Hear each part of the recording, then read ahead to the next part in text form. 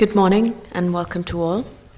It's now 10 a.m. and I would like to formally open this specific issue hearing 3 for the Vannin Offshore Wind Farm project. Before we introduce ourselves, just want to cover off a few housekeeping matters. Can you confirm that you can hear me at the back of the room? I'm going to assume that everyone can hear me online. Otherwise, they would have raised their hands by now. Can I also confirm that live stream and recording of this event have commenced? Thank you. Can everyone present in the room please set all your devices and phones to silent? Toilets are to my right through the double doors, and there are no planned fire drills during the event. Please leave the building. If you do hear an alarm, please leave the building by the nearest fire exit and collect in the car park. Right, on to panel introductions. I'm Ms. Sahai. I've been appointed under Section 27 of the Marine Infrastructure Management Act 2016, or MEMA, to chair the panel of examiners for this application. Together we are known as the examining body. I confirm that I have made a conflicts of interest declaration as part of my appointment, and I'm a chartered member of the Royal Town Planning Institute, which means that I am bound by their code of professional conduct. My declaration of interest and that of my panel colleagues was discussed at the preliminary meeting held on 3rd of March. Anyone who wishes to do so may review the published recording of that event. A written note of the preliminary meeting is in preparation and will be published as soon as practicable. I will now hand over to my fellow panel members to introduce themselves. Mr. Smith. Thank you very much, Ms. Sahai. My name is Ryn Smith, and I, too, am a panel member appointed pursuant to Section 27 of MEMA. I have made a conflict of interest declaration as part of my appointment. I'm also a chartered member of the Royal Town Planning Institute, which means that I'm bound by its code of professional conduct in the same manner as it binds Ms. Sahai and my fellow panel members, and it frames my conduct in this examination. I will be leading this agenda to cover the purpose of this hearing and introductions from principal stakeholders from item 2 onwards, and then all substantive matters, starting with item 3. Morning, everybody. My name is Frances Fernandez, and I'm a panel member appointed pursuant to Section 27 of MEMA. I confirm that I have made a conflict of interest declaration as part of my appointment, and I am also a fellow of the Royal Town Planning Institute, which means I am bound by the Code of Professional Conduct. Thank you. Good morning. I'm Amanda Pownell. I'm a panel member appointed pursuant to Section 27 of MEMA. I confirm that I have made a conflict of interest declaration as part of my appointment. I'm also a chartered member of the RTPI, which means I am bound by a code of professional conduct in the same manner as the other panel members.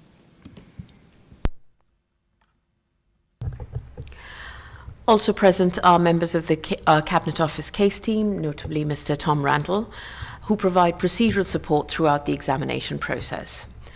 Audiovisual service is provided by Energy Media Limited. Just a few words about the procedure for today's meeting. Today's meeting is being undertaken in a hybrid way, meaning some of you are present with us at the venue and some of you are joining us virtually through Microsoft Teams. Some of you have chosen to watch the live stream, and in addition, a recording of today's meeting will be made available on the MEMA website as soon as practicable after the meeting has finished. With this in mind, please ensure that you speak clearly into a microphone, stating your name and the organization that you're representing if relevant, each time before you speak.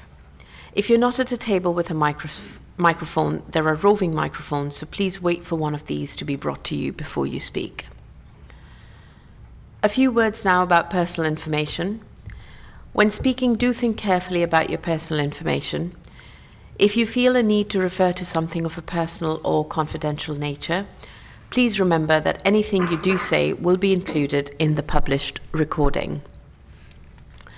Cabinet Office is administering the consenting process for applications made under MEMA, and in that regard, it will process personal data in accordance with the Data Protection Act 2018 and GDPR and LED Implementing Regulations 2018. Further information relating to data protection can be found in Cabinet Office's Privacy Notice. A link to the Cabinet Office's Privacy Notice was provided in the Regulation 32 letter published on the 6th of February. I assume that everybody here today has familiarised themselves with this document. Please speak with Mr. Randall if you have any questions. I will now hand over to Mr. Smith to introduce the purpose of the hearing and the participants. Thank you very much, Ms. Sahai. Good morning, everybody. I'm Ryn Smith, a member of the examining body leading the remainder of this event. Ms. Sahai has already explained the general approach under which the examining body conducts specific issue hearings in previous hearings this week. So unless anything about the general management of a specific issue hearing is unclear, then I will take it that everybody around these tables and in the room understands how, why, and under what statutory powers we hold these hearings. And I'm seeing no hands raised, so I will move on. The examining body notified parties of its intention to hold specific issue hearing 3, or SIH3 for short, on shipping, fishing and navigation matters in the Regulation 32 letter published on the 6th of February 2026, and the agenda was published on Friday the 20th of February. In broad terms, the agenda divides as follows. In this first session, an explanation by the applicant of its approach to navigational risk assessment. This is at agenda item 3 and the sub-items thereof. And the main focus of this session, I have to say, will be enabling the applicant to unstack the approach that they have taken. So for the benefit of all of us, I think it's important that we start from the same platform of reminded insight into an understanding of the applicant's case. We will then move into consideration of the effects of the proposed development on a range of sea uses in broad terms. And when I'm talking about sea uses, I'm talking about the obvious shipping, fishing, etc. But I am also talking about static uses of the sea. I'm talking about offshore wind farms, recreational uses, etc. So the full gamut of sea uses, broadly in agenda item 4 and broadly in session 2 if we can achieve it before lunch. Once we've worked through that, and that will be a place where I see there being quite a lot of interactivity, because I think I'll make the observation that when we're at sea and we're considering navigational risk and sea use effects, that we must always remember and recall that the sea is a dynamic and challenging mobile and multi-factor environment. And so it's a place where essentially the resolution of an issue or matter for one party might satisfy that party, but there might be somebody else in the room whose view on risk and whose interests are very different and who needs to bring another view to the table. And in fact, this is why a hearing is particularly virtuous as a place to discuss this topic, because in that agenda item, I'm aiming to actually draw in the multiplicity of interests in the strong hope that all of the push-me, pull-you factors, the vector factors that bear on the achievement of a safe design at sea, an implementable design at sea, will have been able to have been unstacked from the standpoint of all of the relevant parties or representatives of them by the time we've had that discussion. What we can then do after lunch will be to move into consideration of siting and design. Has anything that we have unstacked, have any of the competing interests, the vector factors here, borne on what is being proposed by the applicant in a way that means we need to interrogate further siting and design considerations? And then finally, and I do ask some people who are here with these interests very strongly in mind to bear with us, but only when we've got through all of that and we have essentially a resolved broad view about what is before us, do I think it's wise then to move into the consequentials in terms of broader social and economic effects on users of the sea, including the routing of shipping vessels, including questions of fishing and access to fishing grounds, civil and military aviation, and At that point as well, I'm very conscious that we do have offshore wind farm interests in the room, and so we will need to factor in operation and maintenance activities, and to a limited extent in this hearing, I have to say, the question of whether any consideration of wake effects is relevant in a safety setting. Now, this is not going to be the main place where wake effects are going to be interrogated. I really need to make that very clear. But, as I'm sure everybody is alive, if you start to intervene, even in quite a limited way, with a layout, siting or design of an offshore wind farm array, then there are prospectively matters that bear on, amongst other things, wake effects. So we will provide a limited opportunity to engage in and discuss that fact. And that's occurring in session 4 towards the end of the day. Now, what I will also flag in that regard is that if at that point we are looking at design interventions, that there are potentially some crossovers with other matters that are not on this agenda that properly will need to be considered through different processes, and those would be either in writing in written questions, and distinctly possibly not in the first round of written questions because we would need to deliberate on them. Amongst those include matters such as seascape, landscape and visual impact. And again, if we need to bring those into hearing, they are likely to be in the second round of hearings once essentially our consideration of navigation and safety at sea have all bedded down, because essentially you've got a stepwise process. The design at sea is essentially going to be largely driven by considerations at sea. Once we know what those are, then we can start to peel back the layers of the onion and look at implications of design as seen from other places. So that, I hope, gives you a sense of how this all works. I'd also like to make a few opening remarks. I mean, I've spent a considerable number of years, more than I'd care to summarise, dealing with maritime development and issues including navigational risk. And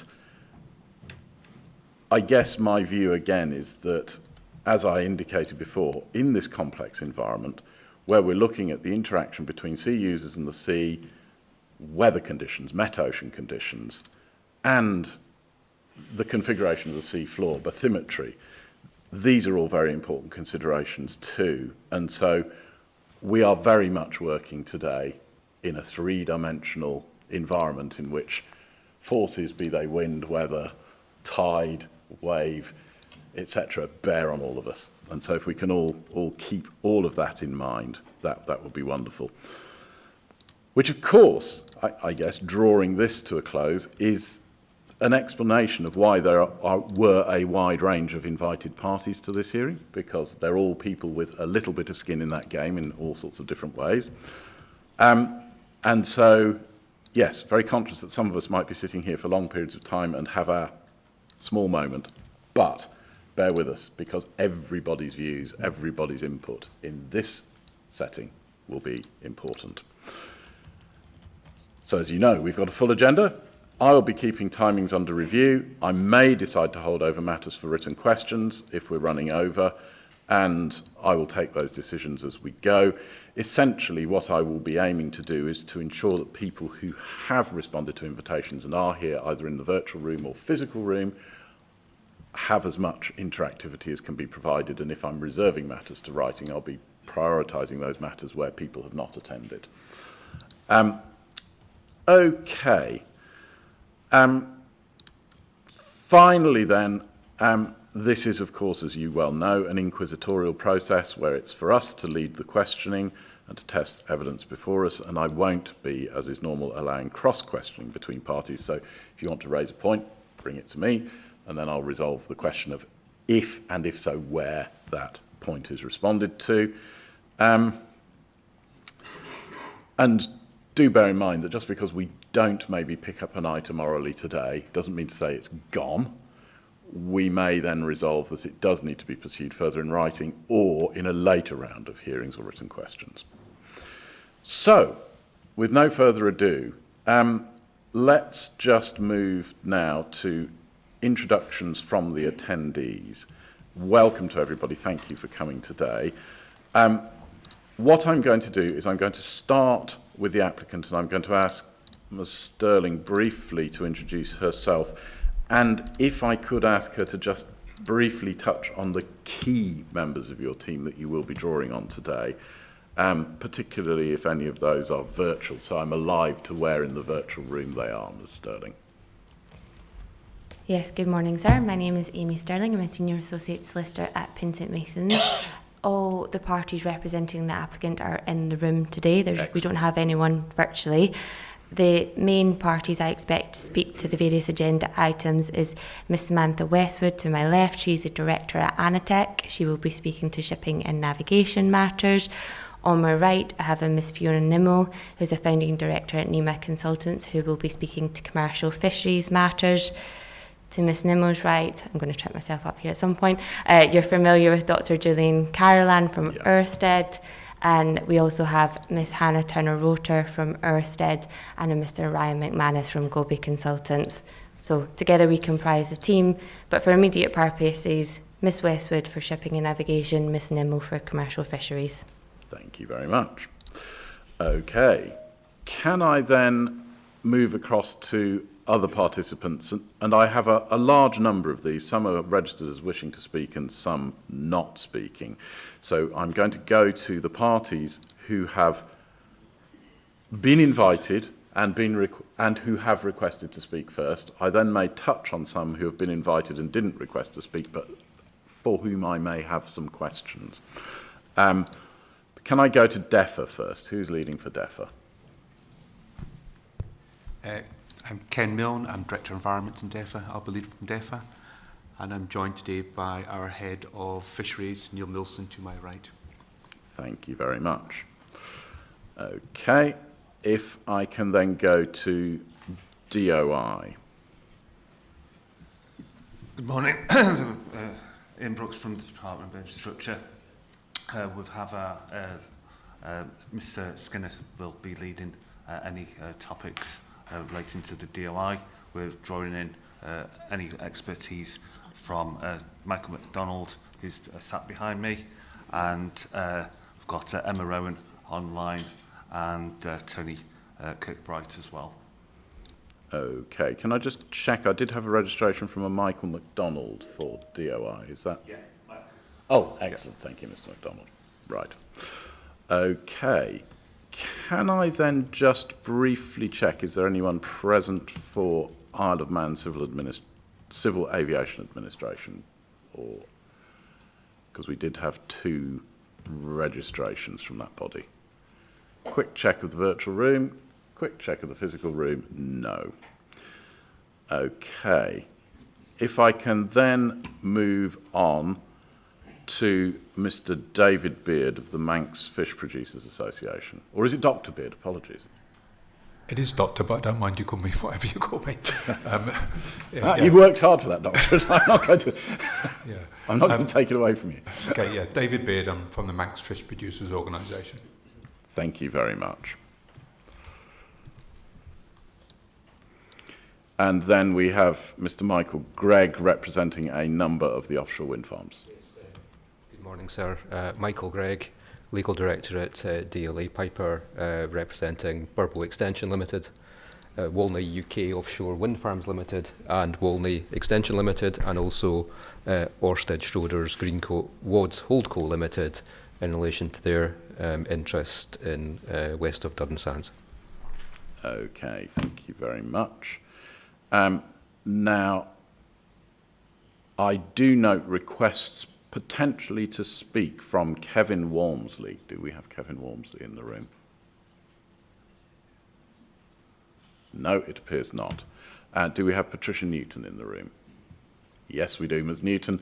At the right time, the roving mic will come to you, or alternatively, you can come forward to the table. Well, apparently you did. The Cabinet Office informed me that you did, but no, don't worry. I'm not going to put you on the spot. I will note that. Now, so that's everybody who should be in the room in terms of requests to speak.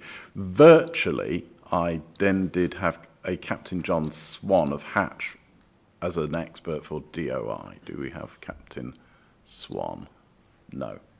Ian Brooks from DOI. Yes, I've got to mention him as part of my introduction. Okay, right. And then we should have, from UK government instrumentalities, Tina Oulahan from the Ministry of Defence online. Can I just have a quick raised yellow hand? Ms. Oulahan, if you are present. Excellent, thank you very much. And Nick Salter of the Maritime and Coast Guard Agency, UK government. Excellent, thank you. And then from Northern Ireland, the Northern Ireland Fishermen's Federation, Mr. Ben Collier online, I believe, and if I could see again a yellow hand from Mr. Collier if he is present. Excellent, thank you, Mr. Collier. Then, otherwise, virtually, I have a speaking request from Nadia de Ippolita from AIP Management. Ms. Ippolita, can you just tell me who you're acting for?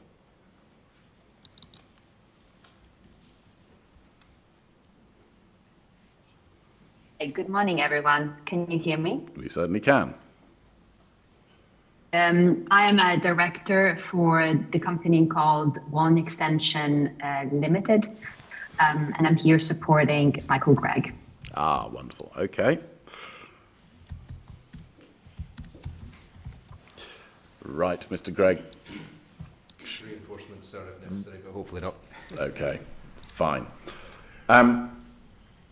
Now, I will note that we have a number of virtual presences from folk who did not request to speak. Actually, no, excuse me. I will just finish those who are asking to speak virtually. We should have, and a yellow hand will be sufficient if you're here, Nathan Fern of BAE Systems Limited. Do we have a yellow hand from Mr. Fern? Thank you, Mr. Fern. Rachel Ward, also from BAE Systems Limited. Quick yellow hand. Thank you very much, Ms. Ward. Anthony McNamee, of Solicitors for Scottish Power Renewables, I gather? Yes, I see a hand. And then Rosie Howard, virtually. And again, Ms. Howard, would you mind coming on screen and just telling me who you represent or whether this is a personal appearance? Good morning. My name's Paul Carter, representing Mooir Offshore Wind Limited. Ms. Howard also represents Mooir Offshore Wind Limited, but won't be speaking today. It will just be myself. Okay, just your name again, sir? Paul Carter. Paul Carter. Yeah, and it's in relation to wake effects towards the end of the agenda, noting the scope of wake effects that you wanted to talk about today. Thank you very much, Mr. Carter. Okay, so those are all the speaking requests that I've had in the virtual room. I'm not intending to pass through all of the rest of the many attendees in the virtual room because there are a lot, but simply to flag that of the entities who might possibly be given an opportunity to come in, we do have Alistair Auld of NATS Safeguarding, and we also have a couple of further representatives of BAE Systems, Andrew Stephen Hudson and Heather Thorne. I do note their presence, and also I note a presence of a group from Flotation Energy. Now, this is not to exclude anybody else. If anybody else in the virtual room wishes to speak on an item, place your hand up at an appropriate time, and without disrupting the flow of the discussion in the room, I will endeavour to bring you in.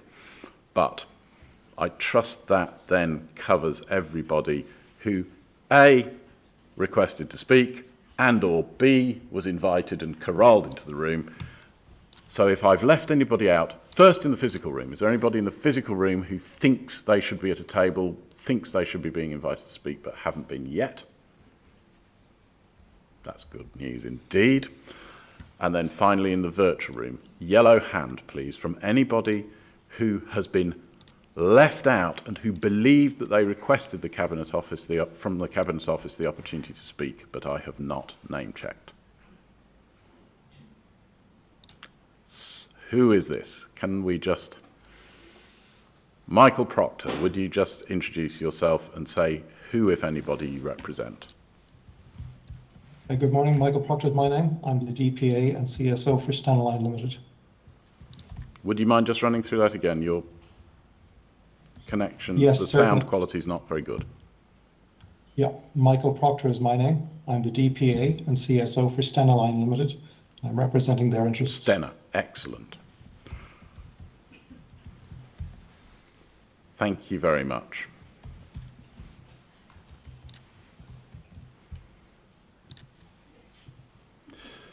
Good.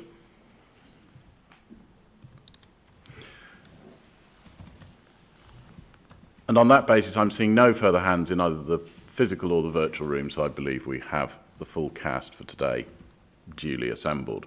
So on that basis, I'm then going to move on to agenda item 3.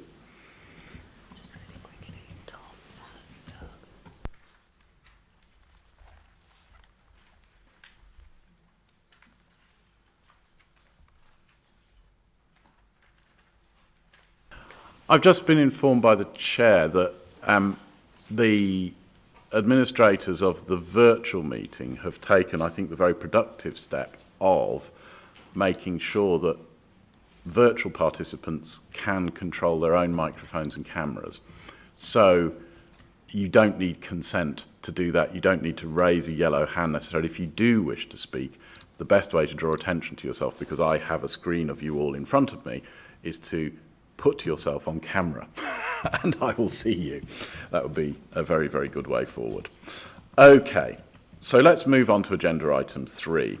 Now, what we have asked the applicant to do here is we've tasked the applicant to run through in 3 10-minute broad blocks and to essentially present to us their approach to navigational risk assessment and the conclusions drawn as a first brief with reference to the documents that you see in the agenda. Can I then, Ms. Sterling, hand over to you and ask you to take that item away, essentially establishing the platform on which the beginning of today's conversation will occur? Yes, thank you, sir. Amy Sterling, on behalf of the applicant, I will pass to Ms. Sam Westwood, who will talk you through the NRE approach. Thank you very much, Ms. Westwood. Good morning. Samantha Westwood for the applicant. And my plan this morning is to give you a general overview of what the navigational risk assessment is and what it does. Again, starting from the point, as you highlighted yourself, that people might not fully understand the process and where it's come from. So the navigational risk assessment, which for the record is excuse me, APP 051 and APP 052, has followed the Maritime and Coast Guard Agency, so that's the UK's Maritime and Coast Guard Agency's Marine Guidance Note 654, and I'll refer to that as MGN 654 for the remainder. And this was done in line with DOI's request. MGN 654 provides a framework for undertaking navigational risk assessments and has been successfully applied to offshore wind farm developments in the UK and worldwide. The methodology for the navigational risk assessment undertaken for this project uses MGN 654 as a basis and was outlined in the Shipping and Navigation Scoping Report chapter, and that was APP 014. This approach was agreed with stakeholders during the consultation, including during the hazard workshop, which is an important part of the navigational risk assessment process that I'll come on to. And the NRI methodology has been supported by the DOI and the MCA, where relevant under their remit, in their formal submission responses. The NRA applies the International Maritime Formal Safety Assessment process methodology, which is recommended by MGN 654 and generally used within maritime risk assessments, not for just offshore renewables, but maritime risk assessments for any offshore installation. And I guess just to touch on the point that you were talking about the unique nature, let's say, of offshore impacts in shipping and navigation, is specifically designed and suited to address those types of impacts, which is why for this project we have focused on submitting a navigational risk assessment, and we haven't, as you'll note, submitted a shipping and navigation chapter. Really, the NRA is the mechanism that can address these impacts and deal with them.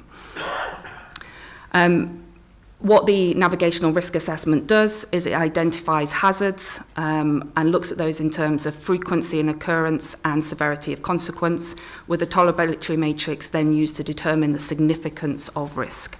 Hazards for which a significance of risk are broadly acceptable or tolerable with mitigation, so that's where we know there is embedded mitigation to control the risk, are deemed ALARP, and that is as low as reasonably practicable, which again is a standard term for us to be using in these sort of safety risks and safety impacts. Hazards which require the significance or identify the significance of risk as unacceptable and not ALARP then have to go back through the process, through the formal safety assessment process, to ensure that they are reduced to those acceptable levels. And if I may just intervene there Yep. briefly, Ms. Westwood, I mean, the critical objective, as I see it in policy terms, that we are aiming to achieve here, with reference back to both UK MPS EN3, which calls upon the need to deliver the reduction of risk to a LARP as a relevant objective for offshore wind farm developments, and the MGN, which is the primary source and method statement of how we do that. We all need to make sure that for all classes of vessel or operating in the sea, we have reduced risk to a LARP across the board. That's the target that we're heading for. Samantha Westwood for the applicant, fully agree, and I've been undertaking navigational risk assessments for nearly 20 years now, and that is exactly what the NRA does. You know, if you take away MGN 654 and look at what it asks you to do, it identify all vessels proceeding to sea. So every type of vessel and all of the activities that they may be undertaking are all considered within that process, noting that there is overlap, of course, with topics such as commercial fisheries that then look at the specifics of their operation. But the NRA process is designed to do exactly that, look at all vessels proceeding to sea. And for the avoidance of doubt there, the risk environment includes full consideration of fishing vessels moving at different times of year in pursuit of different species, and the fishing grounds that they use, which can change, and it also needs to take into account the movement of operational and maintenance vessels for Mooir Vannin, if commissioned, for other existing wind farms, and the patterns of movement that we see amongst those. So this is about the complex sea environment and making sure it's all managed to that ALARP position. Samantha Westwood for the applicant, and I think you'll note by the size of the navigational risk assessment that we've submitted and the fact that it's actually had to be put into two separate sections, you know, we have gone over all of that information and all of those things are considered. And I guess an important thing to note about the navigational risk assessment is this isn't just a document that we write and we drop in everybody's hands for them to review. It's actually a process, and there's a whole variety of information that feeds into that process. So all of the different elements, if you like, get taken away, put into the navigational risk assessment pot and then assessed. And I briefly touched on earlier the hazard workshop, and that's a really key element of the navigational risk assessment process. And we invite everybody from recreational fishing, commercial shipping, ports and harbours, search and rescue responders to that hazard workshop in order to be able to actually step through each impact and talk about what the frequency of occurrence and what the consequences might be. So again, you know, this is a process that is really robust. tried and tested. We know it works, and as we can see from successful operational wind farms, not just in UK waters, but around the world, as well as other offshore installations, it really is the best method of addressing this. And I think there's a critically important point there, Ms. Westwood, which is the essential interface between the quantitative, the modelling, and the qualitative, the, deep experience of the right class of mariner making the right prudent judgment about the way they would use the sea in certain settings. And so those hazard workshops are absolutely critical in terms of forming a view about the degree to which a LARP has been met. Now, one of the key underlying questions and validations that I wish to pursue through this event is essentially, with hopefully most of the right people in the room, to ask of you at due time the question, okay, is the qualitative bit right? Did the hazard workshop take into account the matters that, from your perspective as a user of the marine environment, it ought to have? And frankly, at the end of today, if broadly around the table everybody is clear that that is true, then there will be a view about the cogency of the process that will have been an important one to have achieved. But equivalently, don't be shy. There is absolutely no virtue in going beyond today. If anybody is wishing to explore the way in which that qualitative dimension operated, today is absolutely the place to surface it, in a productive spirit of then looking back at how it was designed, how it was delivered, and what else might sensibly need to be done. Westwood. Samantha Westwood for the applicant. Agree with what you're saying there. I guess it is just important to note, again, that it is a process, and whilst those qualitative elements are important, the navigational risk assessment is much more than that. So we've got the baseline data, we've got the charted information, so you were talking there about water depths, tidal conditions, metocean conditions, all of that is fed into the process, including with quantitative modelling as well. So we do look at elision and collision and drifting in terms of the various sea conditions relevant for the site. We also look at lessons learned, which again is a really important factor in terms of shipping and navigation and offshore wind farms. Shipping is international. There are international regulations that control shipping regardless of where it's flagged. And all of those, are useful feedback to feed into the process. Again, consultation, expert opinion. We reached out to a large number of regular operators, for example, and ensured that everybody had opportunity to feed into that process. And I guess that's the thing that I would stress, that there's quite a lot of information that's gone into the NRA. No, very conscious of that. Just briefly, if I can touch on, in qualitative terms, the role of Isle of Man government statutory bodies. Can you just briefly cover their involvement? Samantha Westwood for the applicant. Are you meaning there in terms of how they've been involved in the navigational risk assessment process? Particularly in the qualitative assessment process. Yeah. So I guess the important thing to note for the navigational risk assessment is that everybody is treated in the same way, and everybody has opportunity to feed into that qualitative risk assessment process. I guess in terms of the methodology, the data collection, the process that we're using, that's really where DOI have led on what we needed to do, basically. Okay. So in your observation is you think they have been fully involved. And if I can just ask the same question about Maritime and Coast Guard Agency, the UK entity that of course owns the MGN and is the ringmaster to a degree in the underlying policy settings. Samantha Westwood for the applicant, yes, exactly the same response. Where it fits within their remit, they have, again, been involved within the process, and I think their submissions to the application show that both DOI and MCA are content with the approach that we've taken.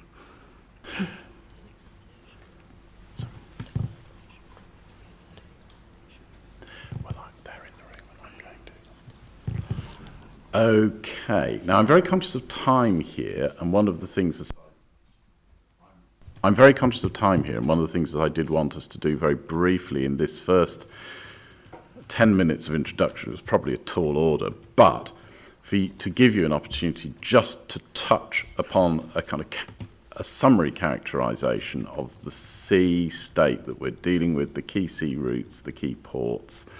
I mean, I think if everybody is reasonably content, then you probably don't need to spend more than a minute or two on this. But I would also then like you to touch on items 4 and 5 in this, which is just to tell me how you factored in the consideration of cumulative effects with other offshore wind farms, and also what regard has been had to military training activities, including the danger areas, and military operational considerations as well. Samantha Westwood for the applicant. So I guess just to touch briefly there on baseline data sets, and MGN 654 details what type of traffic surveys you need to undertake. We have gone above and beyond that on the project and have gathered a year's worth of data in order to be able to fully qualify seasonal variations in terms of traffic routing. From that, we identified a total of 16 what we call main commercial routes. So these are the mean route positions of vessels that transit either on the same course or vessels from the same company that might use similar courses. These routes are identified using the principles of MGN 654. And they include varying traffic types, the traffic volumes on those vessels, and the destinations. I guess to touch off the key routes, they're primarily operated by the Isle of Man Steam Packet Company, Stena Line, and Mezeron Shipping as well. We have the RoPax obviously between Douglas and Heysham and Douglas and Liverpool. Stena Line have their routes between Heysham and Belfast, and the RoPax between Liverpool and Belfast. And I guess just to note on those two routes, they are alternative routes, so they're not their main commercial routes, but routes that they will use in varying sea conditions or to meet operational schedules. And then also Mezeron, which operates a freight route between Ramsey and Glasson Dock. Sorry. In that respect, we note that we do have here Stena represented online. I did just briefly want to check, I should have picked it up in the introductions actually, but do we have anybody other than via DOI specifically speaking for Isle of Man Steam Packet? Ah, sir. Yeah, my name's Robert Hunter. Just bear with me. Can you please come forward? I think we might need you at the bench. Would you like to come forward?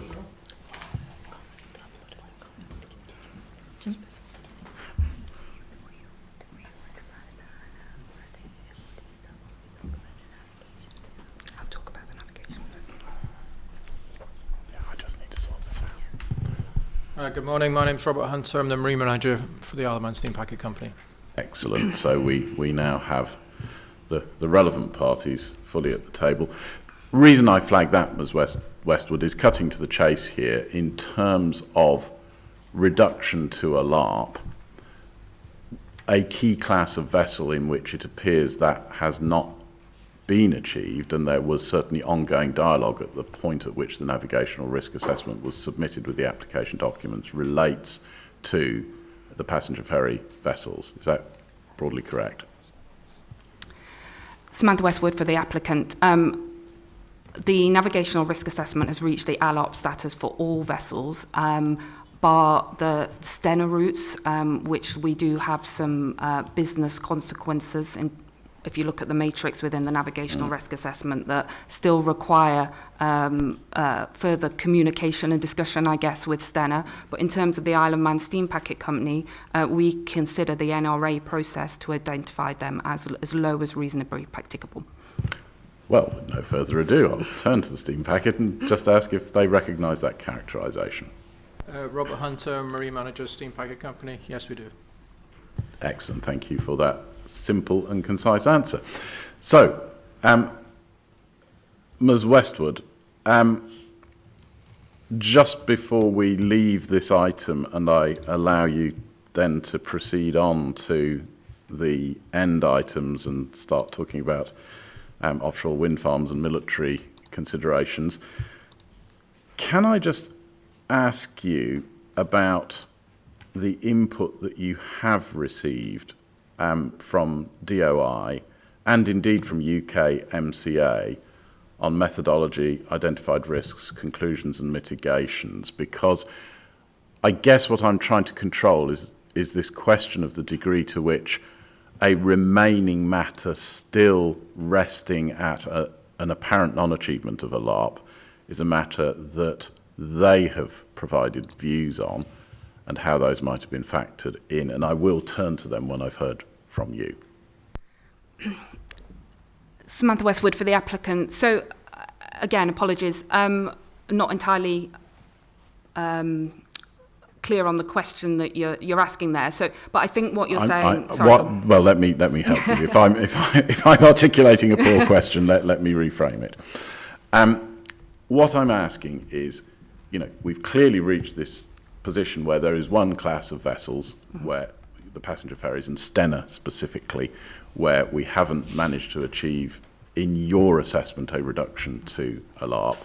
And I'm just asking whether that is a matter on which you have received specific commentary or views from either of Department of Infrastructure or UK MCA. Samantha Westwood for the applicant, and just to clarify there from our side, it is only the Stena route that we consider not to be ALARP, and actually in terms of navigational safety, we do consider it to be ALARP. It is, as I mentioned, it is in terms of business and reputational impacts, if you like, that are still outstanding, and why we are, of course, obviously having conversations with Stena still. In terms of DIYs and MCA's input into that, we haven't received anything specific on those points, but what I will say is they have fed into the process and are content with the process that we've taken. I guess it's important to flag that, as I briefly mentioned earlier, the navigational risk assessment or the formal safety assessment process is very much that. It is a 5-step risk assessment process, and we identify the risks, we look at what mitigations we've got, and we look to see if that risk has been reduced to ALARP. And we have been through that process with the Stena routes and have identified that there's this one remaining issue that we need to identify and find and agree, I guess, a mitigation for. So, okay. Well, before we go down into the detail of that, which we will, because you'll be very conscious that the agenda item after the break looks at specific maritime uses and risks, and you'll see that I very boringly framed out each of them at each individual stage of construction, operation and decommissioning, so that we can just essentially checklist all of them. But the great bulk of the conversation there will deal with what, by that point in the room, we are clear are the matters that aren't controlled to a LARP, and I will validate the various classes of shipping and the various stakeholders again as we go through that. So you don't need to do that detail now, but what would be very useful now is just to touch on where we've ended up in terms of the balance of item A3, then 4 and 5, and I will promise to stop interrupting you so that you can make your way through those. But I do have a question, I believe, from my colleague before we move on these points. Ms. Fernandez. Thank you very much. It's just an overview question, so probably going back a little bit to the beginning of your presentation, Ms. Westwood. To what extent is the NRA a standard methodology that you would apply in any sea context? Or to what extent is it informed by the stakeholders feeding into that approach? How much flexibility is there to respond to the specificities of the environment within which you are undertaking the NRA? Samantha Westwood for the applicant.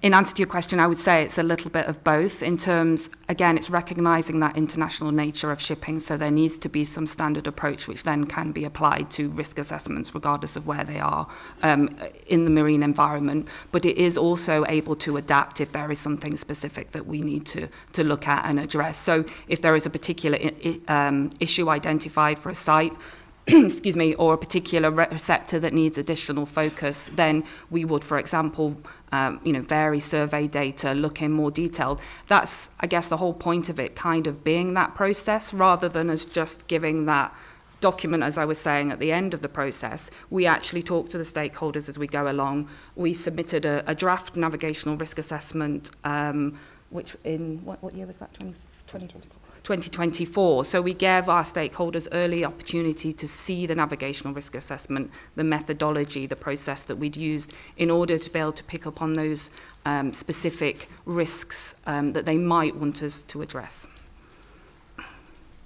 Just briefly to follow up, was the level of engagement, just to characterise it, and I appreciate I'm not going to get into the detail, was the level of engagement from those parties what you would anticipate? Was there any noticeable absence of anyone from that dialogue? Was it pretty much according to how you would expect it to have gone? Samantha Westwood for the applicant. I would say it was better than we expected. We got a lot of local engagement, so from local users, from local vessel operators. So no, it was better than expected, I would say.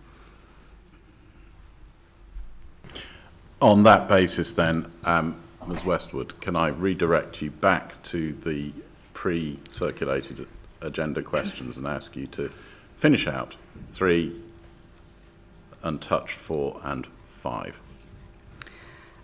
Samantha Westwood for the applicant. If I can just briefly, I guess, just finish what I was saying in terms of routes, just because it's important and I think probably is going to be related to a lot of the questions that we're going to get onto later today, which is about those base case routes also feed into the future case routes. Yeah. And we've looked at those in extensive detail. Again, for everybody's benefit saying this, I know you're aware. We've taken a lot of time and put a lot of information into considering what the future case environment will be, both in isolation with the project, but also, of course, with all the cumulative projects that are planned as well. So, and again, I feel like that's where the navigational risk assessment can really adapt to this kind of project and this kind of environment, in that it can amend and adapt and flow when there are different levels of cumulative projects that need to be brought in. So just to highlight there, I guess, we are confident that we've got a robust future case cumulative picture that's been assessed within the navigational risk assessment. And as we're aware, obviously, that will be important in conversations later today.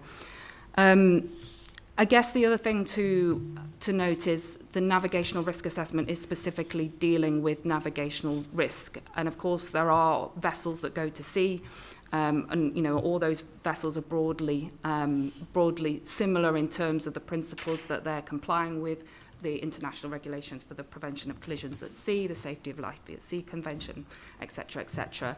But there are elements of where those vessels then go about what are their specific operations. So fishing vessels, for example, is a good example to use in terms of the navigational risk assessment. Looks at those in terms of navigational safety, but then of course we've got the other chapters which pick up the impacts on active fishing. I mentioned that just because obviously that relates then into how I'm going to address the next few points, and what I say will then potentially need further clarification from some of my colleagues. Indeed. And it is worth making an observation there that amongst other things there you are using vessel tracking data, AIS data, and I will just pop on the table now the question around the extent of data used and its representativeness, if there is such a word, because my understanding from the NRA is that we essentially have 2 fortnight blocks of detailed data that we used, AIS data that we used, that characterise a summer period and a winter period. Am I correct there, or am I misleading myself? Samantha Westwood for the applicant. It's not entirely true. I guess MGM 654 requires at least 28 days of seasonally split data, but that is specifically undertaking surveys based on vessels. So they are the ones that cover automatic identification system data, AIS data, radar data, and visual observations as well. we also have an additional 12 months of AIS data on top of that, which allows us to further present a picture of what seasonal variations there will be across a year. There are obviously limitations with AIS data. Not every vessel has to carry AIS data, but what we find is a large number of vessels do these days, including fishing and recreational vessels. You know, with the advent of cheaper AIS sets, it's become a lot more common for vessels to use them. So we are confident there is a robust data set there. I do see a hand up from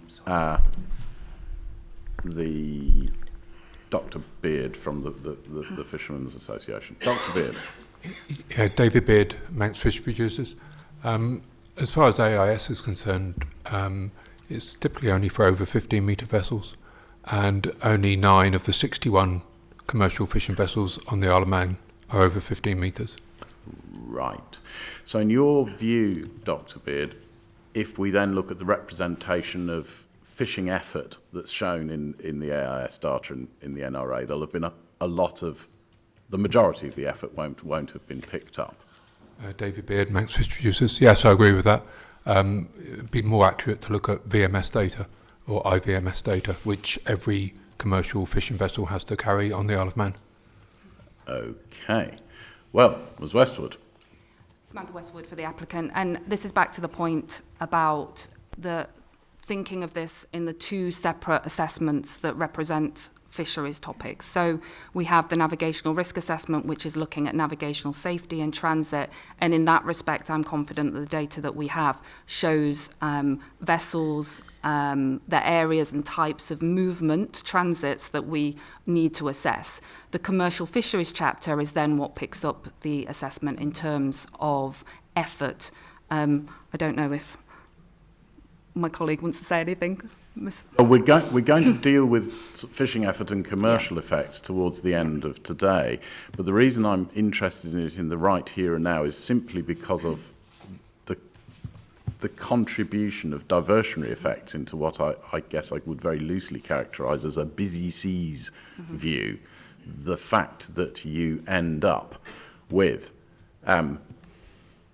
broad commercial shipping utilisation being driven into a north-south corridor running to the east of the proposed Mooir Vannin array or to its south. And then if there is diversion of fishing effort into that sea space, which is quite confined between the Walney extension and the proposed Morgan array, there's potentially quite a lot going on in a relatively limited amount of sea room.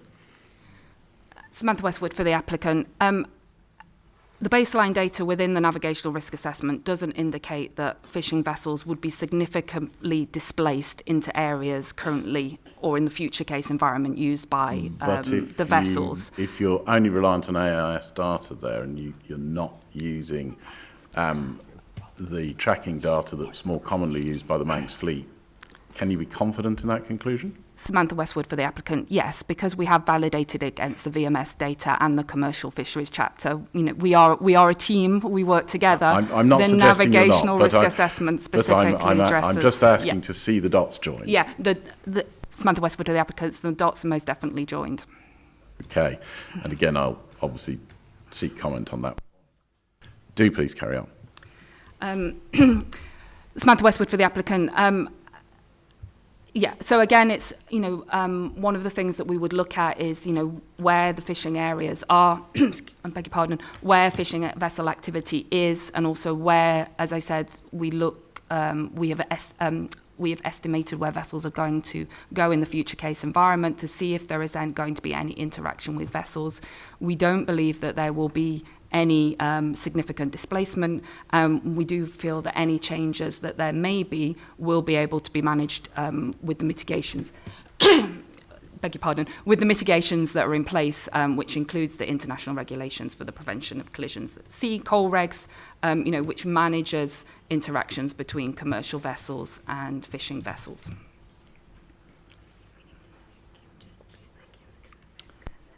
Yeah.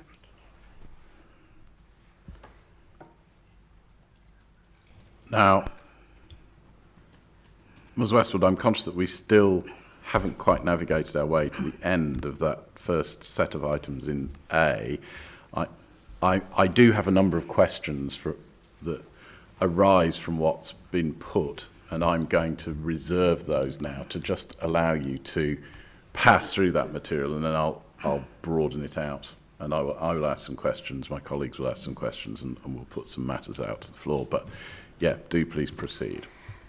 Samantha Westwood for the applicant. I think I've probably already broadly touched on the cumulative flex with other offshore wind farms, part of the navigational risk assessment process. As I said, considers future case deviations and what routing may like. It also considers operational wind farms and the traffic associated with those wind farms and how that might be deviated and displaced into those routes.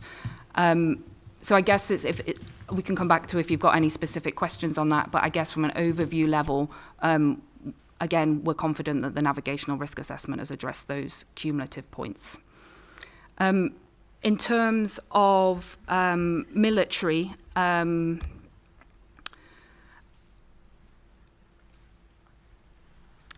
the offshore array area overlaps with two PEXAs. Those PEXAs operate under a clear range policy. Therefore, any third-party vessels going into those areas won't be impacted by the PEXAs now or in a future case environment. So again, I feel like this is probably a topic that's going to be picked up by one of my colleagues in more detail. But in terms of the navigational risk assessment, interactions with military activities, military vessel movements, which largely operate in the same way as any commercial vessel, are all considered to be as low as reasonably practicable. Thank you very much. So does that bring you to the end, in your view, of those initial items under A? If I can just check in. Samantha Westwood for the applicant, yes. Thank you very much, Ms Westwood. Right, well, there are a number of consequential questions that arise from that, some of which will bear on other parties in the room. So, firstly, can I ask DOI specifically, are you content with the extent and duration of AIS data used, and particularly also should other tracking data for the Manx fishing fleet have been used, and whether you're content broadly on those points? Celine Skinner on behalf of the Department of Infrastructure. Apologies. I will just pass to my technical colleagues in the room. I believe that Michael, who's in the room, should hopefully be able to pick this one up. Yeah, we're just going to have to get a microphone to your colleague. Can the roving mic come, please? I think we might need the roving mic nearer the front of the room than the back. No, don't worry. We've managed to do a quick job. Sir, are you sure this is sensible? Why we can get another microphone to the table. Sorry. If you just introduce yourself and then. What do I have to do, press?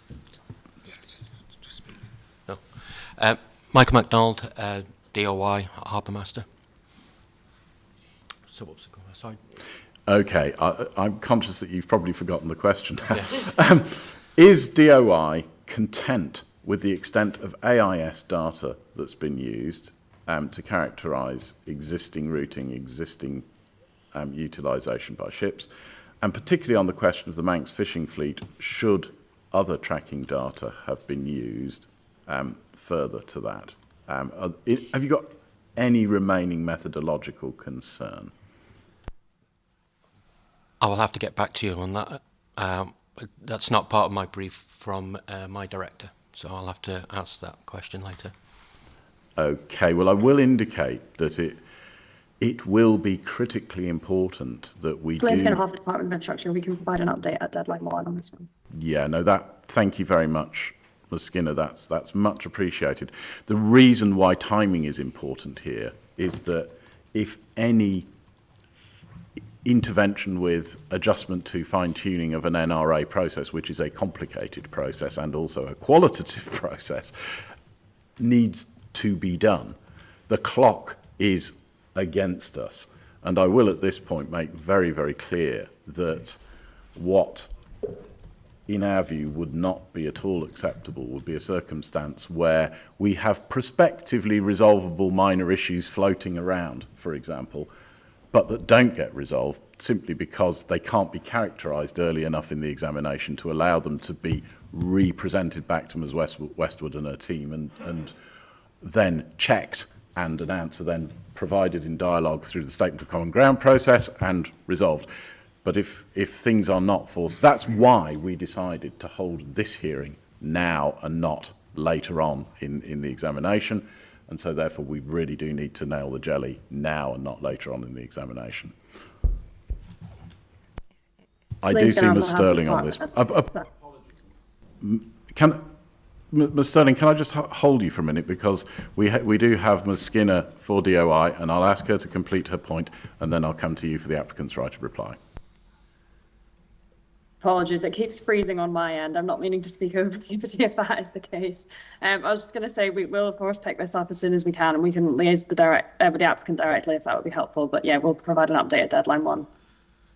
Can we capture that as an action then, that Department of Infrastructure and the Harbour Master will be providing a deadline 1 update on the degree to which Department of Infrastructure is content with the extent and duration of AIS data used in the navigational risk assessment, and the question of whether any other form of tracking data for the Manx fishing fleet specifically might have been used, and if so, what that might have been. Okay. Ms. Skinner, are you content with that? Yes, Celine Skinner on behalf of the department. Thank you. That's all good. Thank you very much. So, Ms. Sterling. Amy Sterling on behalf of the applicant. Yes, I just wanted to be clear that the applicant hasn't relied solely on AIS data to understand fishing effort within and around the array. VMS data, as referred to by Mr. Beard from the MFPO, was obtained and was used. So we're not solely reliant on AIS. Also, just to pick up on your last point, as Ms. Westwood explained, we have been engaged extensively with the DOI throughout the NRA process. We'll ensure this point is picked up in our Statement of Common Ground for deadline 1. I'd be very grateful if that can be, and also equivalently in your reduction of your concluding submissions from this oral process in writing at deadline 1. If we just have the aid memoirs in there as well, that would be very, very helpful. I'm going then to ask the same question to UK MCA online.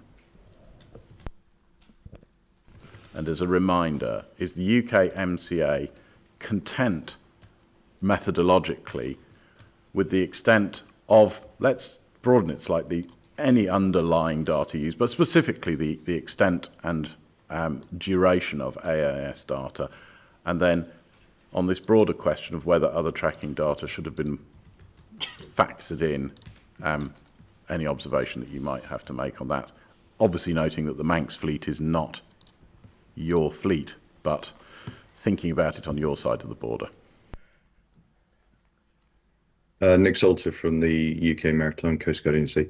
MCA is content that appropriate traffic data was collected for the NRA, so we don't have any further comments on that. All the data that was collected is described in Table 7 of the NRA. On the question of Manx fishing data, we understand that VMS data was collected, but other than that, we don't have any further comment. Thank you very much. Okay, does anybody here have any further observations on those matters arising from 3A, 1 through to 5? And if not, I will move on to 3B. Now here, apologies. I do see Ms. Skinner. Was there anybody else in the room? Just checking, no more hands. Ms. Skinner. Apologies. it's been quite laggy, so if there's a delay, I'm sorry. Celine Skinner on behalf of the department. We just wanted to raise one point in relation to the consideration of cumulative effects. The department had set out its position in respect of navigational risk within its consultation response, and one of the key areas of concern on this was around the interaction between the Mooir Vannin offshore wind farm and the Morgan offshore wind farm. And there was just one point that we wanted to pick up, was that the applicant had referenced in its response to the department's consultation that the GRNX BP decision not to proceed with the AFL for the Morgan offshore wind project. And we just wanted to seek clarity from the applicant that in line with standard EIA requirements, although that's been kind of publicly announced, there is still a need to consider the potential for cumulative effects with Morgan on the basis that the project does have a valid consent, and we obviously can't be certain. Can I arrest you, briefly, Ms. Skinner, because we will get there. There are subsequent items in this agenda that will absolutely cover your point, and also just to make clear for everybody's information how this examining body will be dealing with cumulative effects in relation to unimplemented consents, which is to make the probably trite observation that even if an individual applicant stroke undertaker is not immediately proposing to bring forward construction of something that is consented, if one looks at the track record of consented offshore array areas in UK waters over many, many years, you will see that sometimes a scheme might not receive, say, for example, a contract for difference funding settlement at one particular round or the subsequent round, but it gets one in the third round, and then it ends up sometimes even being reconsented and constructed often as much as a decade later. So I think we do have to take a very precautionary approach to sea areas that have been deemed usable for offshore wind installations, in that even if an individual specific consent doesn't come forward when we expected, or indeed even if it ends up needing a subsequent consent, because the principle of that sea use has been dealt with in a consent, it is very likely in the medium to long term that it will. So we've got to look at things in those terms. Right. Let us then, if we have dealt with all items under 3A, move on to 3B, where again I asked the applicant to lead on this item, and this is where we take the distillation of the outcomes of all of the analysis that have been poured into the bucket of the NRA, and we start the design process. And I'm really seeking here a justification for the indicative layout and siting of wind turbine generators, and indeed the associated platforms in the proposed development, explaining that layout. And I will help you in item 2, because I'll be very clear that over many, many years of examining these types of projects, I have seen typically grid form, or what have sometimes been referred to as orange box layouts, with two internal lines of reference that essentially mean that for shipping, navigation, fishing and related purposes, if one is interacting with turbines, even in extraordinarily difficult metocean conditions, approaching zero visibility, adverse wind loadings, drifting vessel, etc., the intervals between structures at sea are standard, and therefore, even if a vessel can't be secured, the master of that vessel can take prudent action and deal with the very difficult sea circumstances that they may find themselves in. I guess I've got a starting challenge here, which is because it is not a rectilinear two-line of reference, orange box, call it what you will, layout, that is not true. And so one of the things I wanted to validate around this table is whether that makes a difference operationally for a broad range of maritime users. Amy Sterling on behalf of the applicant. I will pass to Dr. Carolan in the first instance, who can describe to you the indicative layout of the scheme at the moment, and then with regards to specific navigational risk elements. I'll pass back to Ms Westwood. And actually, Dr. Carolyn, probably to assist you so that you're not being interrupted in your flow, I'll put the final dimension of my layout question on the table right now. And that is that one of the things that characterises this layout, which is distinct, as I understand it, from most other designed and consented schemes that I've been familiar with, is a concentration of structures at or close to the red line boundary with a 250 metre setback. Rin, would you just move your phone? It's not my phone.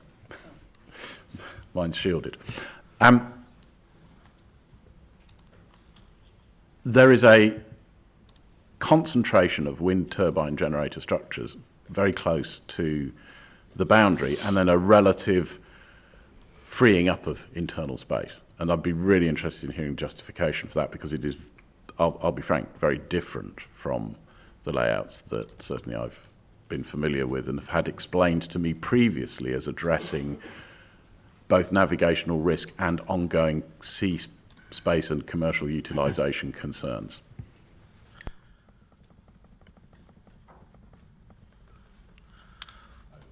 Over to you, Dr. Carolyn. Dr. Julian Carroll on behalf of the applicant. So I will just speak in relation to the indicative layout which is presented in the presentation. So the applicant has provided an indicative layout that aligns with the layout principles at APP 068 to inform the EIA. And the applicant's approach to the indicative layout is described within paragraphs 3.2.2.6 to 3.2.2.8 of the project description at APP 041. The design and optimization of a layout of an offshore wind farm is a complex and iterative process that takes several factors into account, including mid-ocean conditions, ground conditions, environmental constraints and safety considerations. Whilst it is not intended to represent a working design, it is necessary to develop an indicative layout for the purposes of undertaking the EIA and for the purpose here for the NRA. Okay, can I just stop you there then, Dr. Carolyn? Because I guess there's a tension here, isn't there, between the degree of design representation necessary to get to grips with an assessment of navigational risk and the amount of design flexibility that an applicant will always sensibly seek in terms of micrositing. And at the moment, it feels as though what you're telling us is that we can't be particularly sure where almost any of these structures might actually eventually go, and therefore to the extent that the physical location of structures are relevant, and if we start to look down at subsequent figures in the NRA that deal with elision risk, for example, figures 51, 52, 53, then they are notional, because if there's no point really having a figure that deals with modelled fishing elision risk in a setting where the structures might not be where you suggest they are. Amy Sterling on behalf of the applicant. You're entirely correct that that is not the final location of the structures. They are indicative, but the applicant will be bound by its layout principles, which it is committing to. And I can pass to Ms Westwood to explain why this indicative layout is the maximum design scenario within those layout principles for shipping and navigation. Therefore, it would lead to the increased risk, the most risk to shipping and navigation, which has been assessed. So other layouts which would differ for that would fall within that maximum design scenario, and therefore also be ALARP if that layout is ALARP. And that methodologically is the key point here, isn't it? Because there are other aspects of assessment where it is, perfectly normal to set an approach that essentially maximises exposure at key receptors, and then we take that into account in setting the Rochdale envelope, and we know that what will be delivered will be less bad, and so we therefore know that in Rochdale terms the environmental statement has delivered its function, and the right level of security is provided. Here, though, it is it doesn't seem to be quite so self-evident that that is true. And certainly my sense of previous navigational risk processes has been that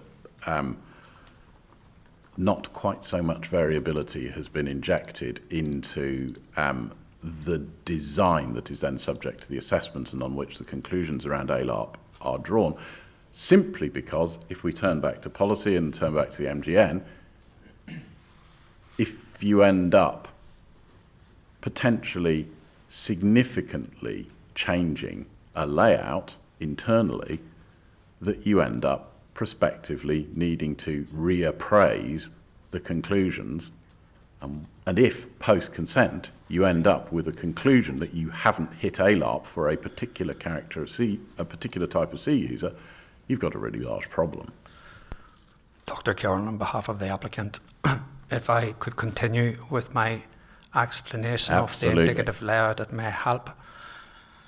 The indicative layout refers to a preliminary spatial arrangement of surface infrastructure used to establish the maximum design scenario to inform the EIA. The indicative layout is not fully optimised for energy production, as the majority of inputs will not be known until detailed engineering and supply chain site-specific solutions and conditions are matured post-consent.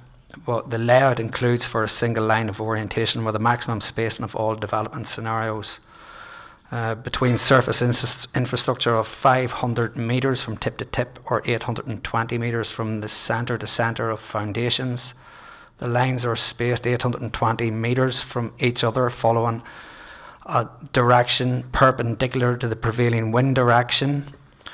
Turbines have been placed along a dense border conforming to the spacing requirement detailed prior, and this places a large quantity of turbines on the edge of the array.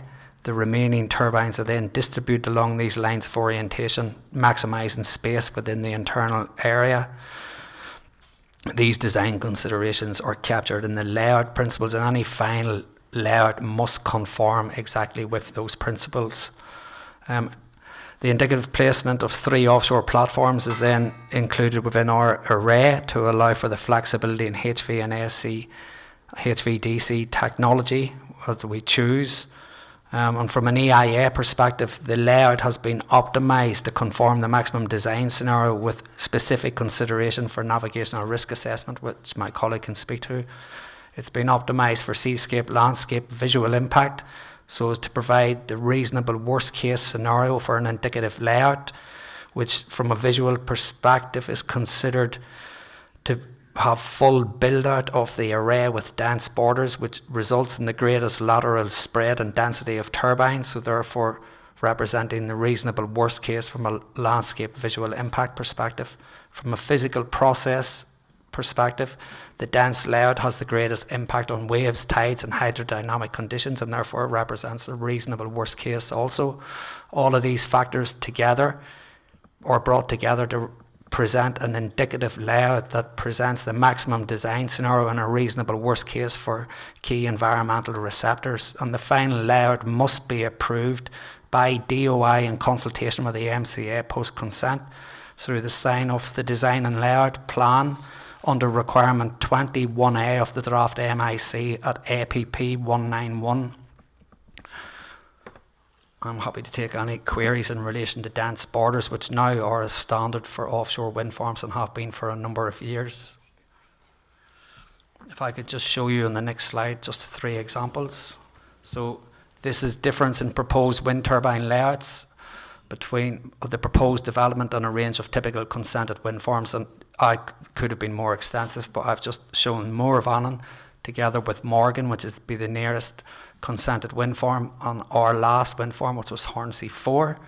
So the number of turbines, the capacity, we can see dense border approach, peripheral turbines for a dense border approach are proposed for Mooir, Vannin. They've been consented and permitted for Morgan, also for Hornsea 4.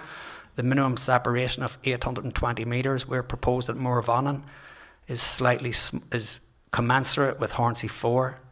Morgan has a greater spacing because they have almost 50% greater space for the same capacity of turbines and the same number of turbines, so they have slightly more space to play with, but utilise dense borders and maximise the internal spacing as well. They have the same rotor type configuration in terms of tip height, lower tip height and rotor diameter. So everything that the applicant is proposing is in line with standard practice for offshore wind farm development, and there's nothing really new or novel to be seen in our indicative layout, and it aligns with other consented wind farms, most recently in the UK. Okay.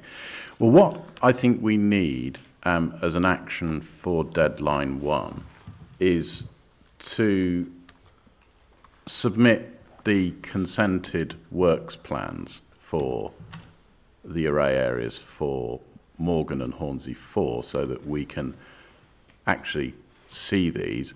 But I would actually like you to range beyond Morgan and Hornsey 4, because I do think it would be very useful to put this in a comparative setting with maybe 2 or 3 other reasonably recently consented schemes, including ones that are not Ørsted, and to provide us with a commentary that addresses the question of, in inverted commas, why the difference if different approaches are apparently being taken. I will indicate at this stage that I think it would probably be useful to look at, well, for example, the East Anglia schemes. I think that there might be something to be said for looking at the SPR consents at East Anglia 1 North, East Anglia 2, and the reason I'm particularly proposing those is because those are ones that I examined, so I'm very familiar with what occurred there. Maybe also bring in a representative sample in the North Sea. What I think the best thing to do is if we confirm in the written question comparators, indicating that there'll probably be a couple more on the North Sea side, so that we can essentially then give you an opportunity and us an opportunity to understand the design approaches, so that we are clear, particularly on the what you're referring to as the dense boundary approach. But the second point that I would like addressed, which isn't addressed in this table, is the question of 2 internal lines of reference, because certainly it appears to us at this juncture that the great majority of consented schemes do have 2 internal lines of reference, and I think it's not a point of dispute that this has 1. Dr. Carroll, on behalf of the applicant, the layout, as if we go back to the previous slide, has 1 line of orientation predominantly, and that is perpendicular to southwest direction of wind. So that is that everything is aligned on that. There is another line of orientation, it's just not mapped on it, but there is an available second line of orientation that we can map and show you on the indicative layout. It's not immediately visible because the lines aren't drawn. Distinctly not visible, and again, if we're getting back to this a position in relation to managing navigational risk, but also for later on in the agenda, the question about utilisation of that sea space, and I am thinking particularly of fishing in this regard. That doesn't immediately strike me as a readable environment in very adverse sea conditions in a way that most other constructed interiors of constructed wind farms and consented wind farms currently are. Amy Sterling on behalf of the applicant. Your request is noted, sir. We will select a couple of examples. We'll have a look at the East Anglia projects you mentioned. I just do want to make the point abundantly clear that regardless of whether or not there are other examples out there which don't have dense borders, that does not mean dense borders for this scheme is not safe. Our navigational risk assessment has assessed that indicatively out and found that there is safe navigation. So just the context of the question is, I think, important.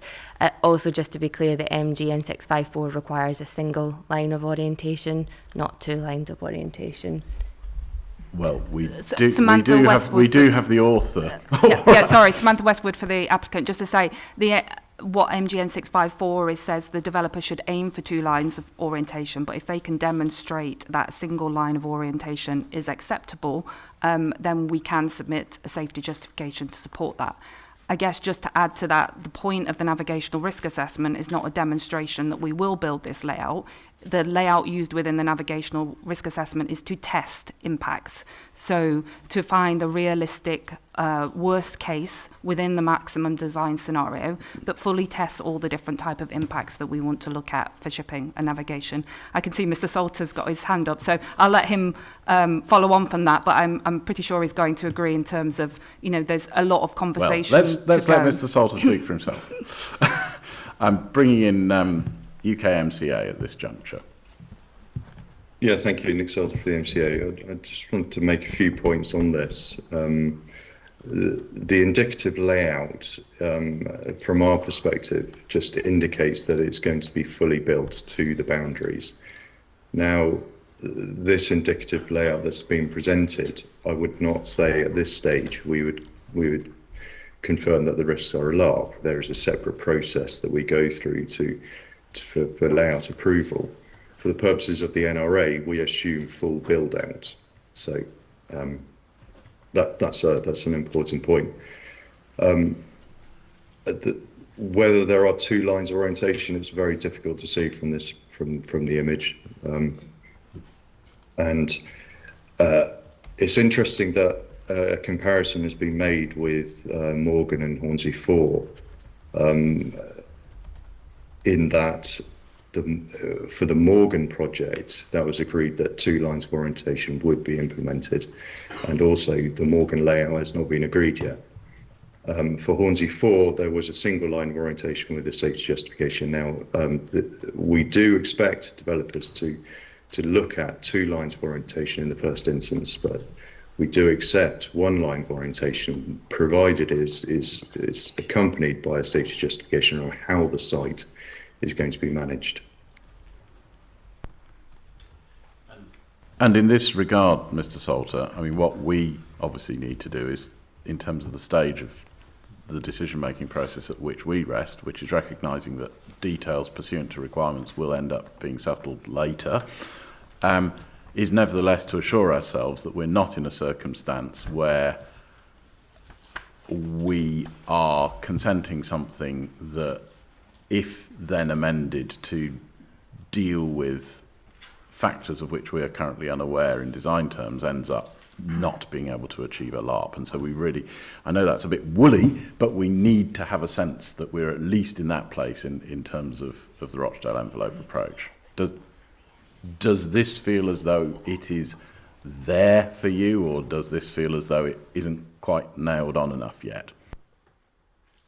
Well, Nick Salter for the MCA. Well, the mechanism is through your conditions of consent to have a layout plan that will be agreed with appropriate stakeholders and the Isle of Man government. So through that process is how that works in the UK, and it has worked fairly successfully to date.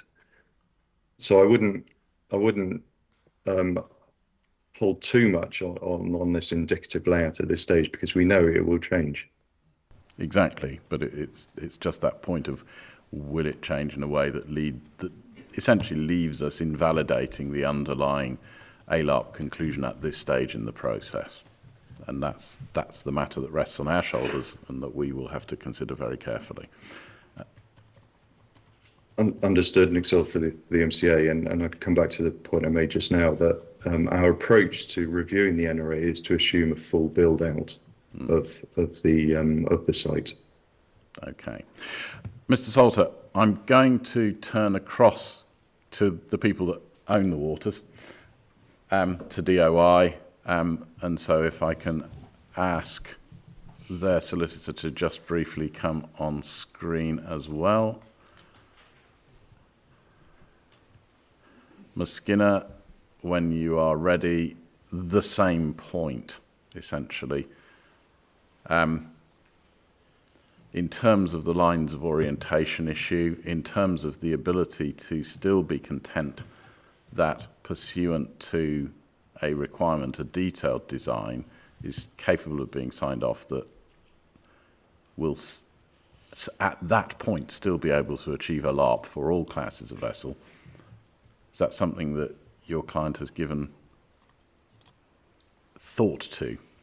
Because if not, we're going to need it by deadline 1. Celine Skinner on behalf of the Department of Infrastructure. I will just pass over to Captain John, who is in the room. I believe this is something that he will hopefully be able to comment on. Thank you very much.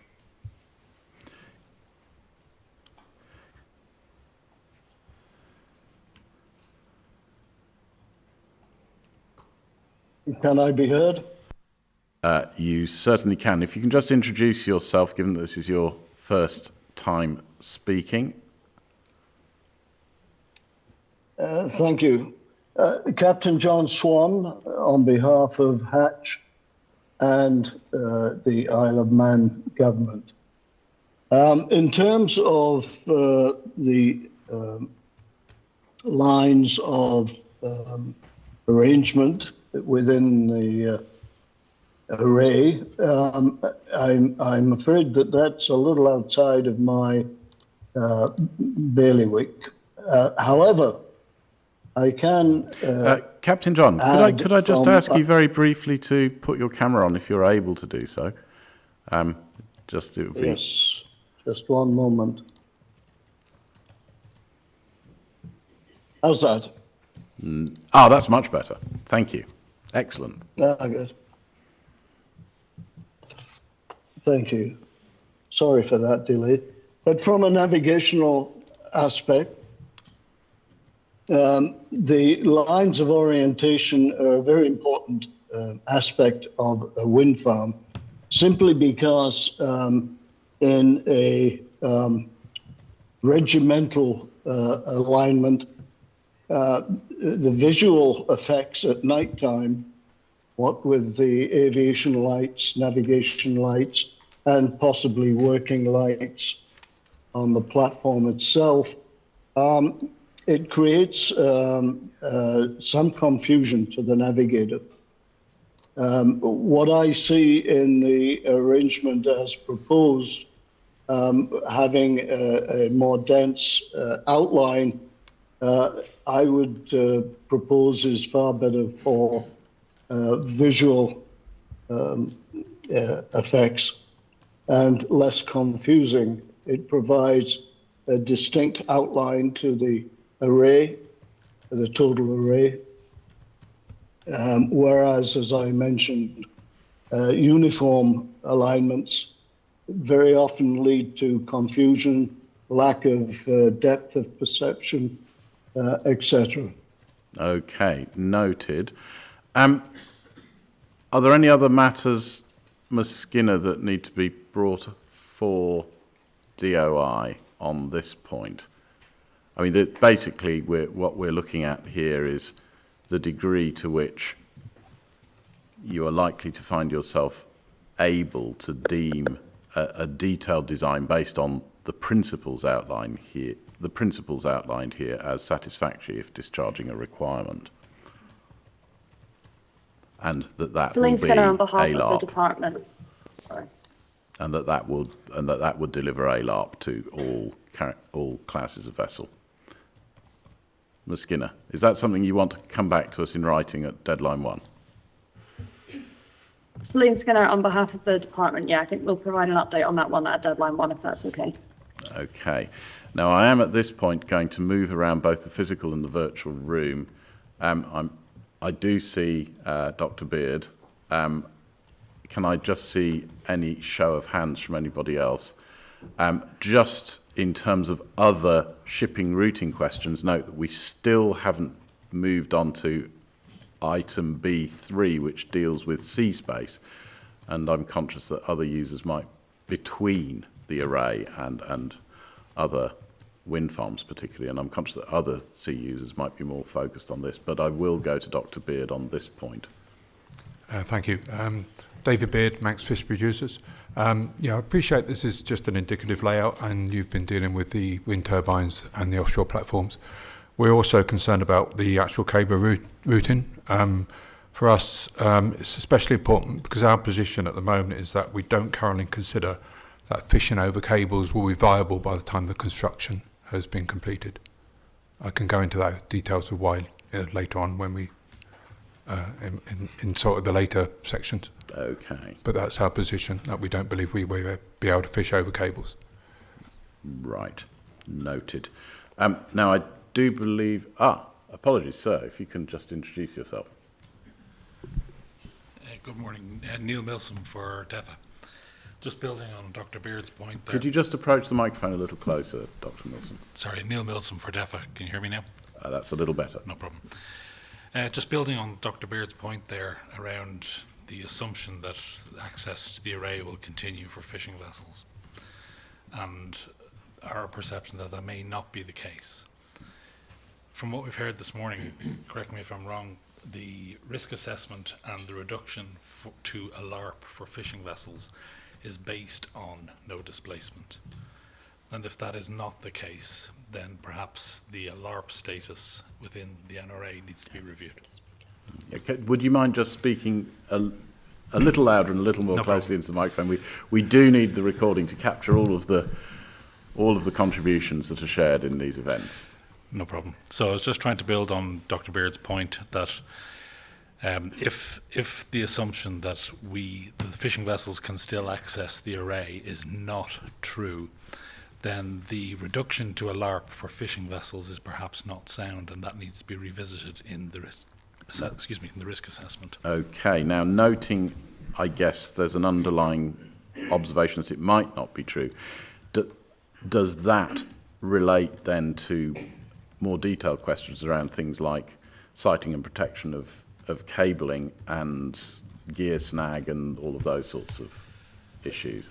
Potentially so, and I think that's probably something we'll discuss this afternoon. Yeah, I think we'll get onto that towards the tail end of the afternoon, but the underlying concern again is noted. Now, before I close out this item and go on to sea space, I do understand. Ms. Fernandez, did you have a question? Thank you very much. Going back to Dr. Carolyn's presentation, the two wind farms that you referenced, I think Hornsey 4 and Morgan, are both 30 plus kilometres out from shore, whereas the context of this one, as we well know, is very, very different and much closer into shore. So I think it would also be helpful if we could perhaps look at Rampion or possibly Walney as ones off the top of my head that are sort of approximate distance similar to the Vannin proposed development. Dr. Kerr, on behalf of the applicant. Probably not for answering now, but if you could provide that at the next deadline. Yeah. And yes, sure. Amy Sterling, on behalf of the applicant, just an observation that those are obviously operational wind farms that have been around for some time. The size of the infrastructure would be materially different from the infrastructure that we're seeking consent for, hence why Morgan and Hornsey 4 are more compatible examples. I'm sure Ms Westwood can speak in more detail that whilst of course the wind farm is within Manx territorial seas, as Ms Westwood has recognised, the rules around shipping are international. They're international regulations that all ships, regardless of location, have to comply with. And so an explanation of that at deadline 1 would be helpful. And then a question, please, for Captain Swan, if I may.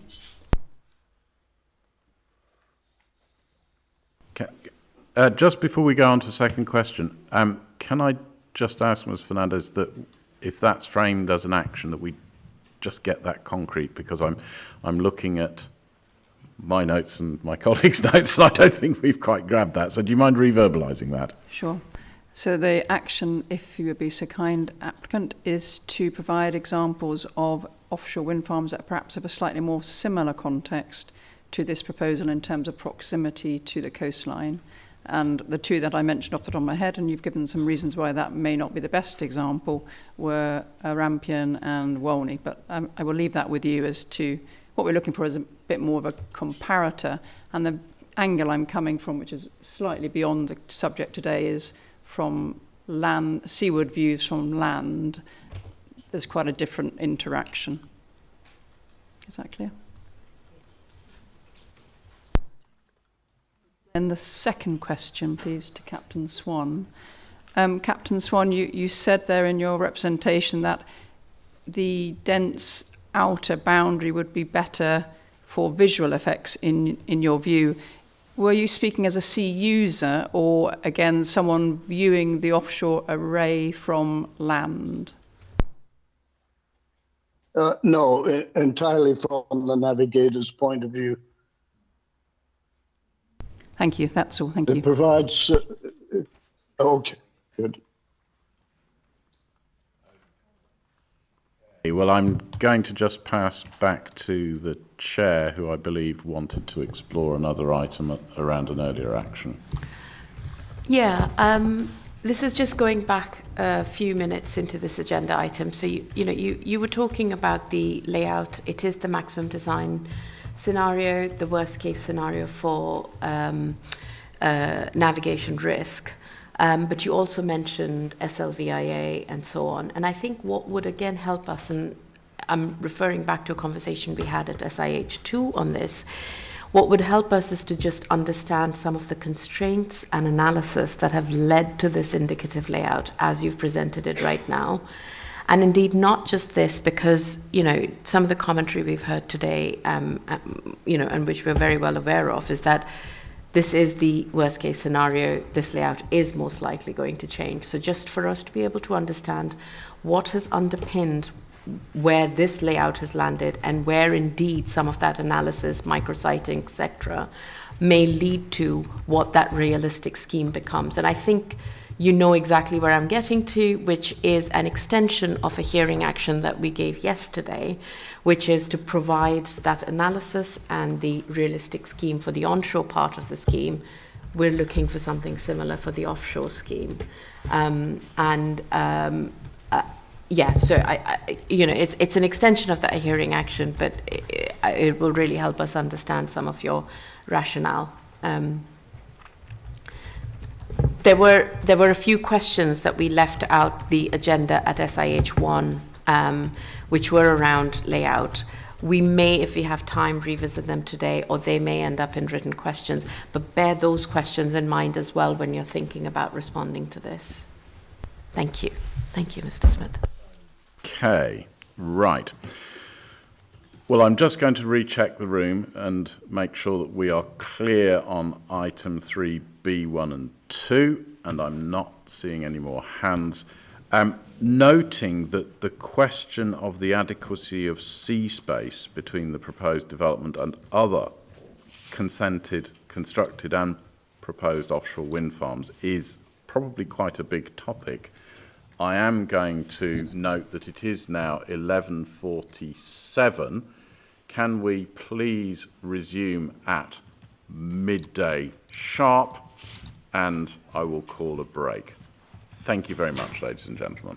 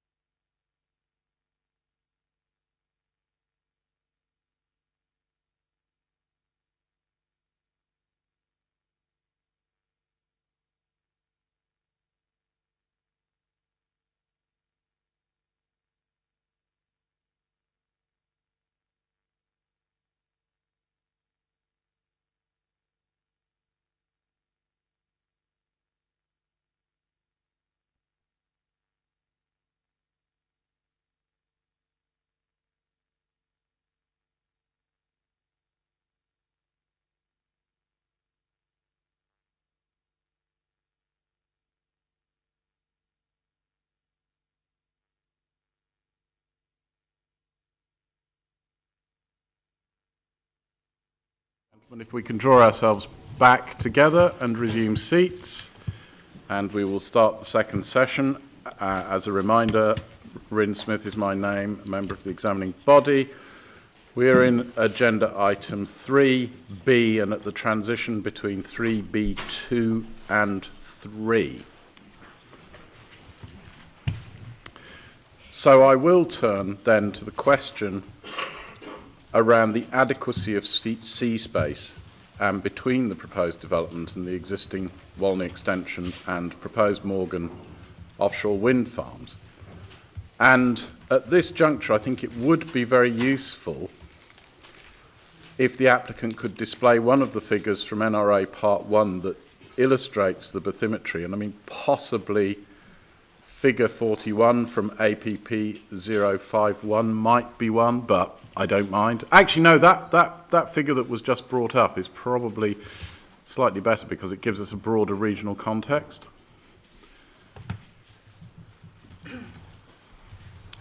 Okay. Now, in terms of this item, Ms. Sterling and Ms. Westwood, I think the kind of underlying position is probably, hopefully, self-evident to everybody in the room who ought to have read all of the underlying material. So unless you have very key points that you wish to speak to, it's probably best just to pitch into the detailed questions that underlay the considerations that were in my mind when I drew this matter onto the agenda. Essentially here, the question is that we have north-south movements in the Eastern Irish Sea that habitually move broadly across the proposed array area, and they would be diverted to the east, and they would need to pass northwards to the east of the array area before executing approximately a 90-degree turn to the west, and they would then have to pass northwards if they were moving towards, for example, Belfast, across the northern end of the point of Ayr. And one of the issues that they have to deal with there is that there are three parallel banks. There is King William Banks, Ballacash Bank, and Whitestone and Bahama Bank, all three of which offer very shallow sea conditions. I believe there are some soundings there of in the region of 2 metres below mean low water. Is that broadly correct?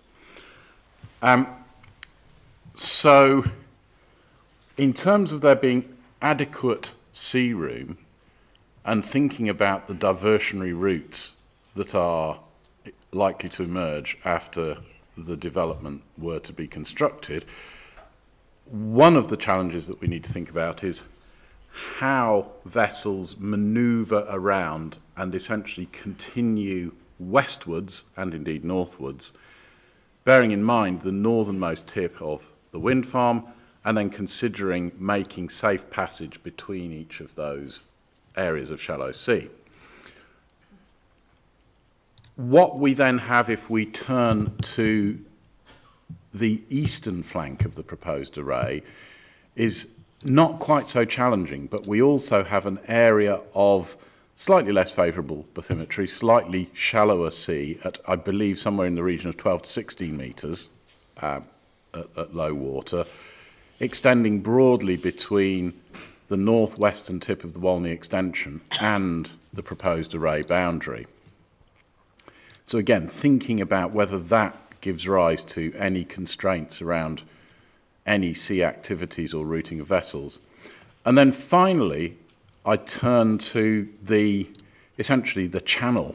Well, it isn't such formally, but it probably helps us to describe it as that is proposed to be created by the siting of the proposed Morgan wind farm and the existing Walney and Walney extension wind farms, and the split in inverted commas that then would happen between vessels moving essentially due west and either heading into Douglas or heading into the Southern Irish Sea, and vessels that would then move north-south and might be heading towards the Northern Irish Sea and, say, heading towards Belfast. And then bringing into that mix, we've got the fact that we've potentially got shipping movements in that area, and if shipping movements did not persist within the wind farm, that there may be additional pressure on what I've also previously referred to as a congested sea, potentially, in that channel area between the two sets of existing and proposed offshore wind farm arrays. And then into that mix, we've also then got to factor O&M, operational maintenance movements for the Walneys, for Morgan, and if it's constructed for Mooir Vannin itself. So that's a big mix of stuff going on. What I think would probably be productive is if I go to the room and see if there are particular parties who do wish to address us on those considerations from the frame of reference of their own particular use of the sea, and then Ms Westwood, through Ms Sterling, I'll come back to you. Is that a good way of dealing with this? So, can we just minimise the chart for a moment? And if I can just see a show of hands in either the virtual or the physical room from anyone who wishes to speak on this point, and I will, at the end of the room interventions, be coming both to UKMCA and to DOI on essentially the safe sea space point. Now, I know at risk of complication here, I would like people, in considering their responses on these points, to think not just about standard sea states, but also to think about hazardous sea states, challenging meta-ocean conditions, high wind loadings, poor visibility, and related circumstances within which vessels may need to be operated. So, in the physical room, do we have folk who wish to speak on this item? So we have a row of three. We have Dr. Beard in relation to fishing interests. We have the steam packet. We have a range of offshore wind farms through Mr. Gregg, and then in the physical room, Mr. Proctor, just remind me briefly. Stena, of course. Yeah. Okay, so what I'm going to suggest we do is maybe if we start with ferries. So, Mr. Proctor, I might come to you first, then to the steam packet, then we'll go to fishing, and then we'll go to the fixed parts. We'll go to offshore wind. Mr. Proctor. Good morning, Michael Proctor, Stena Line. Obviously, with the construction of all 4 wind farms in the area, and the fact that we have a route between Belfast and Liverpool, we have quite a level of displacement from our current passage plan. So this creates 2 issues for us, commercial and safety, but if we stick with the safety Can we first, focus on the safety ones? Because we'll pick the commercial ones up towards the end of the afternoon. Certainly will do. So the main thing that we see is by the construction of all these projects, we find that we are funneling the existing marine traffic, and we need to make allowances for the fact that this is only going to get busier as time progresses, and we'll have more traffic we anticipate in the areas, even from our own increase in our fleet size operating in this area over the past couple of years, and we anticipate that to increase in the future. The funneling of the traffic, and also the fact that traffic will have more points of convergence at the corners of the various wind farms are concerns for ourselves. This is obviously going to result in more vessel interaction on a regular weather basis, but it's also going to mean more requirements for alteration of traffic. We're taking into account that perhaps not everybody may follow the collision regulations in all encounters. The fact that after the construction of all 4 these wind farms, the risk will lie with ourselves as the operators, and therefore we do feel it is only fair that we reserve the right to determine what is an acceptable risk. It has been pointed out in our submission that several of the vessels that we operate in the area are carried up to 1,000 on board, and therefore it elevates the risk profile for ourselves. With that's on a regular weather day, if you want to call it that, in the Irish Sea, if you can have one of those. But with the amount of extreme weather events, our vessels tend to use this passage more so when we have adverse weather. With the predominant weather in the region being from the southwest, the lee of the Isle of Man does provide a much safer passage for our vessels. Despite the vessels being of the size that they are, they're still subject to motion. And the demographic of the passengers that we carry, which people travel into much senior years, and reducing the motion on the vessel does reduce passenger injuries just from very regular slips, trips, and falls. And we very much take this into account when we risk assess our passage plans. If we move Can I just interrupt you there briefly, Mr. Proctor? Because the challenges for Mr. Proctor, Certainly. can I just interrupt you briefly there? Because I just wanted to check in terms of your routing in adverse weather conditions in the lee of the Isle of Man. In your view, would that be a routing, were this wind farm to be constructed, to the west of it, i.e. between the array and the island itself, thinking of the quite restricted bathymetry at the northern end there, running out to the point of Bahama Banks? We don't feel that could be justified as a safe passage. The passage is far too narrow, particularly if encountering other traffic in the area. So no, we wouldn't be envisaging using that in the future should the wind farm be constructed. And we would imagine that all our passages will be to the east of the Mooir Vannin. Now, do continue if you have any further points to make. Shall I go? Yeah.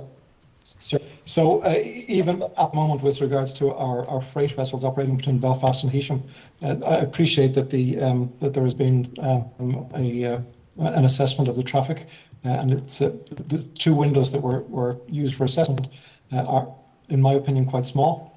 Perhaps there's been other assessments using much larger set of AIS data, but you will see if you go back over a longer period, our vessels sometimes on passage from Belfast to Heysham, if the weather conditions are such, they will actually take shelter right along the coast of the Isle of Man. As we've just discussed, passing through the channel at the Bahama Bank and passing between the Isle of Man and Mooir Vannin will now no longer be an option in adverse weather, and vessels will be exposed to much longer beam seas while they're trying to get into that lee.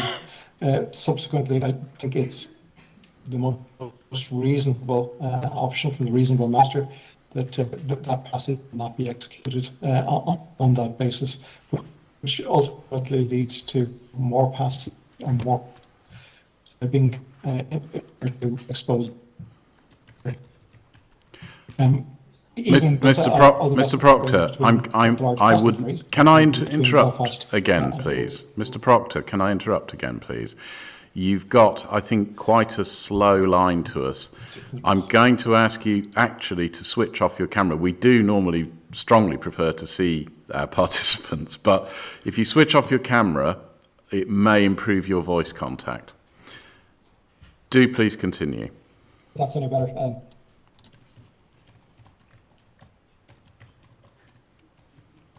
Oh dear. That was very bad advice. We seem to have lost Mr. Proctor. With regards to emergency situations for people, not just ferries. Can you hear me? Yes, we can now. Can you hear me? Okay. The other point I wanted to make was with regards to emergency situations for all vessels, not just ferries. Obviously, when transiting through what now has become narrow channels for all vessels, should an emergency situation arise, Mr. Proctor, your line is degrading to a point where we are struggling to hear you, and I suspect we no longer are in simultaneous connection.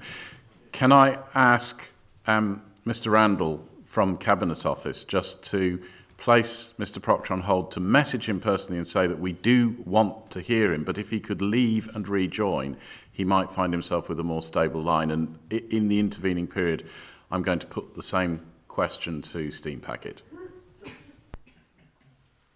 Okay. Hello, Robert Hunter, Isle of Man Steam Packet Company. I reiterate many of the safety concerns Mr. Proctor has raised as we share them.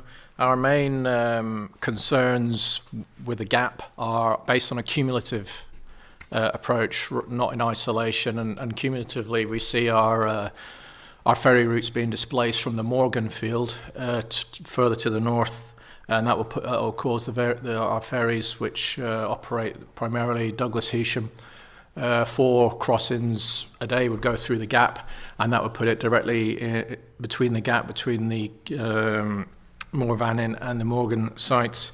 So as a safety point of view, we see this as a bottleneck, albeit, I mean, it's not very high concentrations of traffic, but the traffic itself that's not displaced from the array area will be going through the gap, and all manner of vessels will be involved in that, and they will all intersect at a point where they'll have to negotiate each other within the constraints of the coal rigs. To exacerbate that, it will be dependent upon the density of traffic, vessel visibility, in order to keep a safe lookout. The siting of the array will also preclude a northerly weather route option, which admittedly is extremely rare for that site, but it is a factor nonetheless. So there are primarily our safety concerns by the spacing of the gap, and indeed going through that gap, our vessels are already looking at the possibility of increased standby time, which in a commercial sense is longer at sea, which will be slower for scheduling and commercial reasons, but it is a safety factor. Can I ask a specific point in relation to that, which is the question of tidal limitations in terms of transit time from port of departure to port of arrival? Because thinking about states of tide, are you in circumstances where your vessel drafts mean that you have to time either your departure or your arrival specifically to make way into your final berth pocket or equivalent? In terms of Robert Hunter, Isle of Man Steam Packet, in terms of port arrivals and departures, the tide is very much of a factor in terms of height of tide in relation to the draft and underkeel clearance, and quite common, certainly at spring tides, we have to adjust the scheduling to account for the seasonal high pressure as well, can also affect the height of tide. And in terms of the middle of the sea, it's not a draft issue, it's a speed issue, which sometimes it's like hitting a brick wall if you're going against it as well, which could affect scheduling. Okay. Essentially, what I would like you to then consider is the question of the effect of the restricted sea room on transit times and the degree to which those may or may not have any knock-on effects because you're departing or arriving at the wrong state of tide. So in other words, you end up with a much longer transit time because you've had a little bit of extra transit time bolted on and you've now got to wait for the tide. Is that ever likely to happen? We could normally, Robert Hunter, Isle of Man Steam Packet, we normally schedule around what we can see as a predictable tides subject to any atmospheric or heavy rain or things like that going into the port. In terms of going through the gap, we manage it, and the masters would react to effectively the state of visibility and the traffic density, which of course we cannot predict.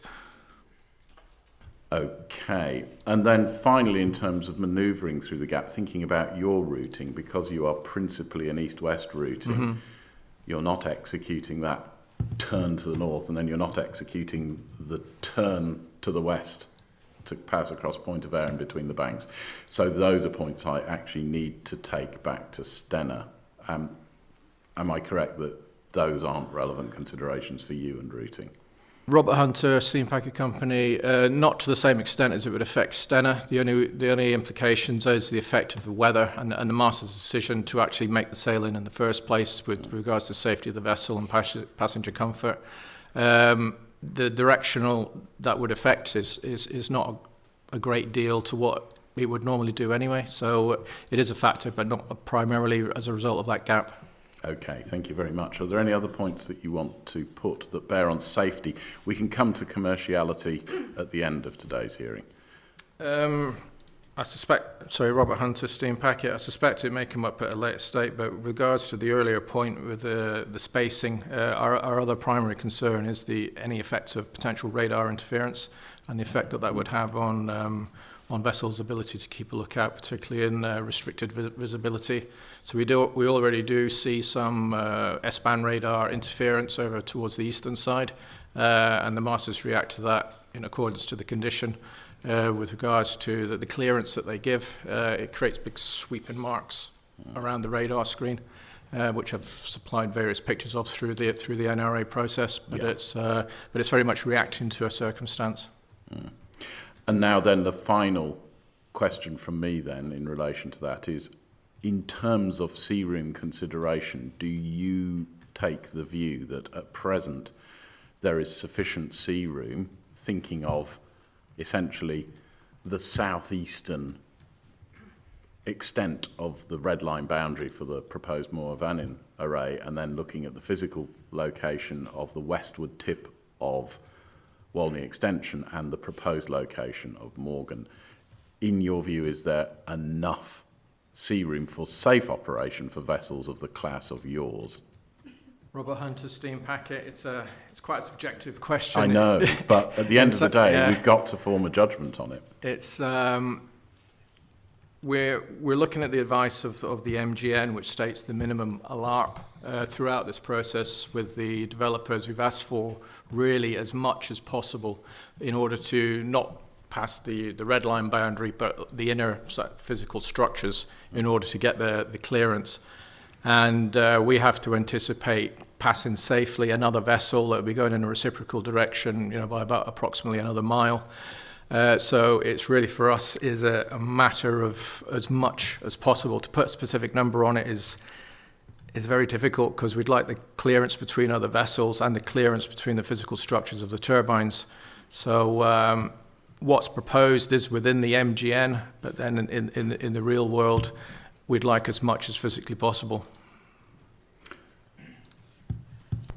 Well, I'm going to come back to you one more time because, of course, the hard judgment for us is the judgment about whether we need or do not need, and I'm sure it'll be the applicant's principal proposition that we don't need to consider the possibility of creating any additional sea room at that essentially southeastern tip of the proposed Mooir Vannin array.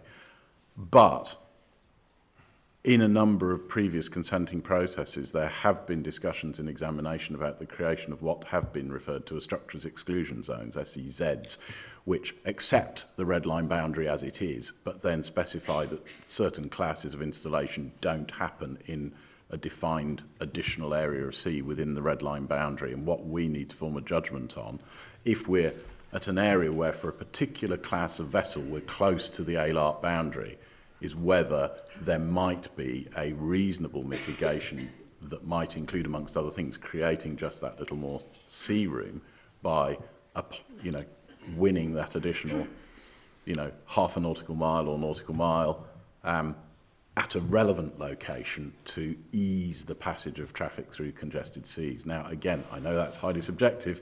I know it's all in the land of judgment, but somebody's got to make a judgment, and it'll be the Council of Ministers making that judgment, but we've got to make a recommendation on it. You may want to ponder that and come back in writing at deadline 1, but we will need a view at deadline 1 if you've got a view on it. Robert Hunter, Alamanstein Packet. We can certainly come back if that's required, but we've already discussed these possibilities and options during the process with the applicant as well. And it's, I mean, the difference between the MGM boundary, we'd be willing to accept it as favourable if there was additional space that's granted within the boundary that would increase the distance physical structure to physical structure. Noted. Okay. Well, on that basis, I am going to try to return to Stenoline. Yes, can you capture that? Let's see if we are able to bring Mr. Proctor back in.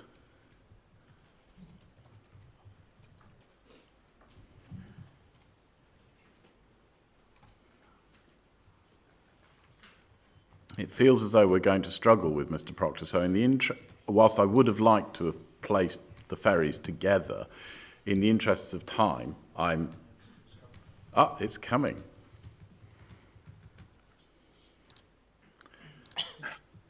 But struggling. Mr. Proctor. Good morning. Yes, apologies for my IT issues this morning. Don't worry. Can you hear me? We can, but if you were able to speak a little bit more loudly, that would, or bring whatever device you're using a little bit closer. Okay, I'm just about to switch onto another device, and hopefully I can access you better that way. Amy Sterling, on behalf of the applicant, in the danger of keeping us all here too long, it was really difficult to hear Mr. Proctor. If he could provide a brief summary of the statements that he made when he was previously on, that would be really welcomed. Well, please. As a matter of general practice, we ask for provisions of written submissions confirming oral submissions at deadline 1 from anybody who's made a substantive submission. So yes, absolutely. Amy Sterling, on behalf of the applicant, appreciated. I meant now. Only if we're going to be given a right of reply, it was very difficult to hear him. You mean you want it literally today? A couple of sentences, key points. Right. Mr. Proctor, we're still suffering. We can't hear you, and I believe horribly it is our... Are you able to hear me now? I've not very well. Are you able to hear me now? Not sufficiently well. Mr. Proctor, what I'm going to suggest we do, and I deep apologies for this, but I'm going to suggest that we move on from you briefly. I go to the parties here who are waiting in the room who want to address us on other offshore wind and fishing, and we deal with them. And in the meantime, some tech folk in the background can try and improve our end of the connection. So whichever way this is, we can actually stand a better chance of getting you back into the room. So would you mind just standing down, and I will return to you. And on that basis, let's stay in the afloat world, and then we'll come to the wind farm. So I will go to Dr. Beard. Thank you. Dr. Beard, Manx Fish Producers. Because of the very successful management we have within the territorial sea, and very high concentrations of stock and high catch rates, and also because of the typical size of vessel, the Manx commercial fishing fleets fish almost entirely in the territorial sea and not in the wider Irish Sea. So if there is any displacement from part or all of the array, it will be into the adjacent territorial sea areas. That's likely to be in the 3 to 6 mile, because the 0 to 3 mile, over 50% of that is closed to mobile fishing vessels.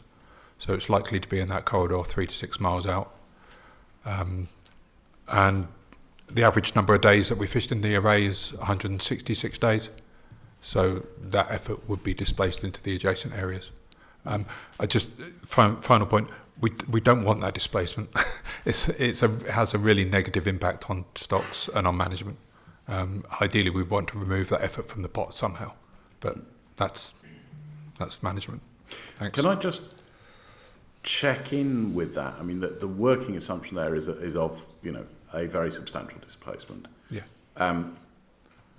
Now, in terms of the the sort of ongoing cooperation agreements that exist between offshore wind farm operators and fishing communities in a number of other locations, there have been essentially accommodations from the design stage done in terms of the way that cables are laid out and standards of cable trenching, covering, armouring, etc.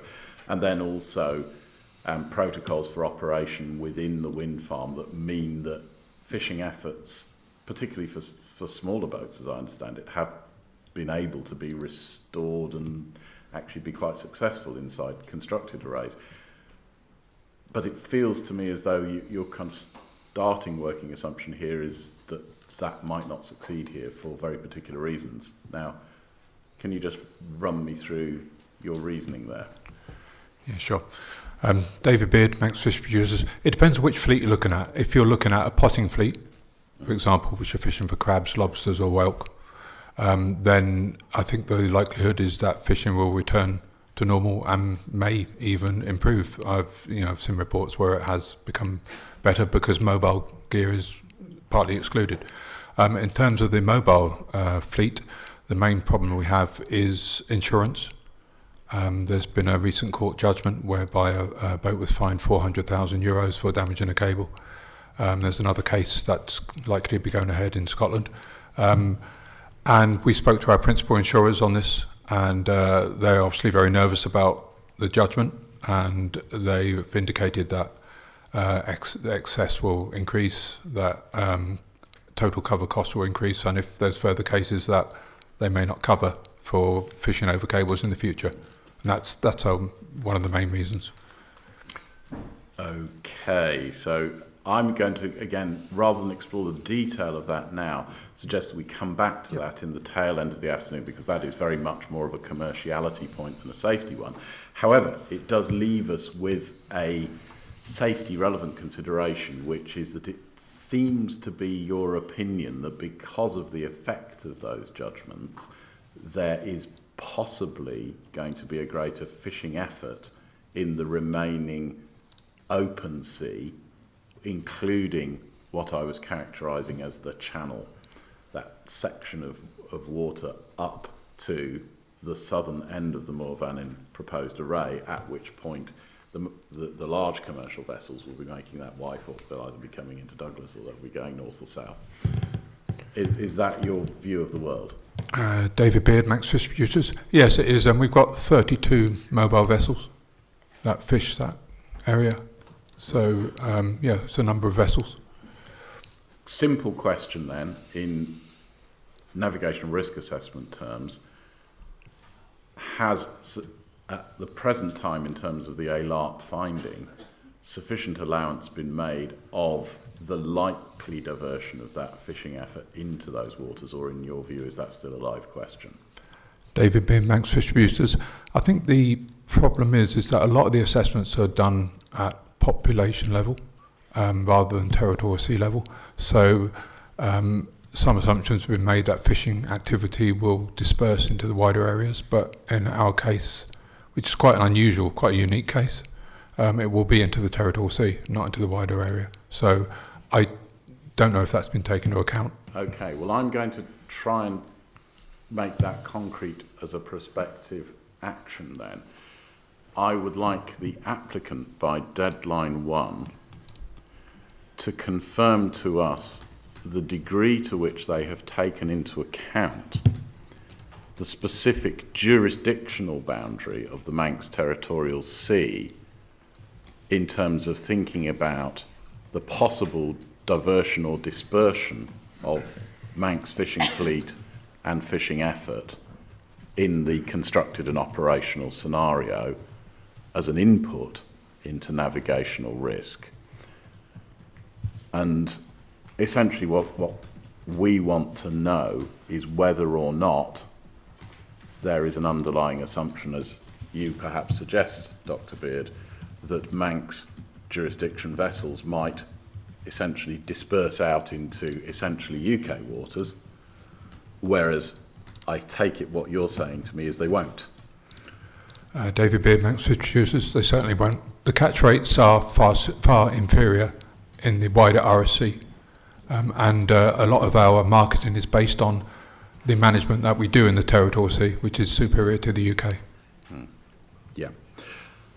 Now, I will return to the applicant on this point before we make it finally concrete, but Ms. Sterling.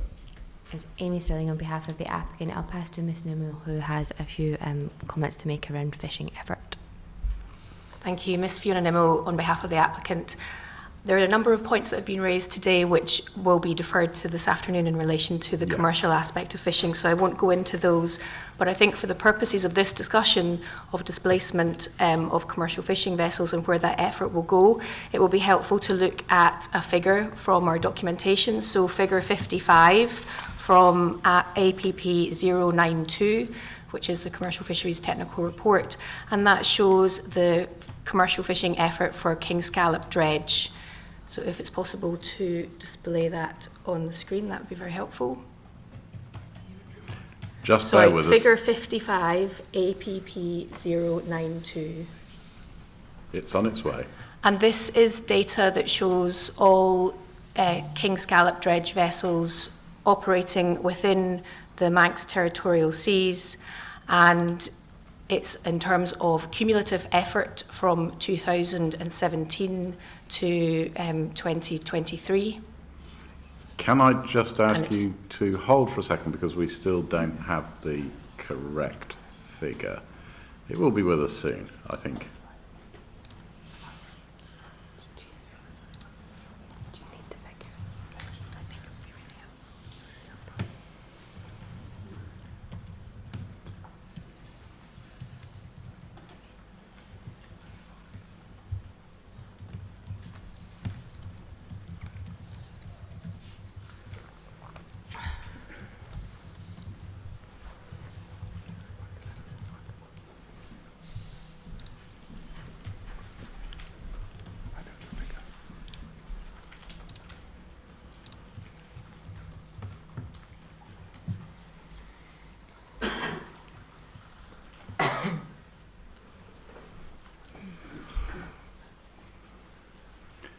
As will have become apparent, we do seem to have a digital challenge in the hearing venue at present, and one of the things that I know the team will be working very hard on over the lunch break will be attempting to uprate the connection speed so that we're able to move to documents much more swiftly than we're able to at present, and also in the interests of properly engaging with the external parties on Teams. As we just saw, that's not in particularly good condition either, so we need to try and improve matters. Ms. Fiona Nimmo, on behalf of the applicant, to say the key points from showing this figure is to demonstrate the distribution of effort of the king scallop dredge fishery, and to highlight that our assumption is any displacement would be moved into areas that may already have been fished, given that that changes season to season, and also an assumption that it will remain within the Manx territorial seas. I think that's the critical point. I mean, if we note the figure that you're attempting to draw to our attention, and we can go and look at it, I think that the key question is this question of whether or not you had assumed dispersion into essentially UK waters, and you're saying to us, no, you haven't. Correct. Okay, and I will just return to Dr. Beard then on that point. Yeah, David Beard, Max Fish Producers. Yeah, I agree with that figure. It does represent the distribution of king scallop fishing effort from 2017 to 2023. I would say that if I understood the point right, the displacement of any effort won't be into the rest of the territory, so it will be into the adjacent areas, because they're fishing there because of weather conditions. They're going to the east coast to fish because of those conditions, because it might be tide, weather, whatever. So, in a very kind of reductive description of that, they're aiming to stay within the lee of the Isle of Man. They don't want to be exposed to westerlies. David Beer, Max Fish Producers. Yes, that is true. There is another point to make, and this may be in favour of the applicant. I did sort of say in my consultation response that figure is from 2017 to 2023. It'd be far more relevant if it was 2021 to now. The reason why that is that there was a large vessel reduction in 2021, which means there's actually less fishing days. So really, we shouldn't be looking at data before 2021.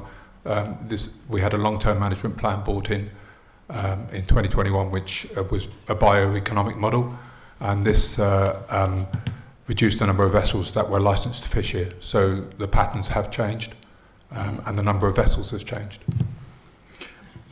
And one of the things that we need to work out, again, going back to the very beginning of our approach to this hearing, is the representative nature of the data that's been drawn into the NRA. And of course, you know, we can't have all real-world data for all time in a model. We've got to choose some subsets of information to base a model on, but we do have to be confident that it is the right data. So can I just briefly return to the applicant on that point and ask whether, in time series terms, there was any consideration given to the point that Dr. Beard raised, and whether different years of data might possibly be used? Ms. Fiona on behalf of the applicant, yes, absolutely. I refer to another figure which we don't need to draw on the screen now, but also in the same document, APP 092 figure B6, which is there, which shows that data by annual period. Well, it's by season, so the season is from the 1st of November to 31st of May. So for each annual season of the king scallop dredge fishery, the data is presented there for 6 separate seasons. So you'll see that information for 2021 to 2022 and 2022 to 2023, which is the period that Dr. Beard is referencing. Dr. Beard. Yeah, David Beard, Max Distributors. Yes, the last 2 slides out of those 6, not the first 4. Yes. And would be relevant, but there is data and has been available for the subsequent years, 23, 24, 24, 25. Okay. Right. Sorry, just can I add, Ms. Fiona on behalf of the applicant, just to reiterate the point that Dr. Beard made, that we are being more precautionary and that we've included a longer time series which showed higher fishing effort in those previous 4 years. So therefore our assessment is precautionary and also robust to an increase in effort. Thank you. Okay. Right. Dr. Beard, unless there's anything further you want to put, or any other further response on that point that the applicant needs to put, I'm now going to draw in the wind farms, please. So, Mr. Gregg. Thank you, sir. Again, this is very much in the kind of congested seas point. Yes, Michael Gregg, Daly Piper for Burble Extension Limited, Wolney UK Offshore Wind Farms Limited and Wolney Extension Limited, and Orsted Schroders Greencoat Wads Holdco Limited. I think we need to find a shorter way of doing that, but never mind.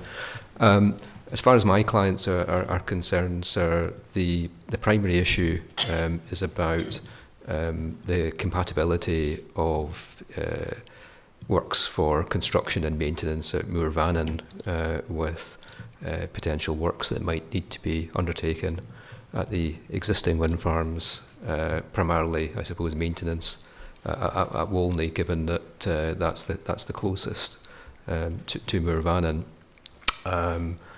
These works will extend beyond the footprint of the wind farm into the sea space between the two wind farms, and the concern, sir, is that the works at Mooir Vannin may restrict the ability to safely undertake maintenance works on the existing wind farms. Can I just briefly check there with you, Mr. Gregg? Because one of the things I noticed from one of the seasons, and I can't remember whether it was the summer season data or the winter season data in the AIS immediately, was that there seemed to be O&M activity coming out of Douglas to Wolney Extension. Mm-hmm. Is that normally done, and over what extent of the year? I would need to confirm that point for you, sir.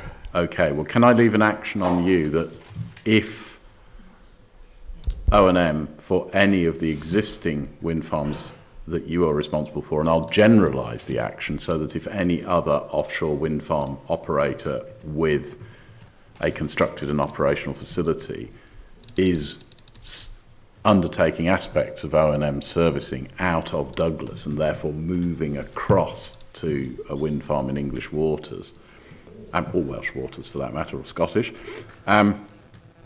that it will be useful to know about that because it would be useful to know about the extent to which that traffic, again, compiles potentially into that restricted Y channel area. I may be able to confirm that during the course of today from my colleague who's looking at this remotely, so it may well be that I'm able to confirm that this afternoon. Okay, great. Well, we can come back to that when we deal with commercial effects. I can't promise that, but that's possible. Okay. Yeah.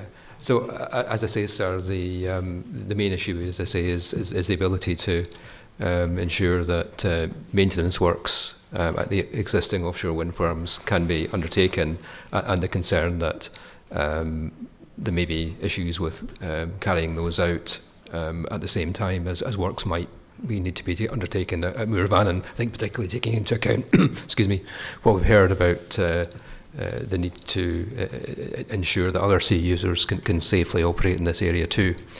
So that's the primary issue, sir. But I think having said that, obviously we are having discussions, and we are having discussions next week. So I think between Mooir Vannin and my clients, I suspect there will be a way of satisfactorily coming to a mechanism to consult each other and cooperate with each other to ensure that works can be carried out satisfactorily from the perspective of both parties. Mm. And that, in fact, was an observation that I had been intending to put to yourselves and indeed to the applicant, which is that in relation to the compilation of O&M activity into crowded seas, one of the mitigations, obviously, is collaboration, cooperation, thinking about where servicing is coming from at relevant times of year, and if there are ways in which vessels can proceed from wind farm to wind farm to wind farm as well, if that's at all practicable.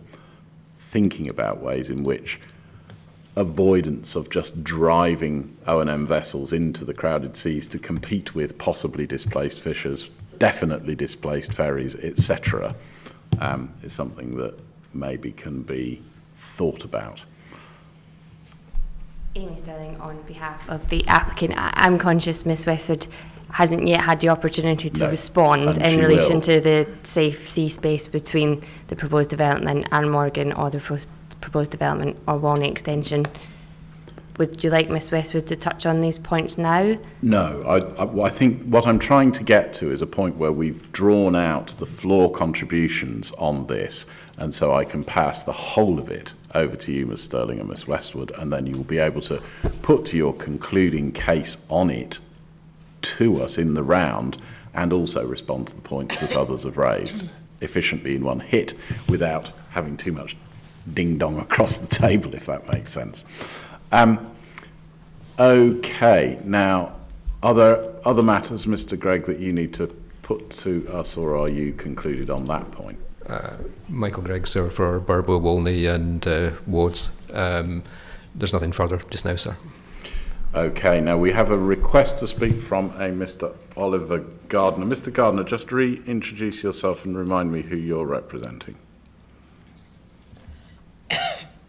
Good afternoon, Bill. Oliver Gardner on behalf of Morecambe Offshore Wind Farm Limited, here representing the Morecambe Offshore Wind Farm, one of the consented projects. Just want to reiterate that, our point in response to this is similar to the point raised by Mr Gregg, and it's around that cooperation piece, and we have similarly reached out to the applicant and are at an earlier stage, perhaps than Mr Gregg is, but our intention is to have discussions with them around that cooperation and coordination piece. The only additional point that I wanted to perhaps raise is that the Morecambe Offshore Wind Farm, similar to some of the other recently consented offshore wind farms, through our outline vessel traffic management plan, have made various commitments to this regional engagement. And it's just a point to note that I don't think that the applicant has submitted at this stage an outline vessel traffic management plan. So I'm not aware of whether they have made similar commitments, but obviously that's something that we will pick up with the applicant through the course of our discussions. Thank you, Mr Gardner. Now, I do need to bring in my colleague, Ms Fernandez, at this point. Ms Fernandez. Yes, thank you. Just for the record, I know Mr Gardner. I have previously worked with him in a professional capacity, but not in relation to this application, the applicant more generally, or in relation to any of the interested parties. I can confirm that no discussions concerning this application will take place outside the formal context of this examination. Thank you very much, Ms Fernandez. Now, Just returning to you briefly, Mr. Gardner, and in the context of what was put by Mr. Gregg as well, and before it goes back to the applicant, as I've already indicated, there is a key timing consideration here, because what we do not want under any circumstances is for this to be an examination that fails to make a sensible conclusion or findings on navigational risk to the Council of Ministers within our allowed period of examination, because we simply didn't get to the end of the road by the time the examination closed. So I'll be urging upon the applicant, upon yourselves, upon any participant in this whole network of interplaying interests that bear on navigational risk to please ensure that dialogue through the Statement of Common Ground process is expedited with a view to obtaining as much clarity about what is both agreed and unagreed by deadline 1. Okay, is there anybody else seeking to speak before I return this to the applicant? I am very strongly conscious that we do still need to hear from Stenaline. Is it worth attempting one more conversation with Mr. Proctor?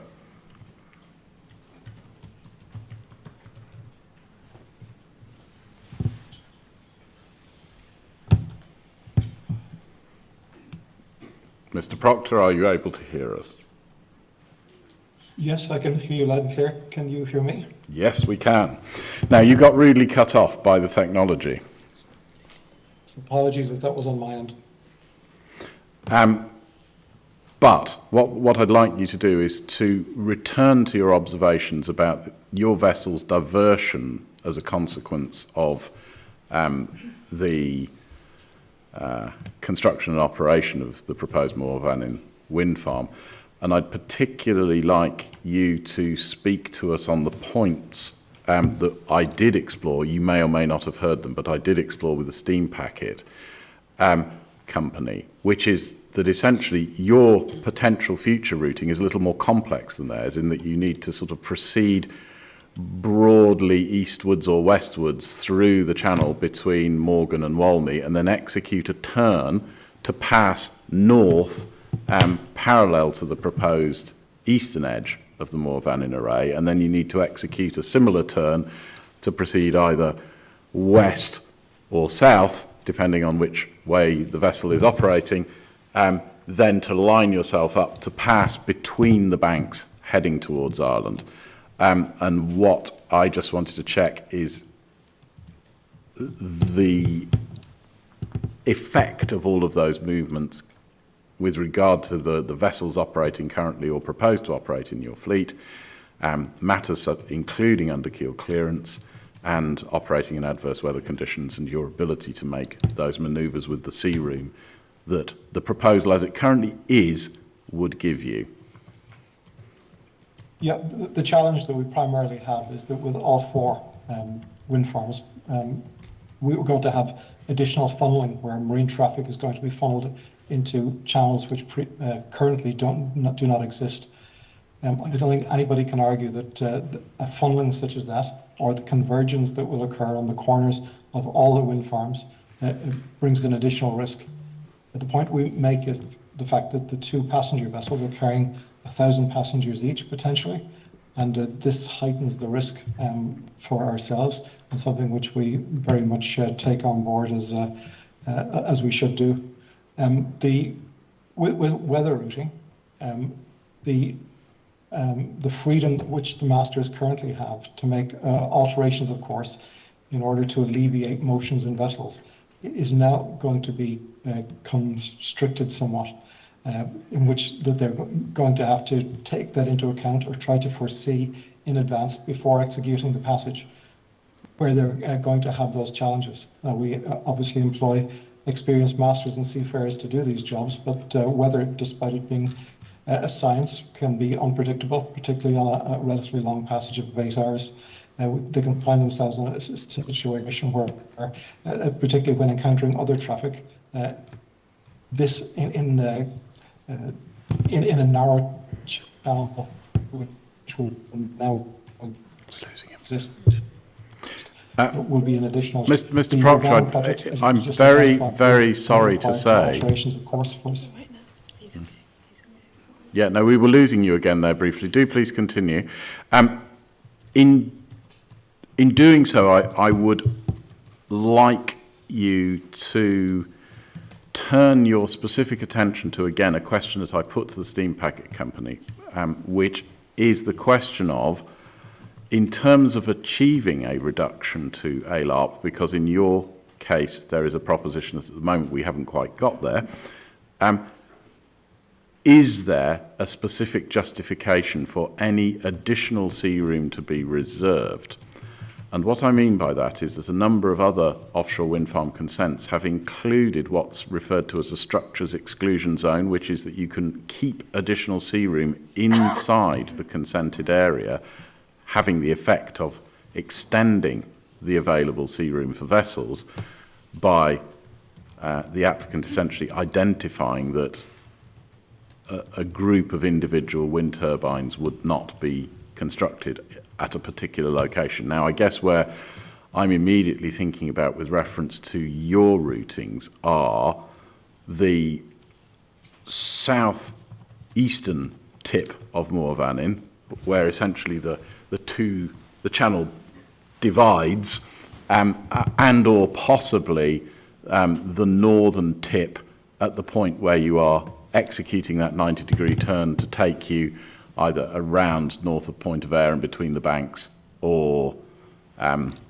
down southward to pass eastwards of the wind farm. Now, it may be that your answer is no, that's not necessary. Great, fine. Or alternatively, it might be something that we ought to be considering. But if it is, we do need to know at this stage. Any increase in the size of any of the channels is welcomed. We've maybe become a little bit desensitized by the fact we've gone through this process 3 times now with 3 different developers, and now we're on our development number 4. So would it be better if that was the case, that the channel was wider? Yes, it would. I should point out that with the other 3 wind farm projects, we did have the opportunity to simulate these exercises specifically in Wallingford. Being a seafarer and not a planner, that process does enable us to visualize better and maybe exercise specific scenarios in order to identify these better. But in answer to your question, yes, we would prefer it to be wider. I mean, I will ask you again a sort of follow-up on that, because certainly in previous wind farm NRA processes that I've been involved in, amongst other things, where something is close to the line of ALARP, bridge simulations have been used as a means to actually test the degree to which the physical presence of structures in particular places or not would make a material difference. And experienced mariners have taken the virtual vessel through the proposed sea state, and that has made a very useful contribution towards conclusions in an NRA. Is that what you've done before, and is that what you think ought to be done here? I've participated in all the previous exercises, of which the MCA actually attended on several occasions, and we also participated with some with the other ferry companies. I do think it's a very valuable exercise. I do think it gives the possibility of actually exercising specific scenarios and testing them out in a very as close to a real-world situation as is possible. I appreciate that this exercise has been done more so as a classroom exercise from our perspective, and that's as per the requirement. But I do think simulation does have its place and does bring something additionally to the table. Thank you very much. Are there any other observations that you need to make before we return to the applicant on all of these points?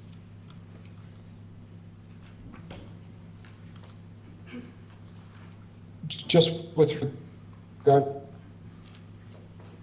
to that, I'm not sure potential emergency procedures for vessels when navigating through these new channels.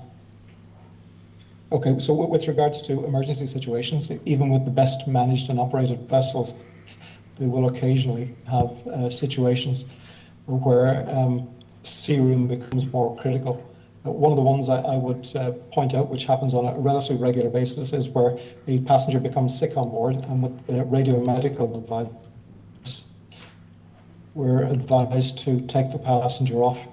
There's weather conditions, and a helicopter pilot is hovering above the deck. In communication with the master, he will make recommendations as to the heading that the vessel should take in order to lessen the risk for the passenger transfer. Obviously, when operating in much narrower channels, that's going to be much greater challenge for both the helicopter pilot and the vessel itself. That is a kind of what would you say, a lesser scenario, but in a kind of a more serious scenario, loses powers under fire on board, particularly where an evacuation of a vessel is required. The master may wish to put the vessel's head to sea or choose an aspect in order to take smoke and flames away from the LSA on board the vessel to enable passengers to evacuate in the safest possible manner. With the advent of the close proximity of wind farms in the area, the options available to the prudent master is now diminished. The last one I would look at is in the event of a vessel losing all power and finding herself in a drifting situation. Currently, the vessel will more than likely have a large number of hours to rectify the technical fault and get herself back underway again. In the scenario in the future, this may be much shorter, which is much quicker. There has been studies done in Sweden and other countries identifying what the level of damage would be to a large vessel, such as a large passenger ro-ro or a cruise ship, from the total collapse of a wind turbine, and it is considerable. Okay. Well, all of those matters taken into account, there was another question of mine in relation to both bathymetry and wind loading on diversionary routes, but in the interest of time, I'm going to reduce those to writing, so I'd like you to address those for deadline 1. Thank you very much indeed, Mr. Proctor. And what I am then going to say is that it is now 2 minutes past 1. Yes, Ms. Sterling, you've been waiting patiently with your team. I suspect you won't be too disappointed if I then indicate that you've actually got the lunch break to draw together your observations on all of those submissions, and I'll come to you directly after the lunch break, which will be at 2 p.m. Amy Sterling, on behalf of the applicant, we're happy to run the examination as you wish, sir. We're happy to respond now or wait until after lunch. It would just be helpful if we are taking that approach, if we can confirm which agenda item after that response we're starting on. Would we be moving to agenda item 5 then, which is scheduled for after the lunch break, and dealing with 5 and 6 then, or are we taking it in some different order? Let me just do a very brief tour of where we've got to. We do still have agenda item 4, but what I will do over the lunch break is that because we have actually toured into a number of the specific effects identified there, that was very much a checklist for me. And I suspect we have probably dealt with most of the items there. I'm very conscious that we haven't heard in any specific detail from the military stakeholders, so I will want to check in with BAE Systems and MOD. We have heard at reasonable detail from other offshore wind farms, fishing, shipping, particularly ferries. And I would ask people to reflect over the lunch break on any possible distinction in their submissions in relation to the distinction between construction, operation, or decommissioning. And I will hopefully then be able to dispose of item 4 very quickly in the light of that. And then we'll go to siting and design.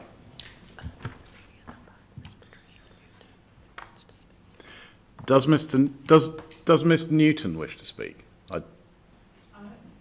Just wait for the microphone, Ms. Newton.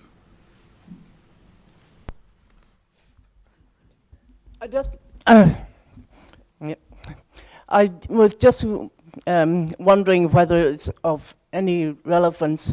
We were talking about vessels coming from the wind farm to Douglas and also vessels sheltering in the lee of the island. I live over Laxey, and certainly in storm conditions, we have a large number of vessels that already shelter in Laxey Bay.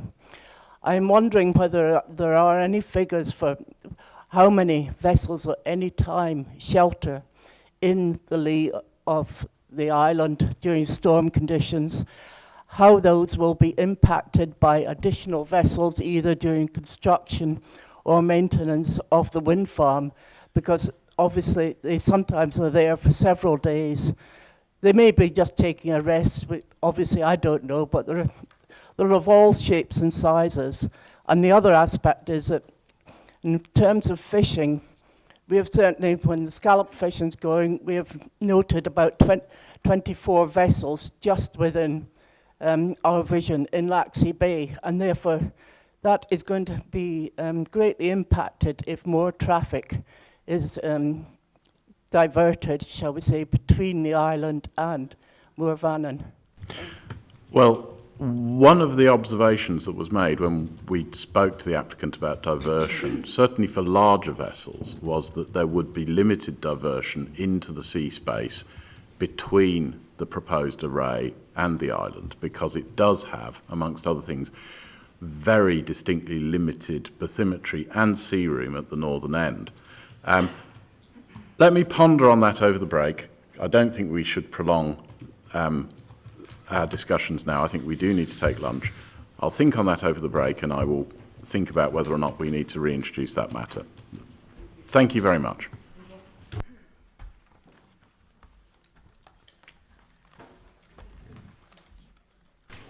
And if I can just reiterate, as we break for lunch, it is now 1:05. We will resume at 2 p.m. prompt still.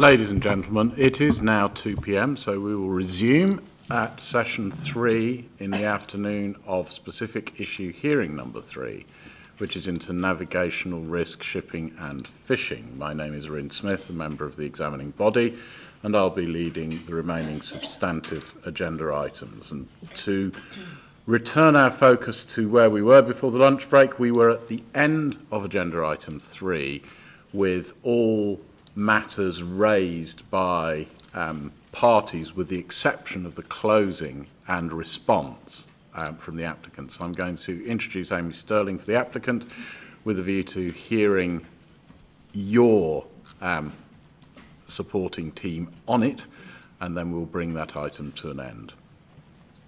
Thank you.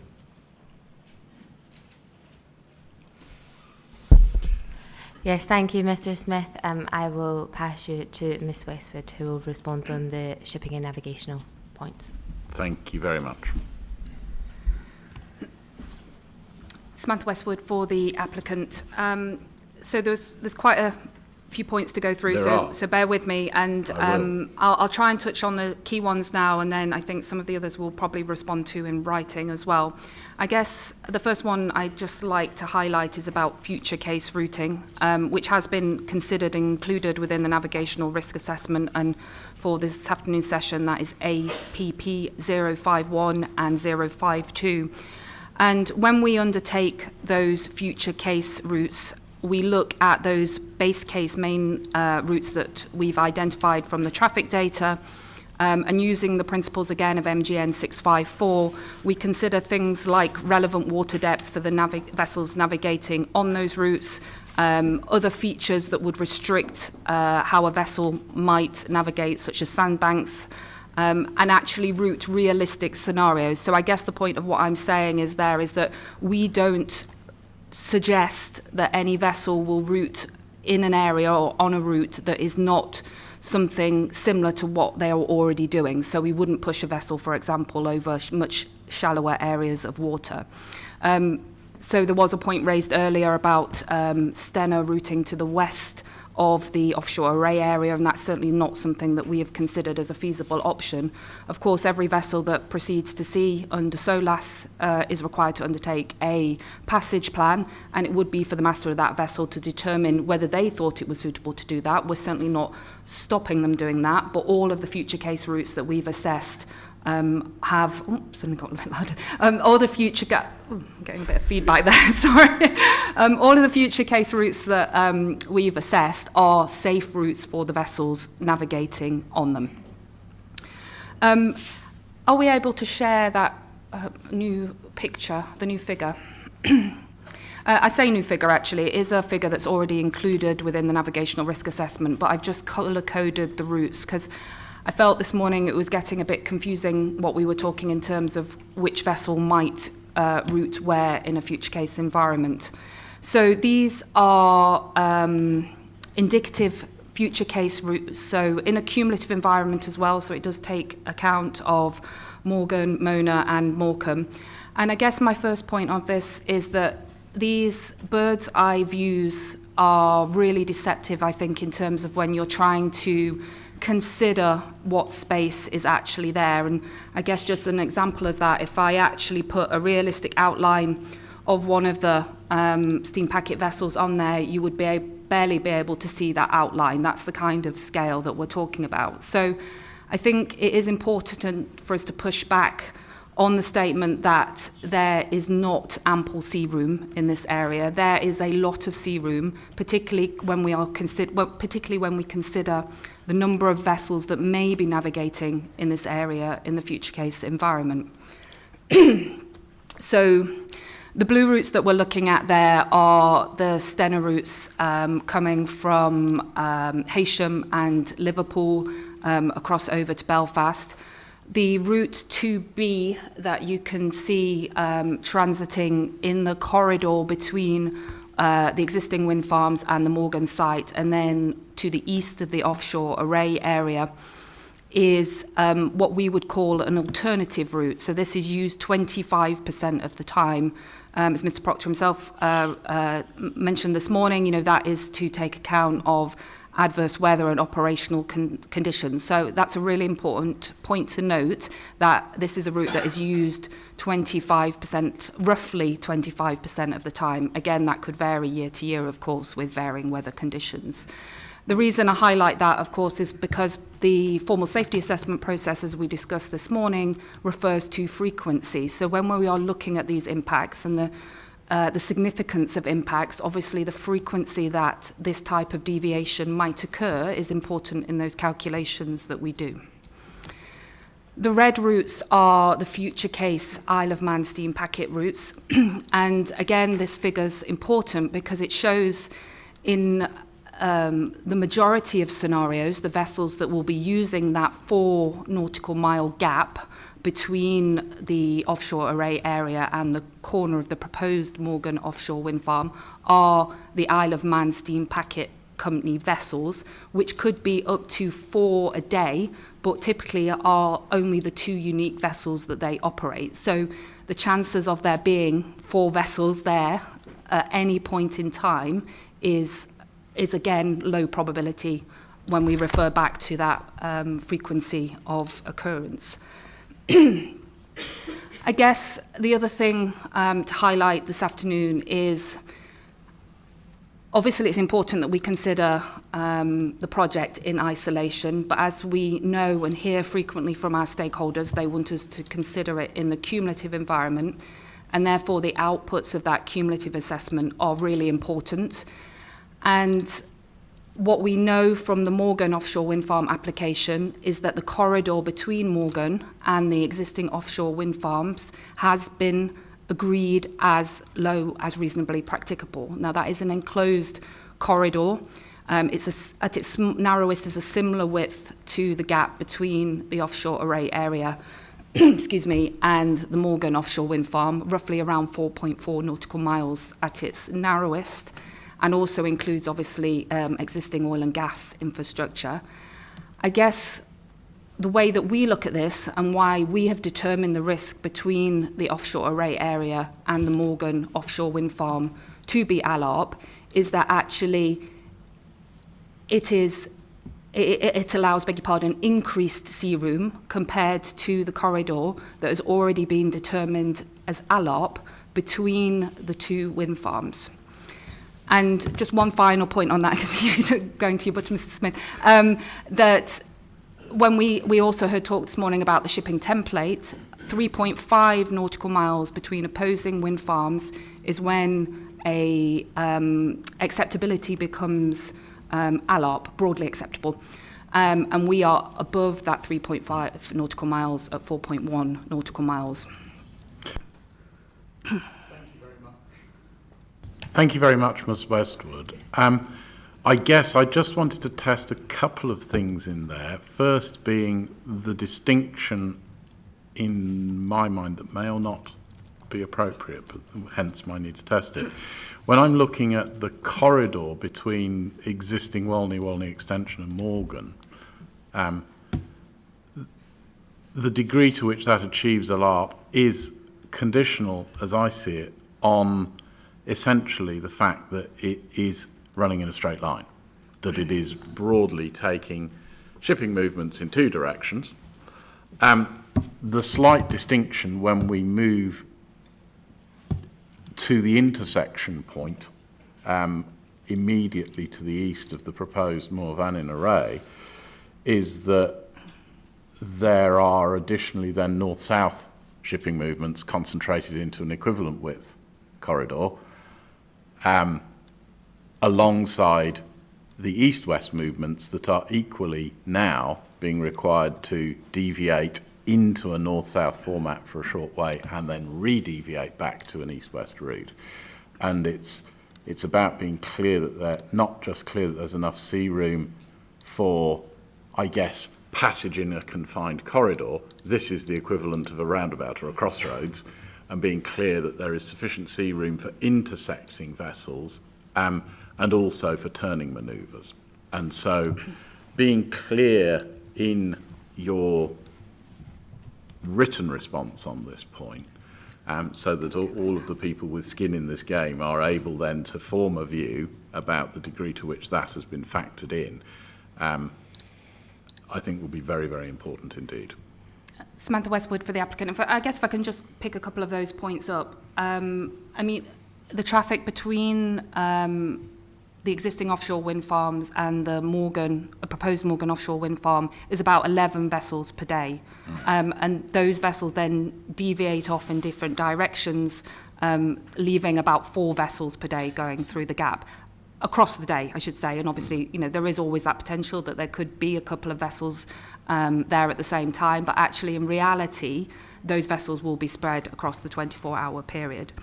Now, yes, the traffic in the corridor will be moving in an east-west direction, and we know from other corridors, similar situations, the general principles of navigation, that actually navigating in those enclosed sea areas is more complex. Whilst, yes, you are in an east-west direction, there's nothing to mandate that you have to do that. And if you got a vessel, a small vessel, for example, crossing, then you are actually in a more enclosed sea area there, where you would have to take action to avoid what that vessel was doing in line with coal regs.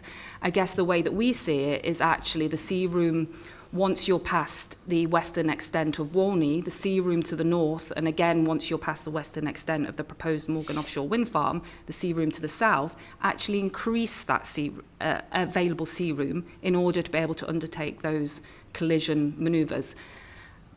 Again, we touched on before lunch that, it is difficult to come up with all of the different options that might be possible, that might happen. And I'm certainly not saying there wouldn't be a case where a vessel would have to take avoiding action of a vessel that's there. But again, it's about probabilities, and it's about looking at the sea area from a realistic point of view, not just thinking of it as this is a small area and there's 4 vessels all there at once. That's not what the data indicates.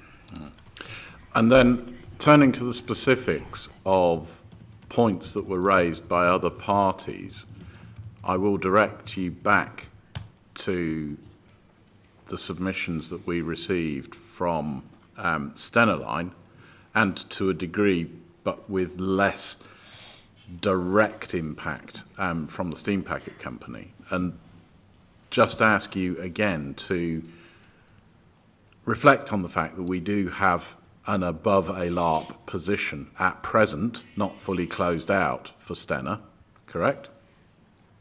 Samantha Westwood for the applicant. That's not for safety. That is in terms. So the mitigation that Stena would need to take would require them to deviate their course, as we've seen, and also potentially to reduce speed, which would add time to their journey, increase fuel costs, for example. But that does not mean that the journey would be unsafe. So in your view, it's entirely sufficient to mitigate that risk by them essentially slowing themselves down?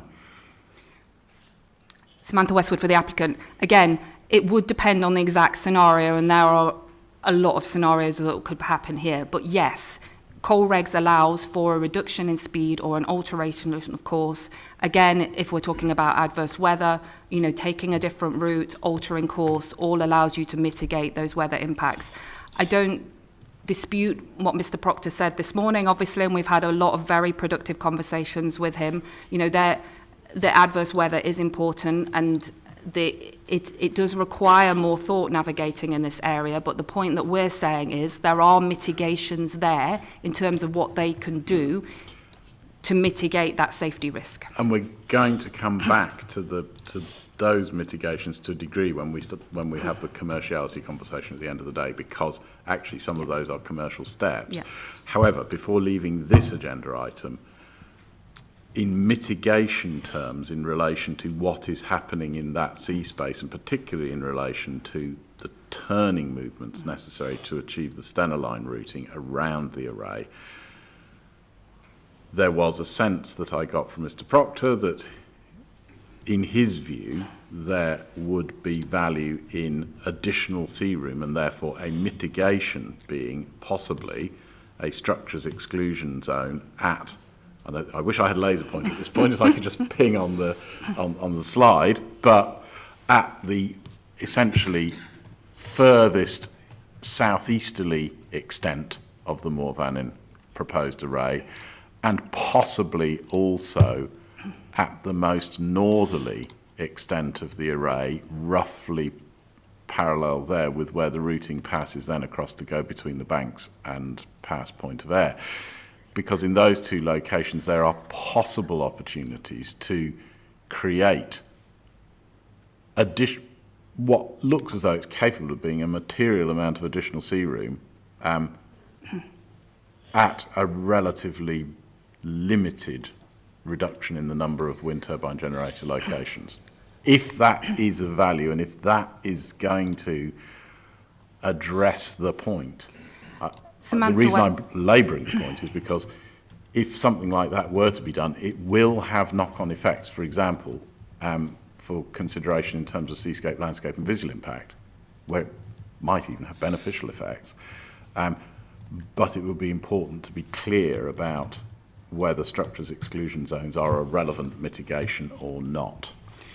Samantha Westwood for the applicant. I think in terms of a structures exclusion zone on the northeast corner, there is no impact there in terms of safety that needs mitigation in terms of a structural exclusion zone. And I think the feedback that we've had from consultees today only talks about the separation between the Morgan Offshore Wind Farm, the proposed Morgan Offshore Wind Farm, and the southeast corner of the offshore array. Just that one point, and I guess that's an important thing to note. The corridor is a corridor. This is just one point, a gap. That is the point where there is still a question about whether, from the stakeholders, as whether that distance is allop, and that does not impact Stenor's route to the east of the site. No, true, it doesn't. That is an impact beg your pardon, is related to the impacts raised by the Isle of Man Steam Packet Company. True. Noting again that we are not displacing the Isle of Man Steam Packet Company route. It is the Morgan Offshore Wind Farm that has displaced them from their main route, created or pushed them into this gap between the Morgan Offshore Wind Farm and our offshore array. And actually, our offshore array is not displacing them, as Mr. Hunter said this morning, apart from a few occasions over the year when adverse weather might have indicated that they needed to go through the current array area. So we are only talking about that one point between the Morgan Offshore Wind Farm and the offshore array, and whether that gap is allop in safety terms. And our belief is the evidence that we've demonstrated in the cumulative environment and the consultation feedback that we've had is that 4.1 nautical mile gap is allop. Okay. Now, I'm sure that will not receive universal agreement from the parties around the table. However, what I would indicate is that that will be the position on which the applicant closes out that point today. It's important that it's very clearly set out in written submissions for deadline 1, and I would very strongly then advocate two things be done. Firstly, that all stakeholders with a specific safety-related concern are in any case engaged as best they possibly can be in the Statement of Common Ground process, so that they can see these deliberations emerging live, so that to the extent that anything emerges that requires adaptive design, it is taken into account as early as it humanly can be. But at the absolute latest, that responding written submissions at deadline 2, which comment on the applicant's position here, need to make very, very clear, in very, very concrete terms, on an almost yes-no basis, whether there is any outstanding concern about layout and or design in relation to those points and the achievement of a LARP. Is there anybody else? Can we remove the diagram now, please, so that I can see the virtual room?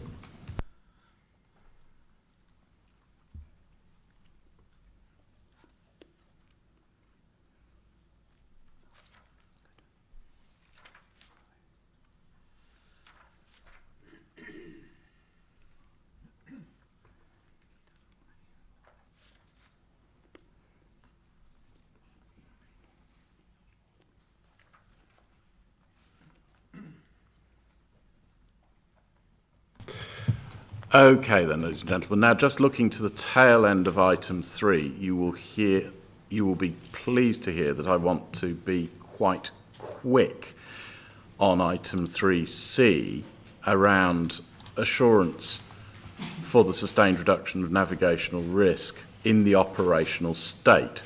There are a number of mechanisms that bring that about, and principally I was referring to draft marine infrastructure consent provisions, that's APP 191, but particularly also reviewing the range of potentially useful or applicable control documents. And there we're looking at the Emergency Response and Cooperation Plan, the ERCOP, APP 196, with a bearing, I think, on fishing interests more than anything else, the Outline Cable Specification and Installation Plan, APP 201, and the Outline Operation and Maintenance Plan, again with a view to ensuring best means of decongestion in seas that might otherwise become busy, APP 212, and then obviously in a future state an Outline Decommissioning Plan, APP 209. Now I think it's fair to say that in reviewing those draft documents in their current form, they are about as outline as an outline plan can get. They're so outline that, frankly, there's probably very little of, effective substantive commentary that any of the parties around the table who might want to know how things will be done in the operational or decommissioning state will be able to reasonably comment on. Is that a fair observation? Amy Sterling, on behalf of the applicant, yes, template might have been a better word than outline, but yes, indeed. Yes, we've obviously covered this in some detail this week, and the outline plans are being updated substantively for deadline 1. And we understand that that's happening for deadline 1, as you've just outlined, and so I anticipate the receipt of those with great excitement. And I think everybody around this table will too. I don't propose to speak to the detail of those anymore, because essentially the point that I needed to speak to on detail there had been to secure the agreement to them effectively being substantively updated by deadline 1, and you've already made that offer and it's gratefully received. So unless anybody has anything else specific that they want to say now on those matters, what I will say is that everybody then at deadline 1 needs to look at them very carefully and respond at deadline 2. Yes, for the Steam Packet Company. Hello, Robert Hunter, Steam Packet Company. In relation to the template ERCOP that's just been mentioned, our greatest wishes or concerns, whatever is the appropriate terminology, is the recognition of within the ERCOP is the merchant ships assisting in search and rescue may be severely limited in what they can do in accordance with their obligations under SOLAS, and that involves assisting other vessels or being assisted themselves by other vessels or search and rescue authorities. And it would be a command decision in open sea. A ship will do all it can with available sea room and equipment in a restricted environment that's severely curtailed. And also our concerns with regards to emergency scenarios, that in addition to what Mr. Proctor alluded to earlier on about altering the vessel's heading to assist in their own circumstances, is also that what response would there be available for ships that lose power or dragging anchor. And these are rare, admittedly, but they do happen, and there's been a number of documented cases in the not too distant future of ships losing power and colliding with or colliding with structures or drifting towards wind farms. Okay, so from you, a distinct request that detail that addresses your concerns on those points emerges in the next iteration of the plan. Robert Hunter, Steam Packet, yes please, and I don't know what that would be. I've not had any experience of other ERCOP plans for other installations, but it's important that these issues are addressed no matter what form that would be. And I see Mr. Salter for the UK MCA. Mr. Salter, do you want to speak on this point? Yes, thank you. There's a couple of points I want to make. As we're talking about the ERCOP first, I'll start with that. The ERCOP is an agreement between the applicant and HM Coast Guard. So there's no need for it to go out to any other form of consultation with any other parties, because it's an agreement between the applicant and or the operator of the wind farm and HM Coast Guard, and it provides quite sensitive details, contact details, for instance. So I would like to ask that it doesn't go out to public consultation. This would be consistent with other wind farms in the UK. So any details mentioned in this meeting will be captured through perhaps an emergency response plan, which is different to the ERCOP. Interesting observation, because I've seen outline ERCOPs before, and I'm sure my colleagues who've sat on equivalent examining bodies, examining authorities have on a number of occasions. So our observation, I think, is there's maybe a distinction to be struck here between the outline plan, which is the thing that assures us and assures the final decision maker that, one, a detailed plan will be produced and that it will generally accord with the outline. Those two things seem to be very necessary indeed, as distinct from the fully finalised plan that, as you say, Mr. Salter, would potentially contain matters that ought not be ventilated. Is there a meeting of minds on that point? My opinion differs. In my experience of being involved in the planning of offshore wind farms, I've never seen an outline ERCOP at this sort of stage of development. There have been occasions in the past where ERCOPs have been made as part of consultation processes, and we asked the marine licence authorities to stop that. That was several years ago when we asked that, and it has been taken out as one of the conditions of consent, captured through other means. But in terms of promising an outline ERCOP, no, we've not done that before. Okay. Well, can I just come back to the applicant on that point, because we seem to have a view about whether or not at all we should have an outline ERCOP. But my sense, just before I do, I'm just looking into a couple of other instances.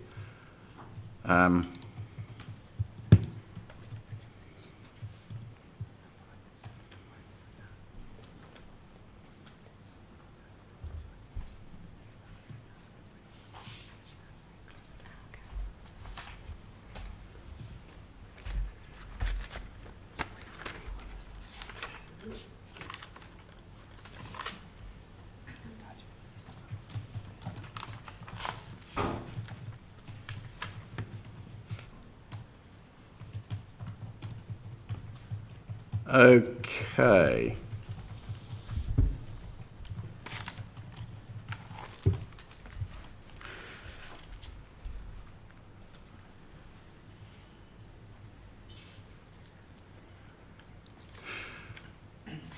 I mean, the provision of outline ERCOPs, I do have to say, has been a common, and what we're undertaking here is just a very quick flick back through the libraries of examined and consented DCOs over many, many years. So apologies for the delay, but you know, I will return to the view that an outline ERCOP is in broad terms, normal thing. I will introduce the applicant on this point.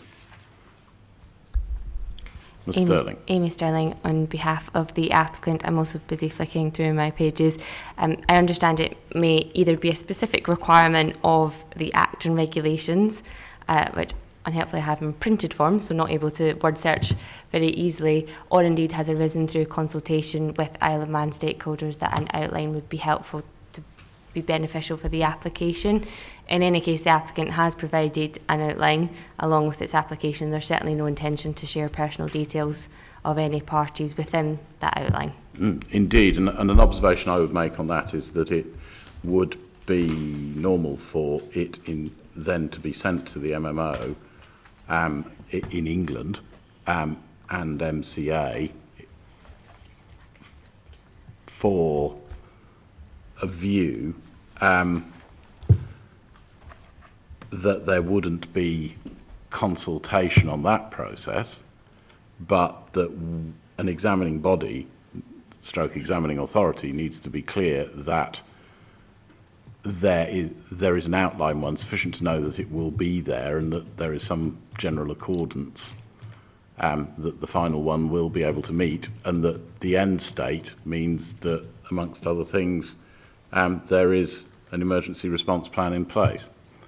Are those reasonable observations? Amy Stilling, on behalf of the applicant, they seem so to me. Yeah, okay. Look, Mr. Salter, we'll take your submissions on notice. We're going to have to do some digging into deep historic practice here. But I think, you know, as a starting point, this examining body will be aiming to ensure that it takes the same approach to looking at what will be the likely forward content of an ERCOP in the interests of ensuring and securing that safe seas are provided for and maintained, and that the level of assurance that previous examining bodies have taken as normal is the level of assurance that we will seek to achieve and take as normal. So that will be our operating principle. If you think something is done differently than the way we've outlined here, put something into us in writing at deadline 1, and we'll take that very, very carefully into account. But is that matter concluded for you, Mr. Salter, or do you want to come back on it? If I may come back on it, just to point out that there is a difference between an emergency response plan and an emergency response cooperation plan. One is the developer's emergency response plan for what their responses will be. The ERCOP is that agreement between the applicant and HM Coast Guard, and it's a different document. So please don't get confused between the two. But can I ask a raise on item C1, provisions within the draft MIC? MCA does have some comments on those, so we're not entirely content at this stage. Okay, by all means. Those points have been raised to the applicant, and we've got a discussion with the applicant next week on the statement of common ground, so we can discuss them then. But it's to make you yourselves aware. Okay, can you take us to the particular concern? Just the wording and inclusion of certain conditions. There were some in our written representation that I included. Right. Okay. There are some details that we think need to be included. If you would like me to make a representation deadline 1, that's fine. We'll deal with that in writing at deadline 1. Okay. Okay.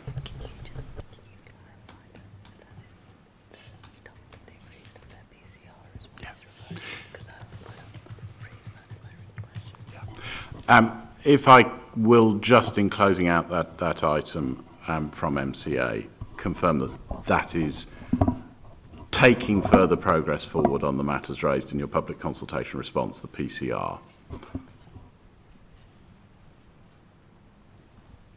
And if it is, then I think we're all right. He seems to have disappeared. Mr. Proctor. Michael Proctor, Stenline. I wonder if I could ask one further question, and that's with regards to, has the 20-degree rule been analysed as specified in MGN 654? Well, that's a very direct question. Through Ms. Sterling, can I ask for a response on that? And if that needs a written response, we can deal with that at deadline 1 too.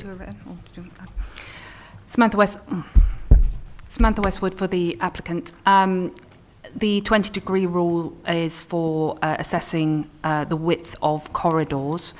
So as we're talking about a gap between two closest points, then no, at this point it has not been assessed. because there is no need to assess it, in our opinion. Okay. And in responding to that then, making clear that there's no need to assess it in your view, let's have the kind of wraparound as to why that is your conclusion. And then, again, Mr. Proctor, if you need to respond to that further, you can do so at deadline 2. Is there anybody else wishing to speak to any of these items?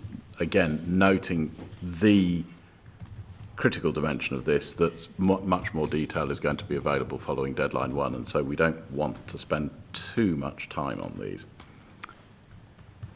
I'm not seeing any further hands in the room. Damn. It'll be quick, I promise. Robert Hunter, Alaman Steam Packet. Just to make as a matter of point, throughout each phase of the project for construction, operational, and decommissioning, just to avoid myself saying the same thing at each time, the applicant, in accordance, in association with the authorities, are producing sufficient notice to mariners, charting, and aids to navigation, which will be of vital importance for safety matters throughout each phase of the project. Yeah. Point made and noted. In fact, would have been germane probably in the next agenda item that we will very rapidly transition to, unless Ms. Sterling needs any time to respond to you just there. No. Okay, ladies and gentlemen, let us then close out the end of agenda item 3. We will move to agenda item 4. Now, as I indicated before the lunch break, these items were put out in a very mechanical, stepwise form when I drafted the agenda, with a view to making sure that, frankly, none of them were missed. I am not, you will probably be very pleased to hear, going to labour through them line by line. And let me tell you how it feels to me in terms of the progress that we've made in a lot of detail in the hearing over the day so far. So turning to 4A and construction effects, my understanding is that we have, I believe, a reasonably clear understanding of the diversionary effects in terms of shipping and specifically passenger ferry vessels. We do, I think, understand the position in relation to fishing. And we do understand, therefore, also the position in relation to other wind farm operators. I haven't specifically heard from the point on military activities from British Aerospace and or MOD, so I was going to provide them with an opportunity to speak. Similarly, if we then look at operational effects, I think the same groupings we have heard from in terms of the operational state of the development, shipping and specifically passenger vessels, fishing and other offshore wind farms. But again, we seem to be in a place where we haven't had a military conversation should we need to. So I was proposing to open it up to those stakeholders again. And indeed the same is true to the degree that we've thought about decommissioning. The same is true because at the end of the day, until a site is completely decommissioned, then the same deviation, the same diversions would be required. Is there anybody other than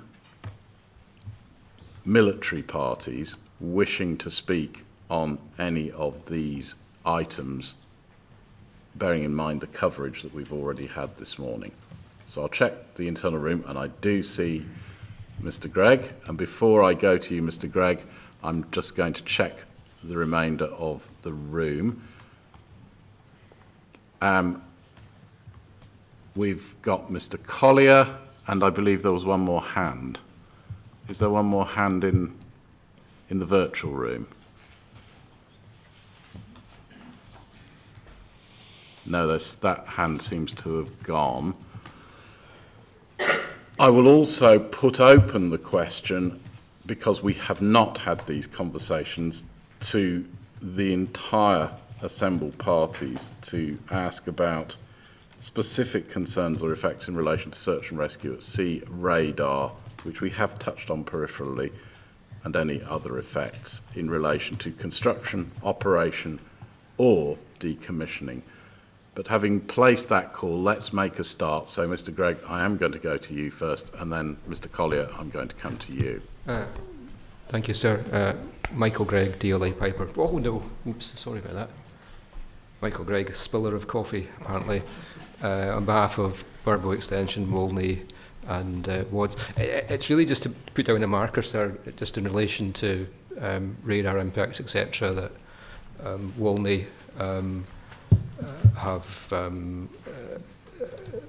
agreement in relation to radar mitigation for their wind farm. I'm not quite clear at the moment exactly what's proposed by way of mitigation for this this wind farm, but we may have something to say about that in due course, depending on what may transpire.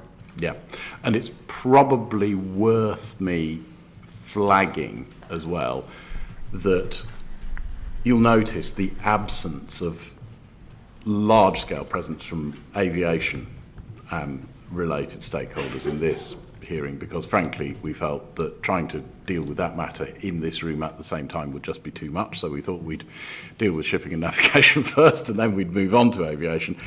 But before we do round two, whether it be proceeding in writing or being brought to a hearing, we will be wrestling our way through the material and making sure that radar considerations for both shipping and aviation are brought into our minds at a greater focus than has been the case today. But we'll ask the applicant to respond to you in any case. Okay, now I do see Mr. Collier, and that's in relation to Northern Ireland Fishermen's Federation, but I do also see Mr. Gardner, who is another offshore wind farm. So apologies for making you wait, Mr. Collier. I'm going to keep the wind farms together and then I'm going to come to you. So I'm going to ask Mr. Gardner in. Mr. Gardner, on behalf of Morecambe Offshore Wind Farm Limited. I don't want to appear like I'm constantly on Mr. Gregg's coattails and agreeing with him, but just to make the point that Morecambe Offshore Wind Farm are in a similar, albeit slightly earlier position with regards to radar and aviation impacts, and that we are engaged with a number of stakeholders at an early part of the process to ensure that we can discharge any requirements in relation to our project to mitigate impacts on aviation. And so similarly, we would and are aiming to engage with the applicant to ensure that any mitigation that we that they propose doesn't impact any mitigation that we would put forward. So just to make that same point again, but we are expecting to engage directly with the applicant on this, so we don't think it's necessarily something that needs to be considered further. Thank you very much, Mr. Gardner. That point is a well-made one, and in fact invokes a much broader principle, which is the issue of major infrastructure project A not destroying the well-thought and hard-designed and secured mitigations of major infrastructure project B. So again, if that can be brought to mind by the applicant in terms of their consideration of these matters at deadline 1. I am going to go to Mr. Collier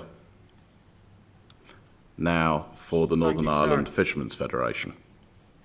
Ben Collier, Northern Ireland Fishermen's Federation. If I may, I do have several points to make, obviously on fishing, that don't fit neatly into either agenda item 4 today or some of the points that were raised yesterday. So if I may just speak for a few minutes and go through the points that I have, please. Today, as I've already said, I'll be speaking on behalf of the Northern Ireland Fishermen's Federation, making representations on behalf of both of Northern Ireland's fish producer organisations.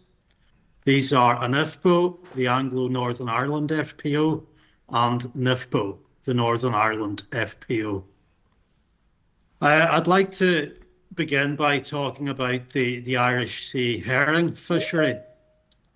3 Northern Ireland fishing vessels are responsible for landing 95% of the annual total allowable catch for Irish sea herring.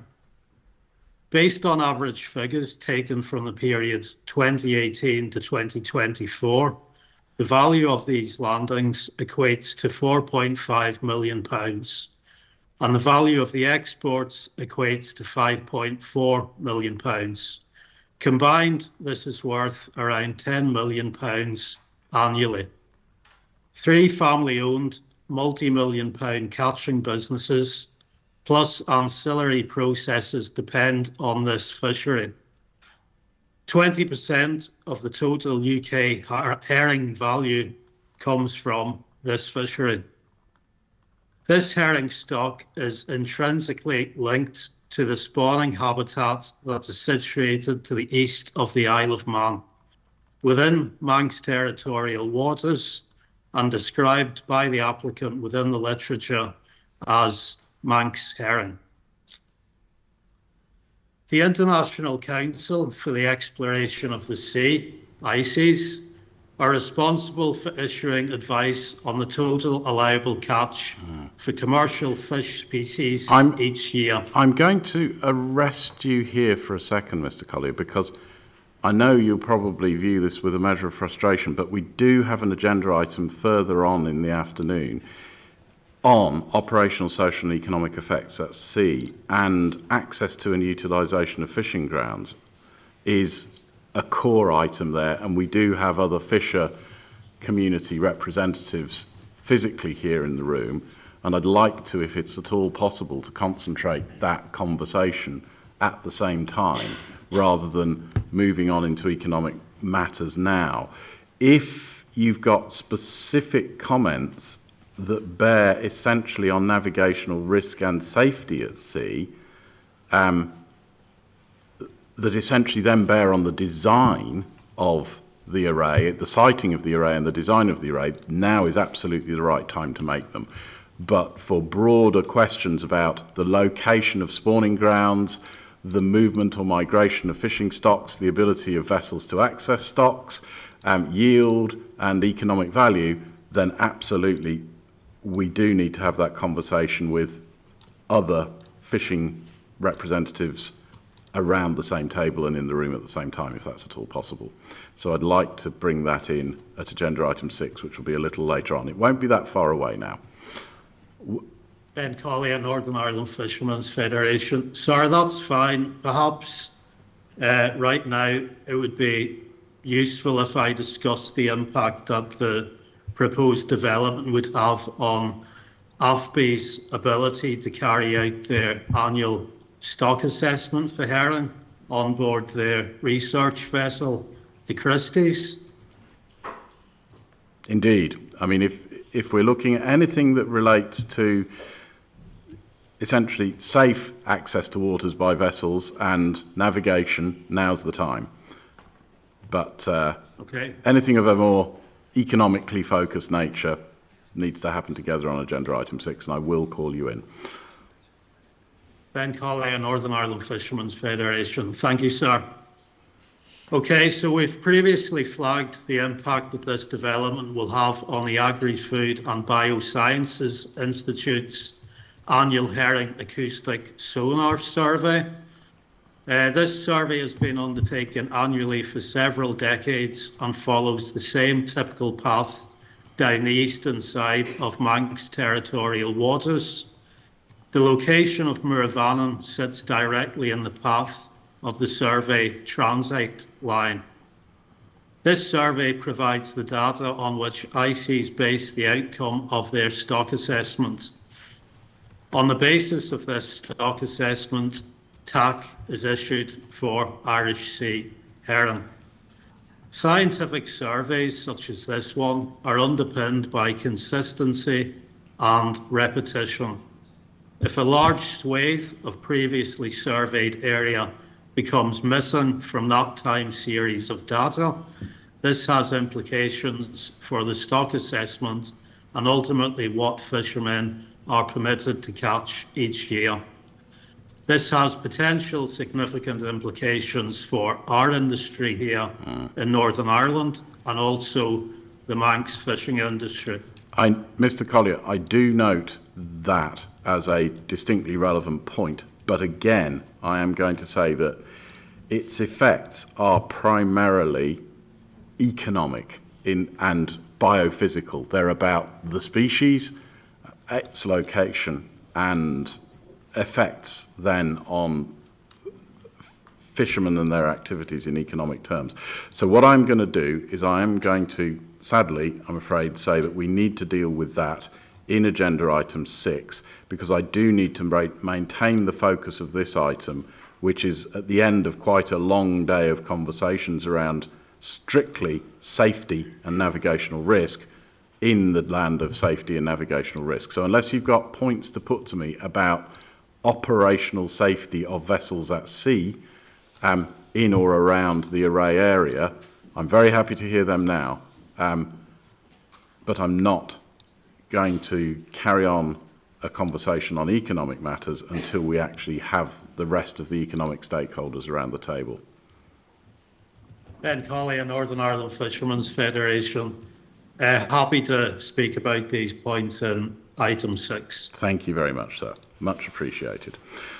Okay, are there any other people, and I'm looking for a show of hands again, wishing to raise any matters on military effects, military activities and military effects? I do want to name check specifically BAE Systems and the UK MOD, and I do see Rachel Ward, and I saw another hand as well, I believe. Just let me check. No, so I just have Rachel Ward, please. Can I just check in the room physically? No, I'm seeing no others. So, Ms. Ward, introduce yourself. I'm afraid your microphone is muted. No, it's still muted. Can we just check here to see if there's a setting that needs to be... that looks better. Ms. Ward, have another go. Rachel Ward for BAE Systems Operations. I'm afraid I must say it's been very difficult to hear today. The signal has been very jumpy from your end. I can hear when people are speaking on Teams. So if I'm a bit slow, it's because I haven't heard what you've said. But I do want to raise some points that we raised BAE Systems Operations on our initial response to the application from the developers.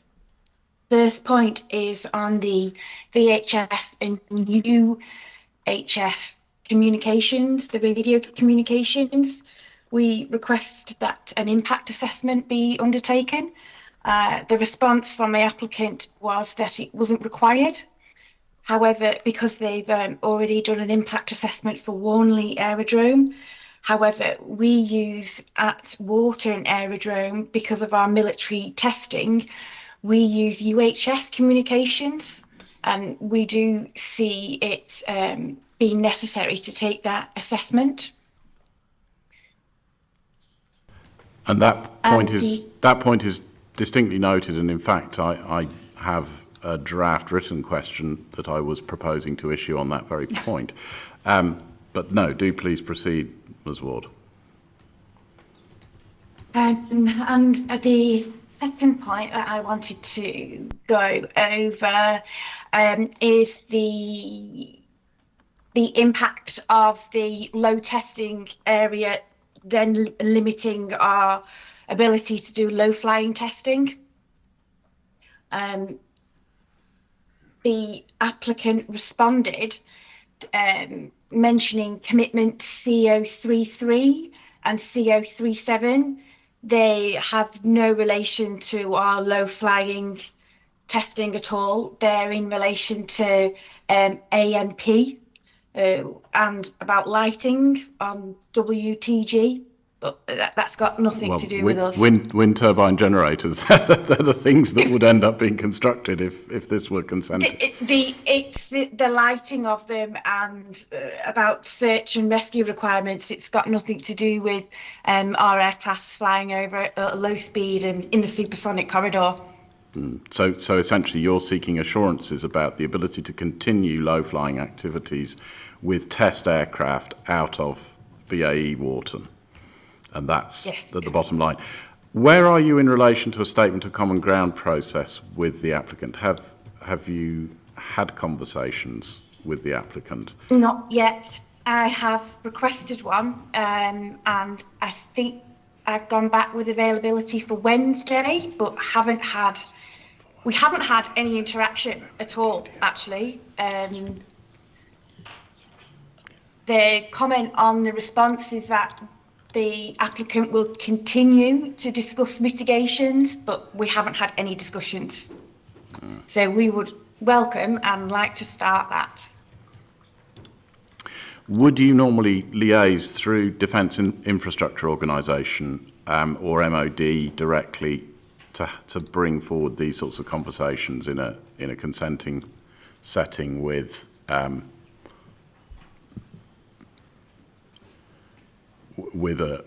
proposed offshore wind farm?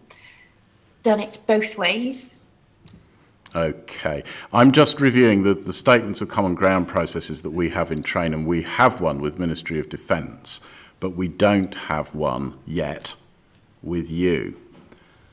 I will then put to the applicant for them to pick up in response whether there are any good reasons why we don't have one with you, and if, in fact, one could be brought forward with you, it would seem to be very sensible. I mean, this is triggering memories of the Burbo Bank extension offshore wind farm over a decade ago, where a similar issue arose in relation to Wharton, and a statement of common ground was entered into, and in the negotiation of that, matters were appropriately documented and settled. So I'm hoping that we may be in a position where something similar could happen here, Ms Ward.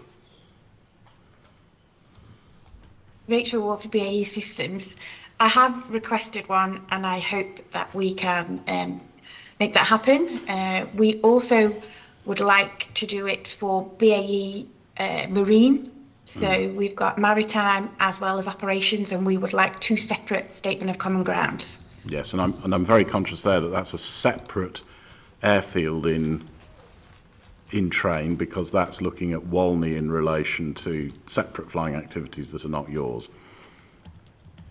Okay, right. Is there anything further that you need to put to us?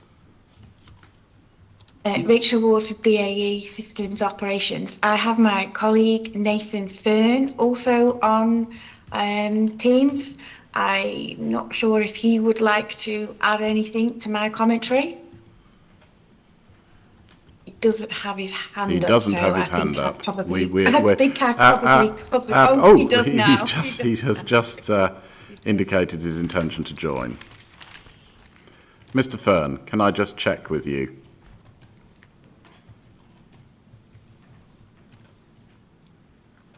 Hello, Mr. Fern. Oh, there. Apologies. Sorry, the line keeps breaking up there. Sorry, Nathan Fern from BAE Systems Limited. So obviously our operations are slightly different to BAE Water, where ours are mainly civilian in nature with the airfield. Our main concerns really are around instrument flight procedures currently in place for the airfield that would need to be reviewed, with potential mitigations being put in place. In the initial documentation, we can see there's mention of an instrument flight procedure assessment conducted by NATS. We wouldn't mind to see if it was available for us to have a look at, just to confirm some of the findings in there, so we can make further representations. And another potential concern we have is the future expansion of the airfield due to future business coming up for the business, where there's a potential need to increase the number of operations within the airfield, particularly the implementation of a new runway 1129. It is mentioned there that there's been initial review that this development wouldn't impact those potential plans. So again, we would just seek clarification and possibly sight of that assessment to ensure that is the case. If I can again reassure you, Mr. Fern, that I did have again some written questions in draft that would deal with this point, but I think there's a both legs of BAE Systems, BAE Marine and BAE Operations, and taking both Walney Airfield as an operational facility and Wharton, and at least in principle value, around them being added to the Statement of Common Ground process and that being progressed as a matter of urgency so that we can reach a point where hopefully relatively simple technical clarifications can be made which reassure and this matter can be closed out. Are there further points of detail that you want to put to me before I go back to Ms Sterling for the applicant just to seek her view on that? I don't believe so, no. Thank you very much, Mr Fern. I'll then hand over to the applicant because I don't believe there is anybody else who wanted to speak on any of these items on agenda item 4. No, I'm seeing an empty room, both virtually and physically. So, Ms Sterling, and who of your team you need to introduce? Amy Sterling on behalf of the applicant. As you noted, sir, pure aviation matters weren't expected to be discussed today, so we don't have our technical experts to speak to the aviation points. What I can confirm is,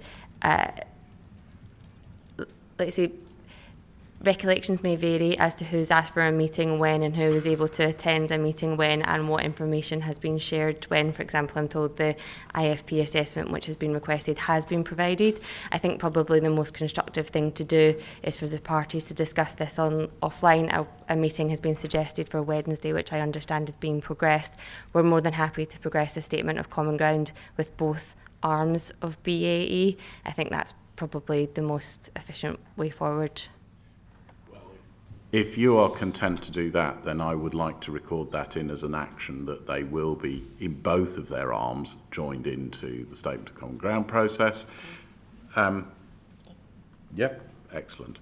And noting again that, here it had been our intention to have aviation parties present so that if there were any interface issues arising from design approach in relation broadly to marine issues and maritime safety, that they weren't out of the room and therefore forgotten. So it's been useful to have them here, but it wasn't our intention to actually resolve matters relating to them today, but we can still march on that. That's been useful.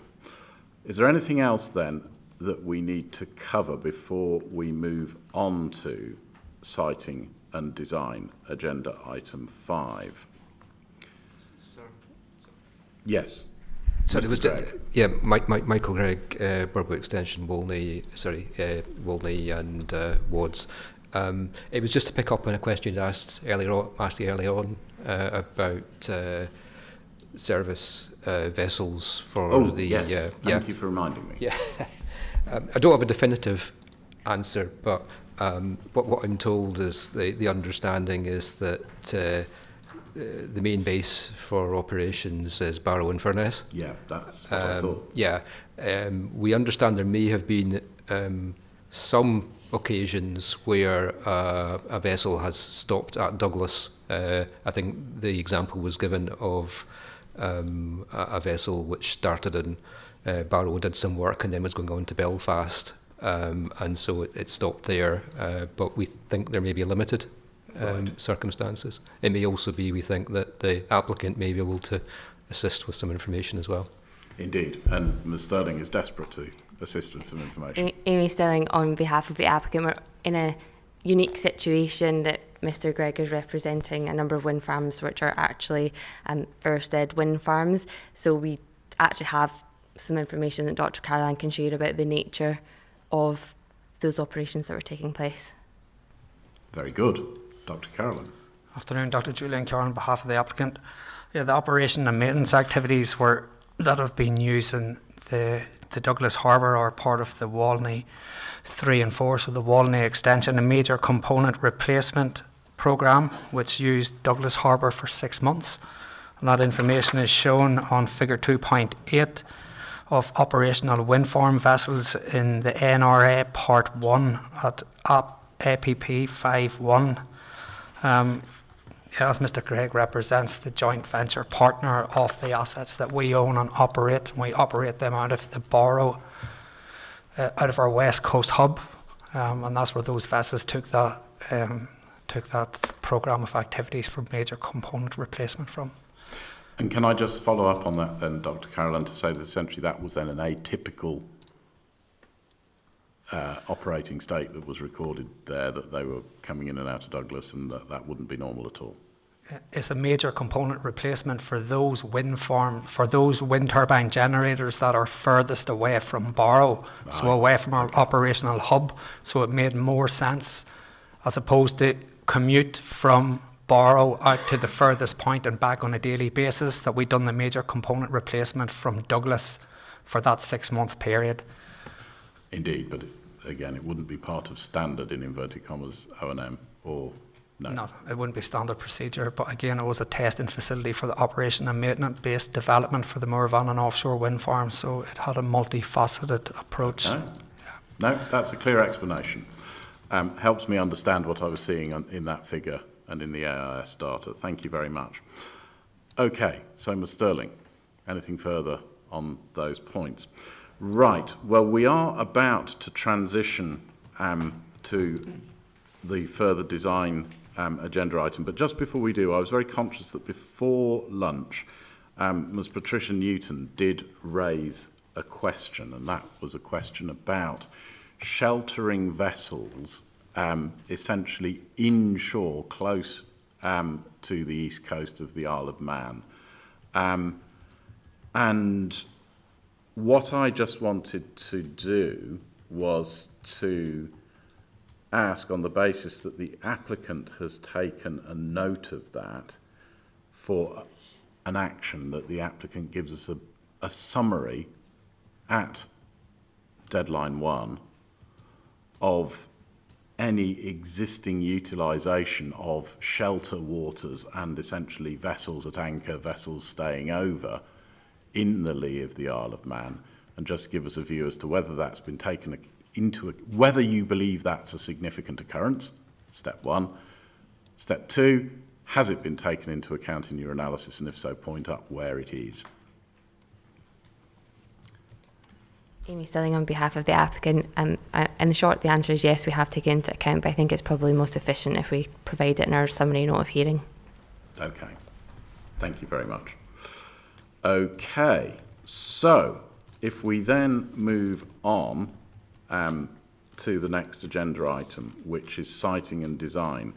Now, here, essentially what we were aiming to do is to ensure that, to the extent that there were any proposals for amendments to layout or siting within the array, that there was an opportunity to have a conversation about those. Now, there are a number of issues that are still possibly in train for discussion under this agenda item.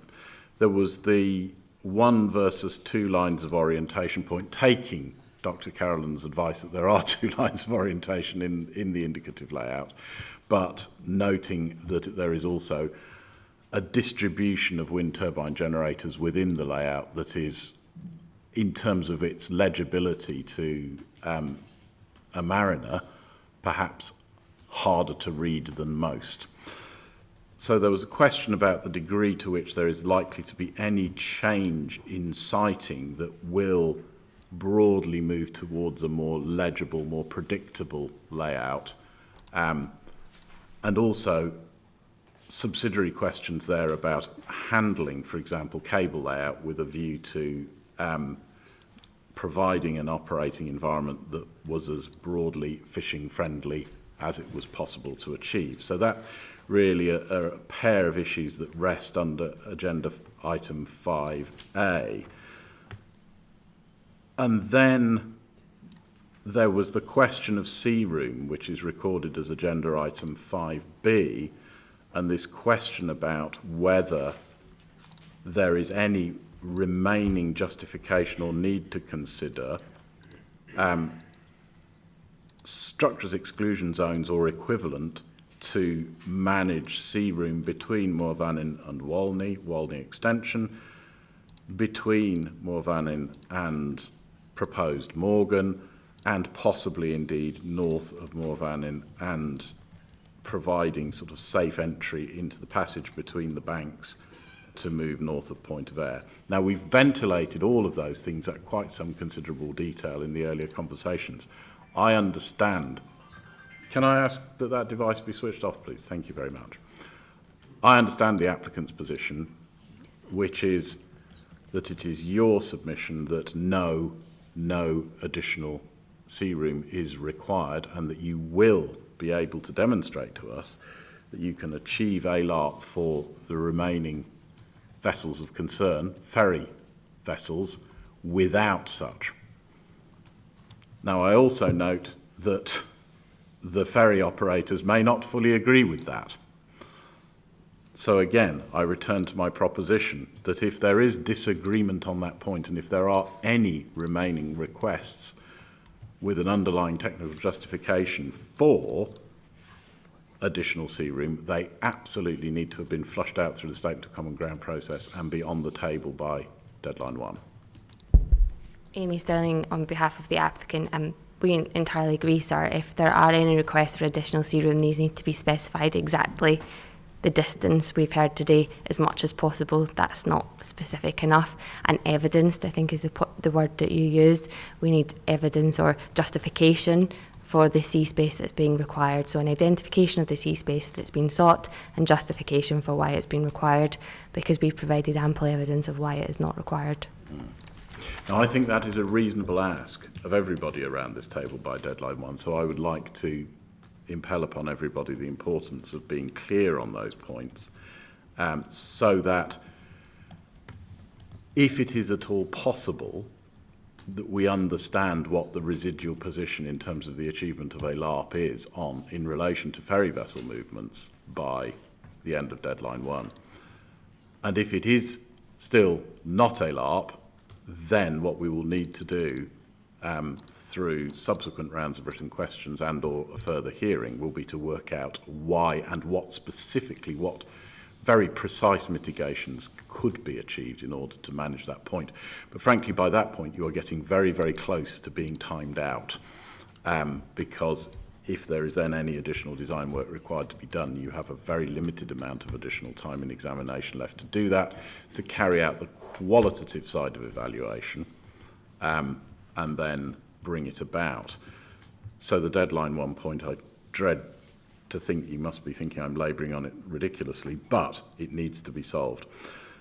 So we've jumped really to 5B, and I'm going to ask at this point then, is there anybody else who wants to address me on 5B before we move away from that? I will return to 5A. I'm just asking for any show of hands. Anybody else thinking there's something missing from 5B that still ought to be discussed? And I'm not seeing any hands.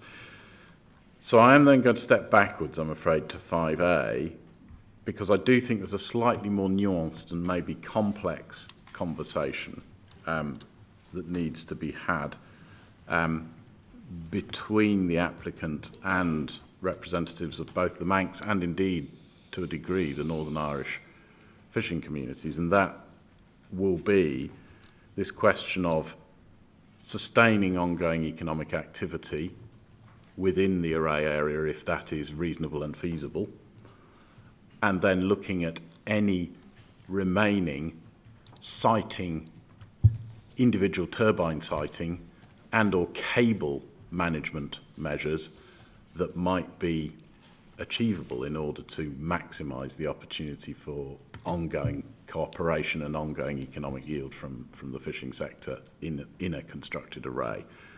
Can I just check in with the representatives of the fishing communities to see if there's anything else they want to say on that point?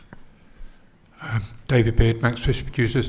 Now, we've had brief discussions, informal discussions with the applicant about cable routing, and I would hope that they'll be carrying on in the very short term.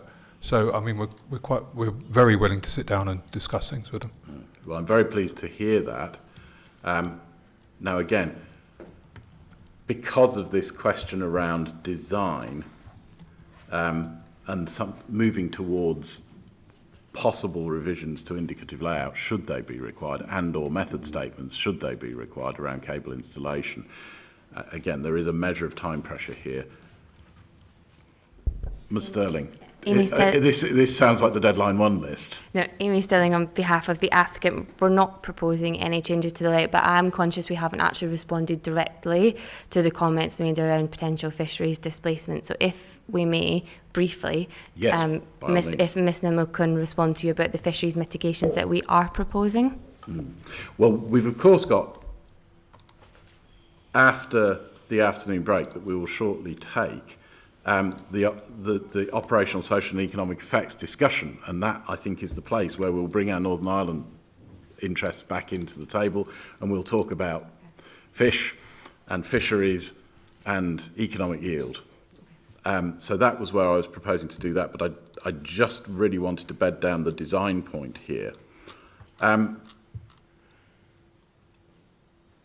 Now we hear you saying that you're not proposing to make any further layout changes. So then I'm just going to check around the room from a strictly shipping and navigational safety and fishing operational safety perspective. You've heard what they've said. You can disagree with it. You've got until deadline 1 to do so, but that's where we currently rest. Amy Stirling on behalf of the applicant. Just to be clear, we don't have a final layout for the wind farm. We have an indicative layout and we have layout principles. Indeed. Noted. Now, at 3C, I was then, just for the purposes of making sure that nothing had been forgotten, going to ask whether there are any other mitigations relevant to the achievement of navigational risk reduction to ALARP that somehow or other we've managed to avoid speaking about in all of the rest of today, and it's quiet and hidden in the back of the room. And I do see 2 hands in the virtual room. So I saw Ms. Celine Skinner first. Please reintroduce yourself, Ms. Skinner. Yep. Thank you.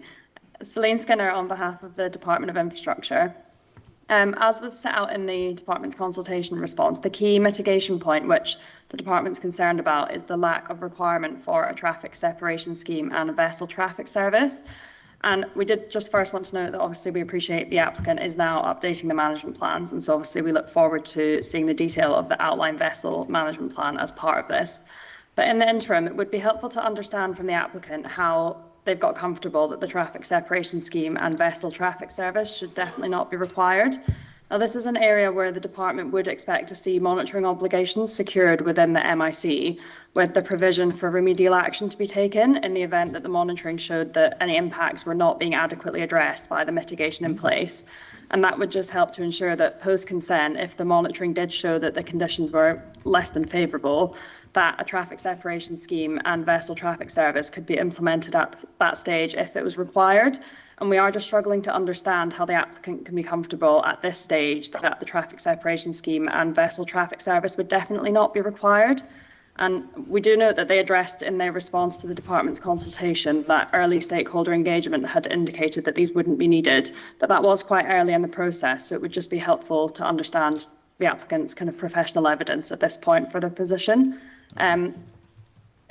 It's up to you if you want to let the applicant respond to that first. We do also have Captain John with us who can explain in a bit more detail why we consider that the traffic separation scheme and vessel traffic service might be required, but let me know if that would be helpful for him to jump in now or later on. I would very much like, if you're going to introduce him on that point, to hear from him first. We've then obviously got UK MCA in the room as well and wishing to speak on this item. So Mr. Salter, feel free to reflect on this, because my one question that I was also then going to put both to you, Ms. Skinner, and back to Ms. Stirling, is that, of course, this is on the boundary of essentially Manx territorial waters and UK waters. So even if something were to be secured by way of requirement, for example, in this draft marine infrastructure consent, that kind of ends at the border. And would it have a meaningful effect if it didn't translate onwards, if it wasn't a strategic thing that flowed on into UK waters? Celine Skinner on behalf of the Department of Infrastructure. That is something that we've been thinking about today, and we're intending to kind of pick that up offline, and we can submit an update on that point at deadline 1. But let us know if it would be helpful for Captain John to come in. On that would be very, very helpful, and I will at that point introduce Captain John. Thank you. Captain John, I'm afraid we can't hear you. I think your microphone might be switched off.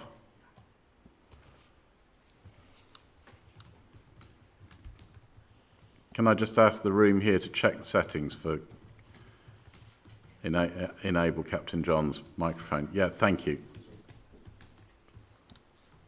No, Captain John, we still can't hear you. I'm afraid you do need to check your own settings.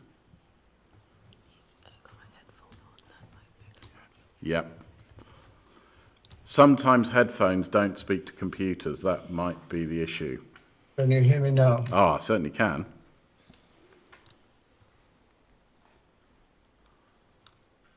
Technology. Don't you? Can you hear me? Yes. Yes, Captain Swan Hatch, on behalf of Isle of Man government. Having listened to all the input, interesting input today and necessary input, I noticed that there's a great deal of conflicting traffic in the form of coastal traffic, ferry traffic, fishing, and ocean-going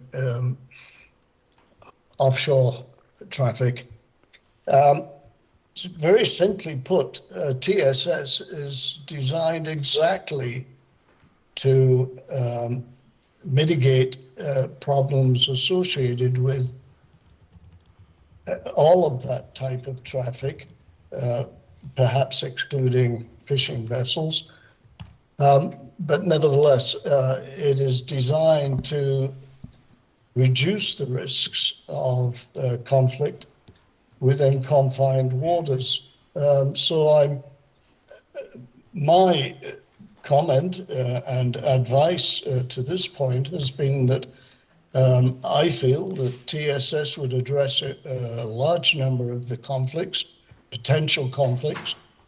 It provides a foundation for all the masters of the ferries and other vessels, coastal vessels, and large vessels, to provide a degree of confidence. It reduces so many of the problems, head-on conflicts, etc. So my comment is that I'm somewhat surprised that this hasn't been considered, or having been considered, made unnecessary or suggested as unnecessary. I'd very much like to hear the response to that from the proponent. Thank you very much, sir. I mean, I think where we rest at present is that I would, if this proposal is to be sort of considered in detailed terms further, I do understand the basis for it. I do understand why you're advocating it. But I think via Ms. Skinner and referring back to the applicant, there is a step that needs to be taken first, which is the question of the fact that this is water on a border. And that if something were to be brought forward, we would need to know what will be happening on the English side, because if one had a traffic separation system on the Manx side, but with no equivalent provision in English waters, I'm not entirely convinced it would help. So, Ms. Sterling, is that something that you can take on in conversation with the department before deadline 1 and then put something to us on it?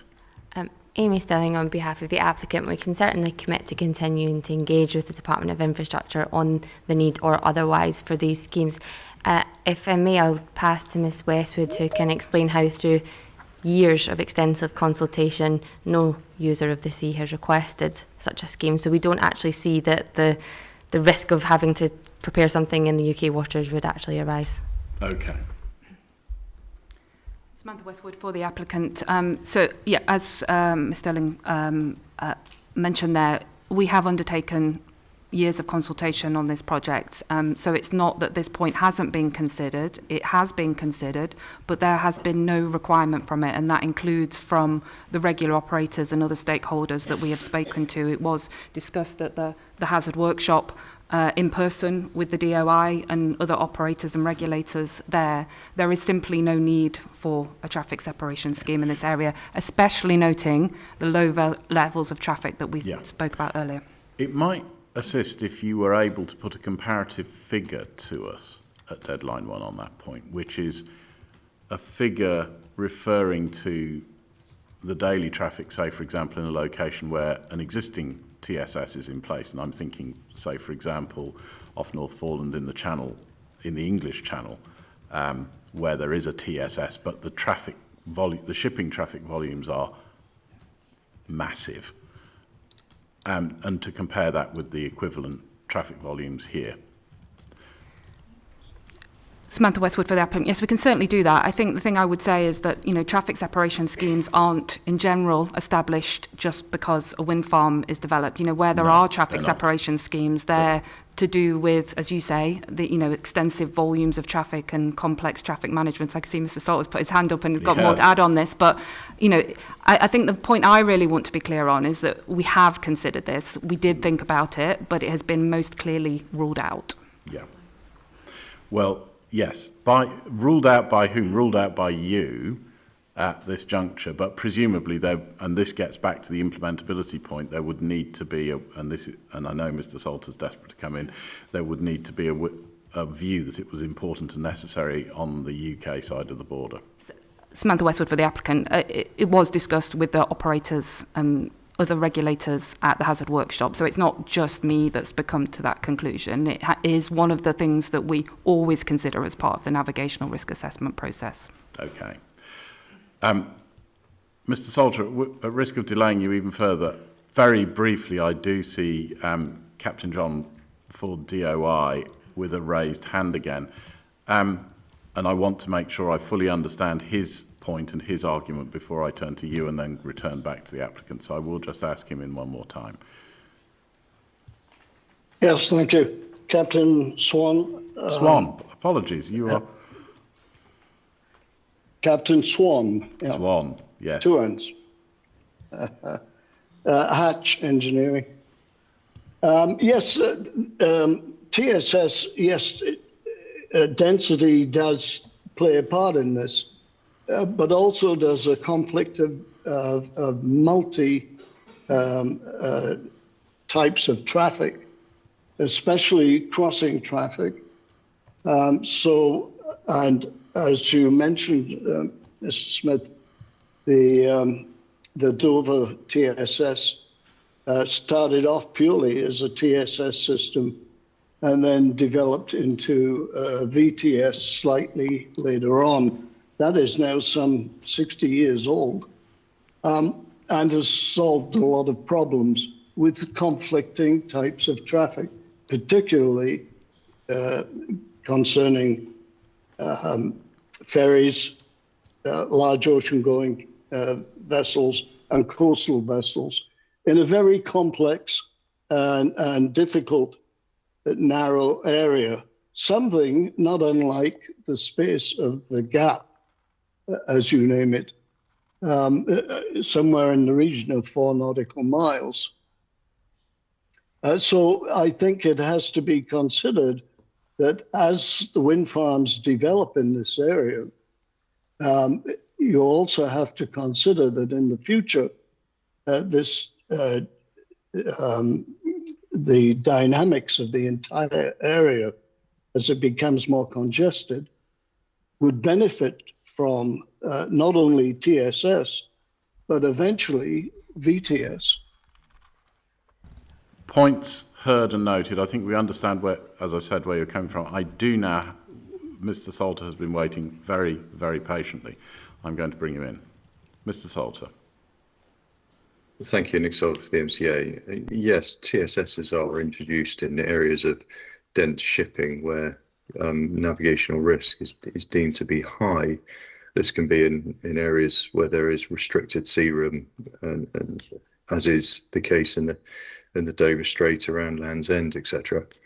I think from a point of process for this examination, I don't think we should be asking ourselves why should we not introduce a TSS? The question is, why should we introduce a TSS?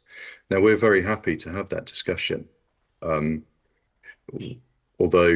noting Mrs. Westwood's point that this was discussed in the Has Ideal workshop where all navigation stakeholders were present and it was decided one wasn't necessary. However, if we want to discuss why one is necessary, we're willing to have that discussion, but I don't think we should be having to justify why we should not introduce one. I'll be very clear at present, and I'm not asking you to justify why you should not. I'm just seeking to get to the bottom of a proposition from a government instrumentality who controls one side of waters transacted by an international border that they think one is. and what I'm trying to get to is a view around the table about, is it, one, and two, would it work? And that's really as far as I want to go at this present point in time. And if we form a view that is it might have a maybe or a yes, then we can have subsequent conversations. But we absolutely have to have those conversations through the framework of strict practicability and understanding how it would work if it were to be there. So no prejudgment made whatsoever about us actually having one. It has been brought to the table by a key stakeholder. We need to give it, therefore, due consideration. Yes, that's understood. And they're all questions that we would be wanting to know as well. If we were to receive a proposal for a TSS, that's exactly the sort of things we want to hear. One question I have, the subject of VTS has been raised, and it's just interesting to know who would be operating that VTS. Well, as I understand it, that was kind of sequentially, stepwise, well beyond the TSS. So it may be looking at a point in the very far future, but let's think about what's in front of us here and now. Let's look at the TSS point. Is there anything else, Mr. Salter, you need to say on that? And I trust not, because you have taken yourself off camera. Sorry, on the TSS point, no, I don't. But on the agenda point, yes, I do. Right. In which case, I am then checking to see if there's anybody else wishing to speak on the remainder of the agenda, and I do see a gentleman with a raised hand. Mr. Salter, I'm just going to go to the main room, and then I'm going to come back to you, noting that you have points. But if we can get the roving mic to the gentleman concerned and ask him to introduce himself. Hold it right in front. Okay. Good afternoon, sir. My name is Mark Bragazzi. I'm a former master mariner. I've been at sea 26 years. I was then in the Isle of Man Ship Registry for 21 and a half years. I'm now retired. I just wanted to point out this business about a traffic separation scheme. We actually had one on the south end of the Isle of Man during the 1970s, 1980s, and it was withdrawn. The fact that it was withdrawn was the possibility of the lack of traffic coming from the north side of the North Channel and the Atlantic to run into Liverpool. So at this point in time, I don't really see the point of a traffic separation scheme. If it was introduced, and having been sitting on various committees at the IMO with the MCA in my time, I do know that this would have to be transited through the IMO and discussed at that level internationally to be brought in, which might take anything up to about 5 years or more. Anyway, thank you for the time to discuss that matter with you. Thank you very much, sir. Checking then in the remainder of the room, I do have the Steam Packet Company. Thank you. Hello, Robert Hunter, Isle of Man Steam Packet. Just as an information point, if it is concluded a VTS service is going to be implemented, it would need to be a clear distinction as to what type of service, as there are VTIS and VTS, which have different statutory levels of authority to advise or direct ships accordingly. Yeah. Well, I think where we're resting at the moment on that is that, as I've indicated, we're proceeding stepwise. I'm asking the applicant to address the basic level point, and then if we need to go further, we will consider it, but I don't think at present we do. Amy Sterling on behalf of the applicant. If I may, sir, the applicant's position quite clearly is that a TSS is not required. Ms Skinner has helpfully suggested that the Department of Infrastructure, who are the party who are suggesting a TSS may be required, would provide details of how they propose it could be implemented at deadline 1. I would suggest that that's the more appropriate action, given it is not our position. You're absolutely correct there. Formally, they're proposing it, they need to bring it forward, and then you need to respond. So we'll be seeing your response at deadline 2. Yeah, no, well, point well made. So, Mr. Salter, I'm going to bring you in on the balance of the agenda item. Thank you. It's Nick Salter for the MCA. It's regarding Agenda 5C, any other mitigations relevant to the achievement of the navigational risk reduction to ALARP. Just referencing my point earlier that we have some comments on the consent document. We're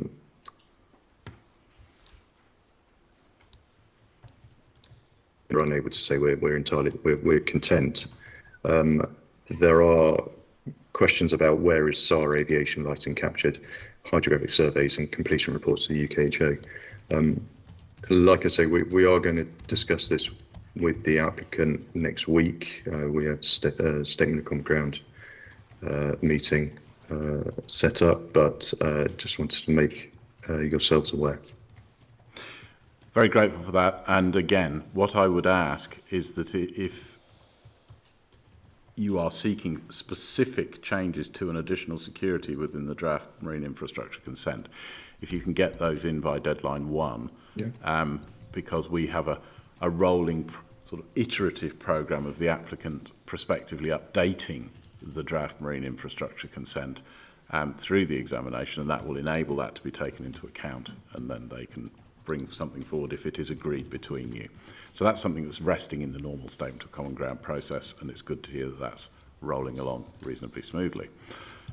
I'm not seeing anybody else then on these agenda items. Before we close out agenda item 5, and I indicate we will go to the break on time before we return for agenda item 6, and that is to say, obviously in design terms,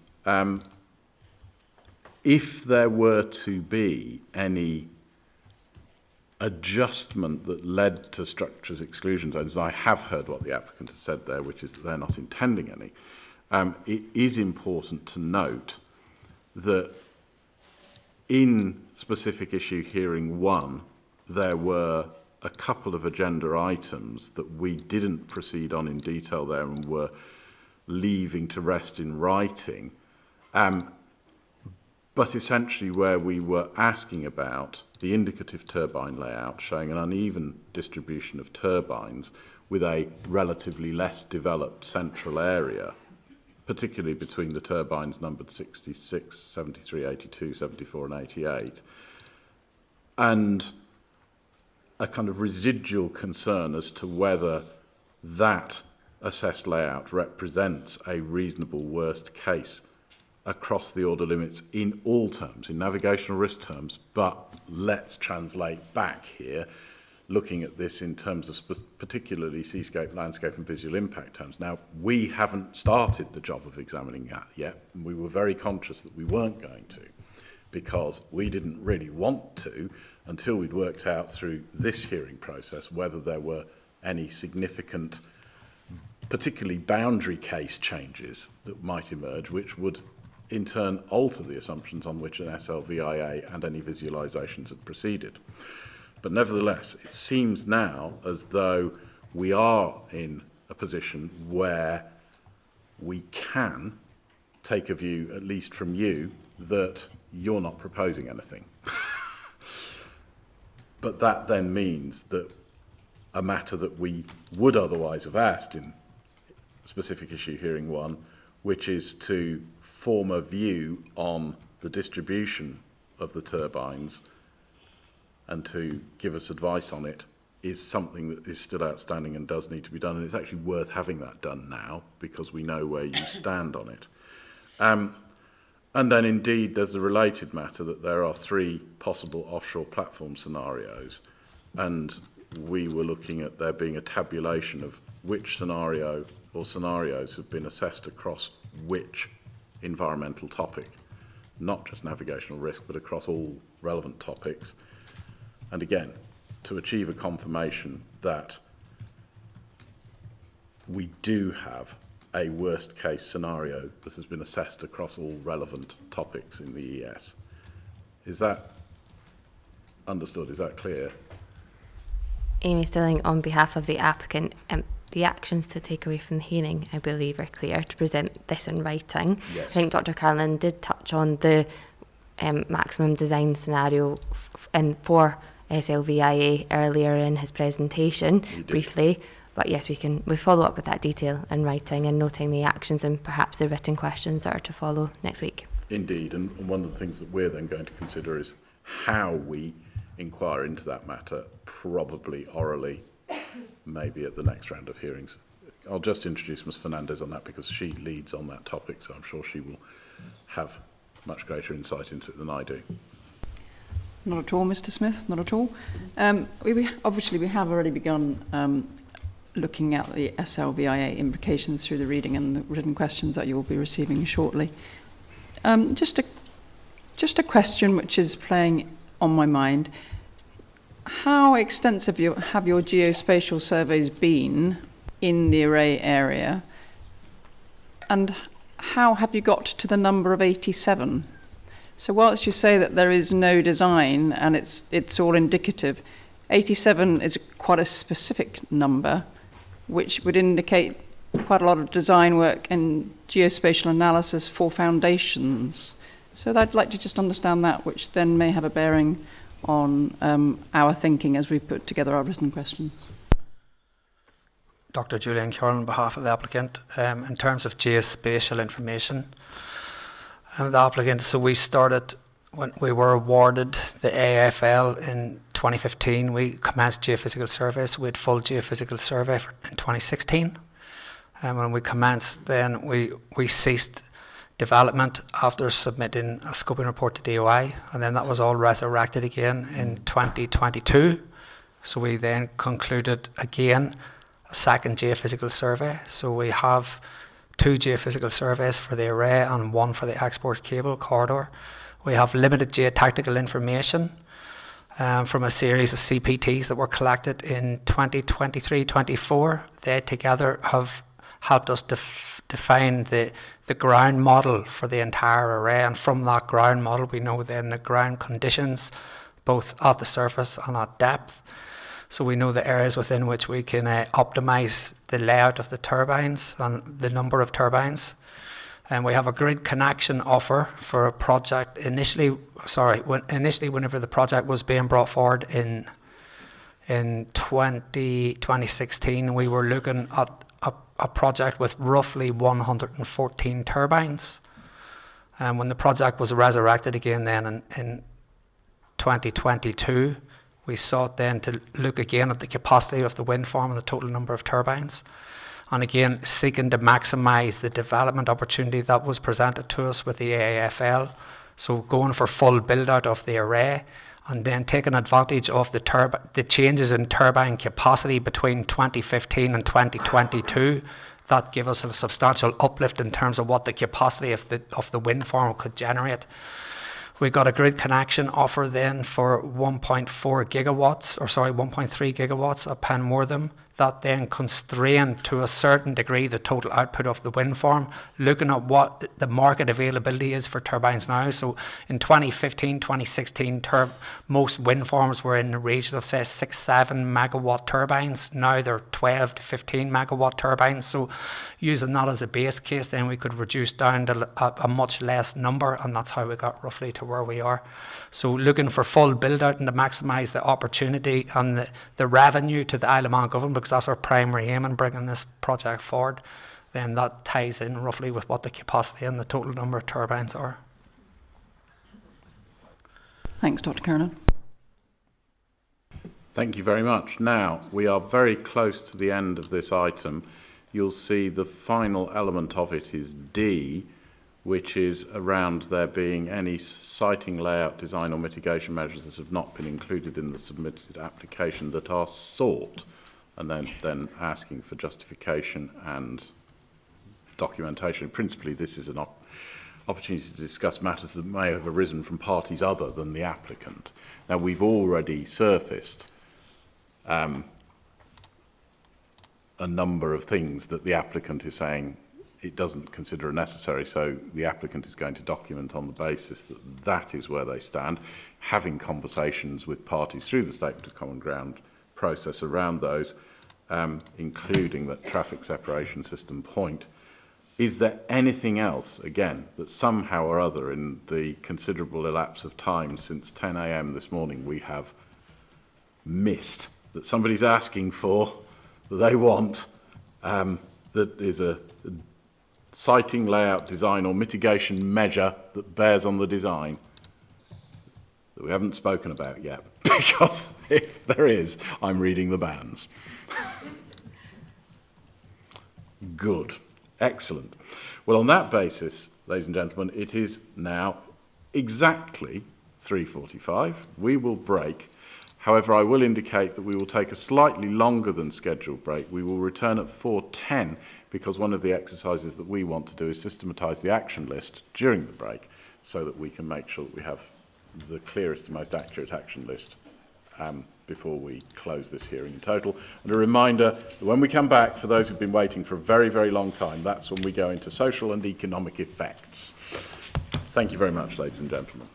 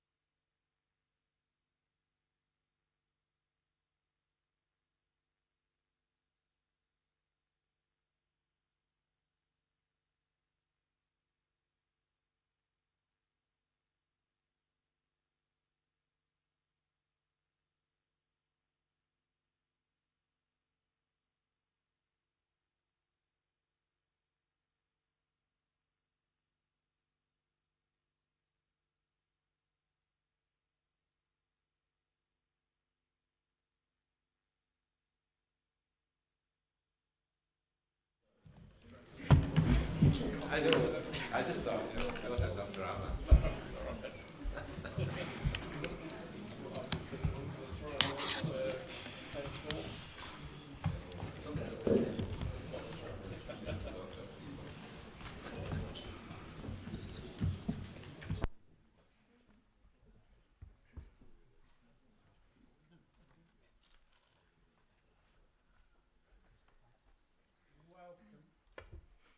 Welcome back, everybody, to the final session in specific issue hearing number 3.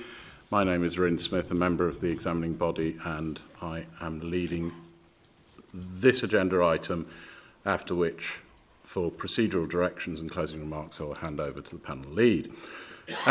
Very conscious that there are many people who have been waiting here for a considerable time for this final item, the purpose of which is to deal with operational, social and economic effects at sea that are not specifically safety related, but are maritime in nature. And certainly our observation in structuring the agenda was that we wanted to reserve this important discussion until we'd worked through all of the safety material, because until we had done so, there were dimensions of that could impact on this. So that's the logic for spoiling your Friday. So, ladies and gentlemen, what we want then to do is to look at the degree to which the proposals in front of us in the application leave residual effects or have residual concerns in relation to vessel ports, routing, timing, tide and route viability, and that's specifically, realistically, given everything that we've heard, a residual position matter for Steam Packet Company and for Stena Line.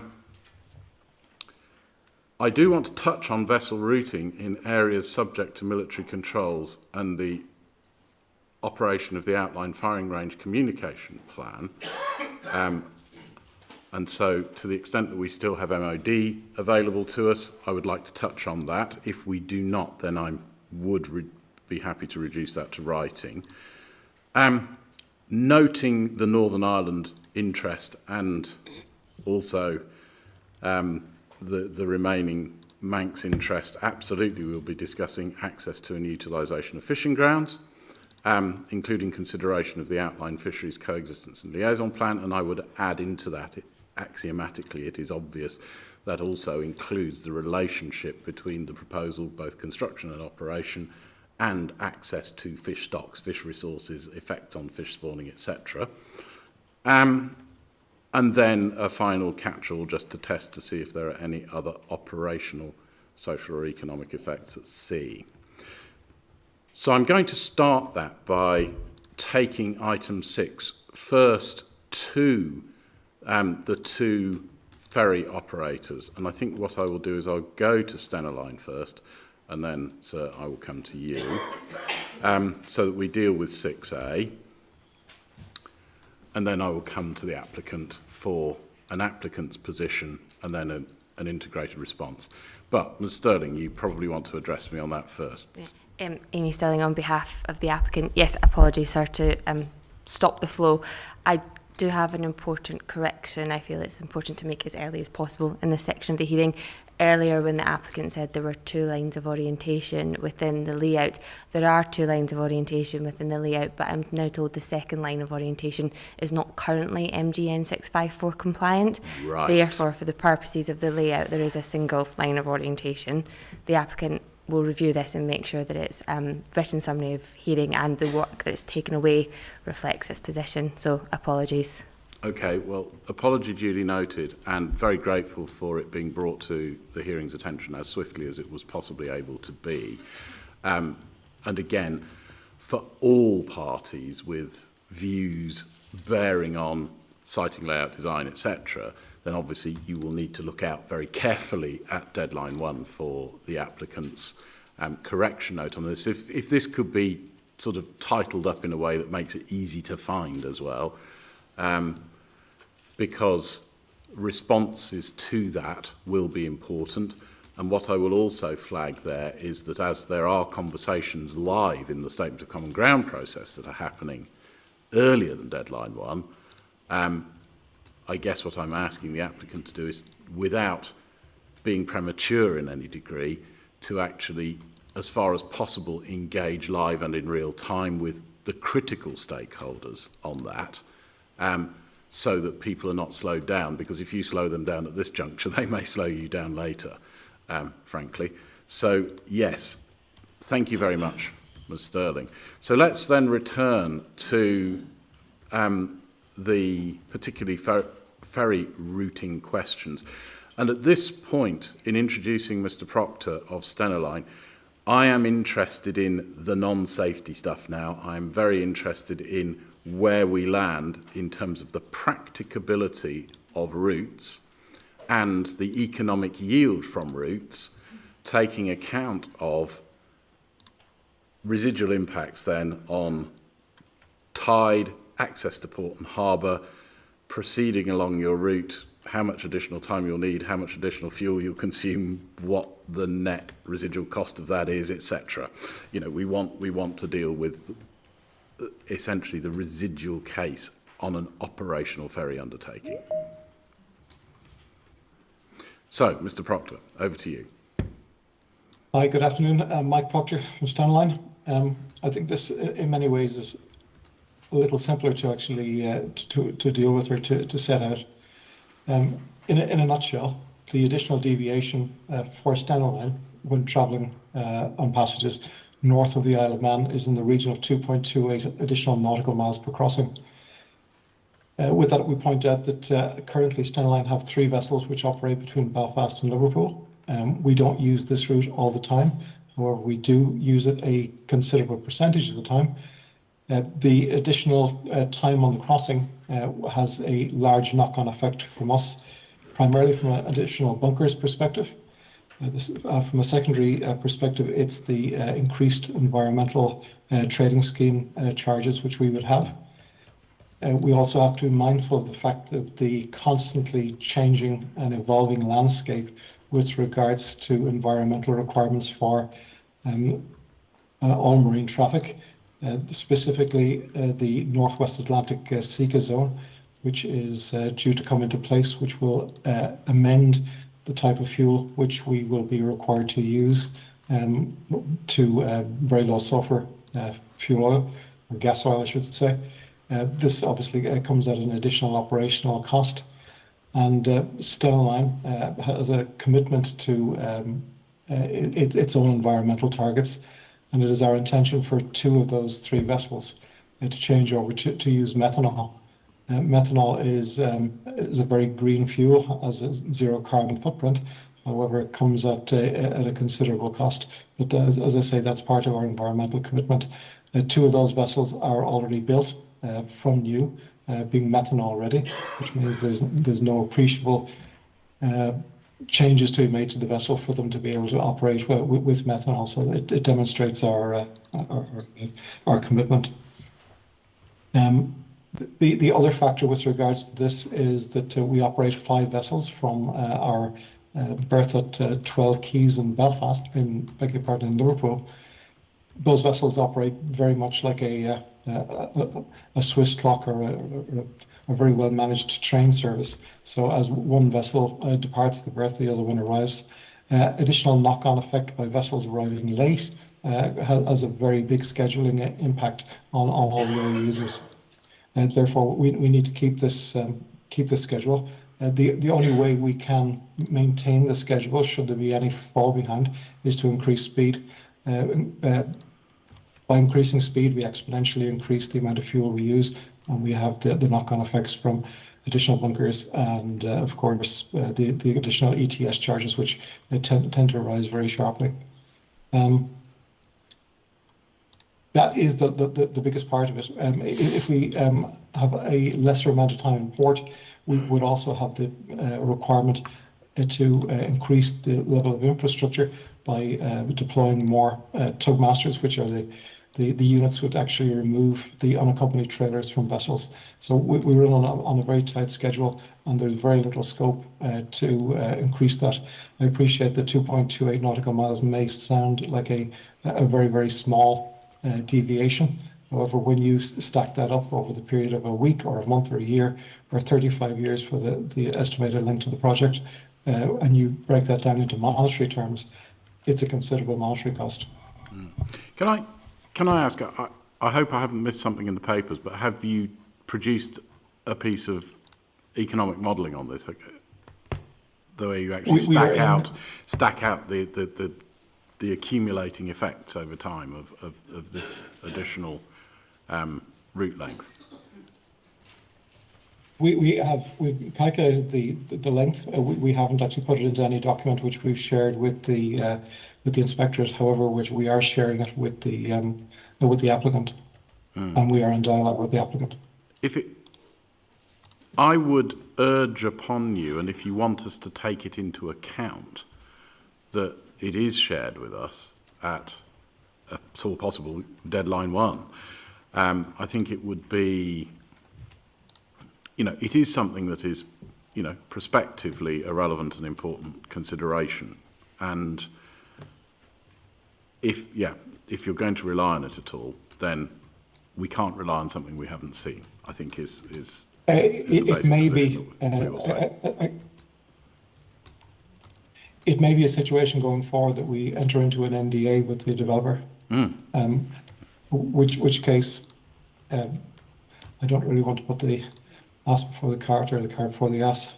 Okay, well this comes to a point, and I will bring Ms. Sterling in very shortly, but this comes to a point where there is an important point of process in relation to the examination, which is that clearly if you believe this is going to settle and you're going to reach a commercial agreement, then it will be sufficient for you to merely say to us that you have reached a commercial agreement and the matter is no longer an issue.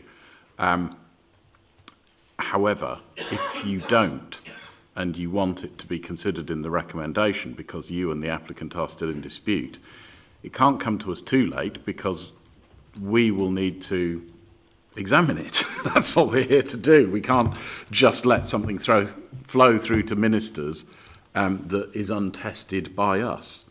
So there's a timing consideration here, which again suggests a need to progress negotiations with the applicant sooner rather than later. Yeah, does that? That's well. Okay. Understood. We're happy to produce an outline of where we are, so that it's understood. And if request for further information, we can absolutely listen to that as well. Okay. Ms. Sterling has been trying to come in on this point, so I will ask her now. Amy Sterling on behalf of the applicant. Yes, I'm told that discussions between the parties are progressing well and we're confident an agreement can be reached. I am also told that the information Mr. Proctor is referring to hasn't been provided to the applicant yet either. We're told that that is coming at some point this month. I would suggest it might be best to achieve a resolution between the parties if Mr. Proctor could share it with the applicant. We had an opportunity to discuss it and perhaps update the examination at, say, deadline 2 as to the status, because that allows time for commercial discussions to take place on its contents. That seems very wise. Well, I think there are two things that need to be produced then, Mr. Proctor. There's the detailed argumentation, which is a matter of commercial negotiation between yourself and the applicant. We do not, at this juncture, need to see, as long as you are confident that it is moving towards the likely resolution of a commercial agreement. However, equally, I think we do need to see at deadline 1 an outline description of your, I guess, heads of remaining concern, if I can give it that description, so that if we do end up needing to examine it, it doesn't come to us like a bolt out of the blue, and nor indeed does it come to the applicant in its public-facing engagement with this examination as a bolt out of the blue. So are you happy to put a kind of heads of, almost a sort of heads of terms, what the remaining issues in dispute and the a sense of the underlying basis for those issues. That would be helpful. Yes, we're happy with that approach. Thank you. Okay, good. And just before we leave this point, again, I just wanted to make sure, I mean, we've spoken, extensively about additional steaming time. We've spoken extensively about fuel implications, cost implications, carbon emission implications, etc. But what we haven't fully touched on again is the question of tidally limited access and whether time and tidally limited access to berths is part of this mix. And if it's not, we can put it on the shelf and forget about it. And Liverpool aren't. Yeah, I'm sorry, you are breaking up a little bit. I'm not sure if I'm coming through clearly, but we don't have tidal implications in either Right. Belfast or Liverpool. So that's one positive at least. That is a positive indeed. The last time I had to deal with this, I was looking at it in the Thames and it became very difficult. Okay. Well, on that basis, Mr. Proctor, if we're clear and the applicant is clear, I will then move on to the steam packet company. Thank you very much. Hello, good afternoon, Robert Hunter, Steam Packet Company. Yeah, so our main challenge or points of consideration for us is any effect on speed, which then leads to scheduling, and then extreme circumstances, the possibility of not entering into a port, but primarily the speed aspect of it for our operations. Could we ask you just to bring the microphone closer to your side? Thank you. Sorry, just to go back, the speed aspect Maybe you of could recap just to the beginning so we catch it on the audio. Sure. The speed aspect of our operations is of primary importance for us. So we accept that we're not directly displaced. Our routes are not directly displaced by the Mooir Vannin array area, but we are in proximity of it for the cumulative effect. So the transit of that gap presents its own considerations for us, and then the knock-on effect of any reduction in speed that we're required to do as a result of traffic or safety consideration, that's what will affect our operations directly. Extreme cases, we're in extreme low tidal conditions in either Heysham or in Douglas. We're racing to get that in to maintain a minimum underkeel clearance. It's not very often, but it does happen.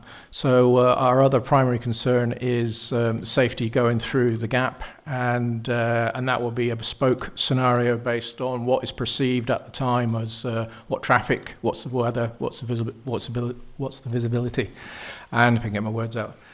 So the captain will have to make that decision on departure, and then there'll be instructions issued to other departments on board as to for example, an extended engine room standby time when the engines are in a particular condition, and that may and that will be done for safety, but that would ultimately lead to a slightly longer passage, and that's our primary concern.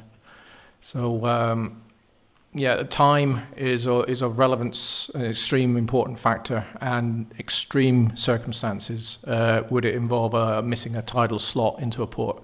But it doesn't happen very often, but it can happen. Okay. Well, again, a little bit like the journey that we've just been on with Stena, I wanted to just check in before I hand back to the applicant on this and ask about the degree to which, particularly the not immediately safety-related dimensions of this, essentially the kind of operability and economic fuel costs, time in routing, tidal stuff, is stuff that you are actively engaged with the applicant on, or not? Or not. Or not. We have had. Sorry, Robert Hunter, Steam Packet. We have had discussions about various operational aspects, but there's not been a detailed discussion about extra fuel and that type of consideration. Okay. In which case, there is a sort of, again, just as we, again, raised with Stena, I guess, a prospect of some measure of negotiated settlement between yourselves and the applicant, and some possibility of a commercial agreement that resolves this. And again, probably a measure of reticence about pitching all of the detail into the public domain if you have a confidence that you might be able to reach a commercial agreement that resolves matters to your satisfaction. But equally, just as I said with Stena, if there's any possibility of those negotiations not working and there are relevant matters that need to be put in front of us that because we need to recommend to ministers on them, then at some point there's a break point. So again, I think it would help us that just as we've asked Stena to produce what amounts to a kind of heads of position on negotiation at deadline 1, that might also be done by you so that we've got a watch list. The applicant also knows what it's facing, and then commercial negotiations can carry on, but if they don't work, at least all of us know where we start. Does that seem sensible to you? Robert Hunter, Steam Packet. Yes, it does. And as with similar projects for other arrays, we've approached this through a statement of common ground, and then agreements have been made that way. So we're very happy to engage with the applicant through the statement of common ground or any other discussions that they want to. Yeah. I mean, this does take me to a consequential action that I will float again for your response and Ms. Sterling's response. We hadn't directly commissioned a statement of common ground process between yourselves and the applicant, or indeed Stena and the applicant. Now, noting that there are active commercial negotiations now happening, outstanding dispute in both cases, it does feel as though the formal statement of common ground process would be useful here too. Does that seem sensible? Robert Hunter, Steam Packet. Yes, absolutely, because there was also another point that you asked to be addressed earlier through regarding a safety issue through the statement of common ground method, so we'd be more than happy to discuss with the applicant. Let's record a formal action then. We will be adding you to that list unless the applicant has a cogent reason why we should not. Are there any other matters you want to put to us before I return to the applicant? Robert Hunter, Steam Packet. In terms of economic activity, the island is fully reliant for the majority of its goods and services arriving on and off the island via the ferry. Many operators operate a just-in-time policy where the ferry arrives in the morning, the supermarket trailers are off, and then they're on the shelves quite quickly after that. And that's the model our company and many operators are built on. And any disruption to that with adverse weather, which we would take the decision to alter it in extreme weather conditions. If there's any disruption to our scheduling for whatever reason, if there's no ferry service for a couple of days, you soon see the shelves start to get empty. So we take this, and it's not just bread on the shelves, it's a whole variety of other services that we provide. It is a wide-ranging social and economic impact on the entire population of the island. Yeah, no, point made. Right. On that note, I will then hand over to the applicant. So, proposition in front of you, similar approach in terms of the outline terms of a prospective commercial agreement and all matters in dispute, and introduction to the statement of common ground process. Amy Sterling on behalf of the applicant. Whilst much of the discussion has been the same, the applicant's position in relation to Isle of Man Steam Packet Company is different from its position in relation to Stena. They are two different organisations with two different routes, two different impacts. Yeah, I wasn't proposing they're in the same statement of common ground. No, I understand that, but the applicant's position is different. The applicant is not progressing commercial discussions with the Isle of Man Steam Packet Company because, as the Isle of Man Steam Packet Company has identified, the applicant is not affecting the routing of its vessel. The applicant is in a cumulative scenario forming a gap which the vessel has to navigate. That's not the same as changing its operational timetable. The applicant has not, through its NRA process, identified any operational impact which requires mitigation. The applicant is, of course, happy, however, to enter into a statement of common ground. Okay. Well, let's look at this through this lens then. If the prospective commercial effects are put out in that headline identification of, I guess, heads of terms by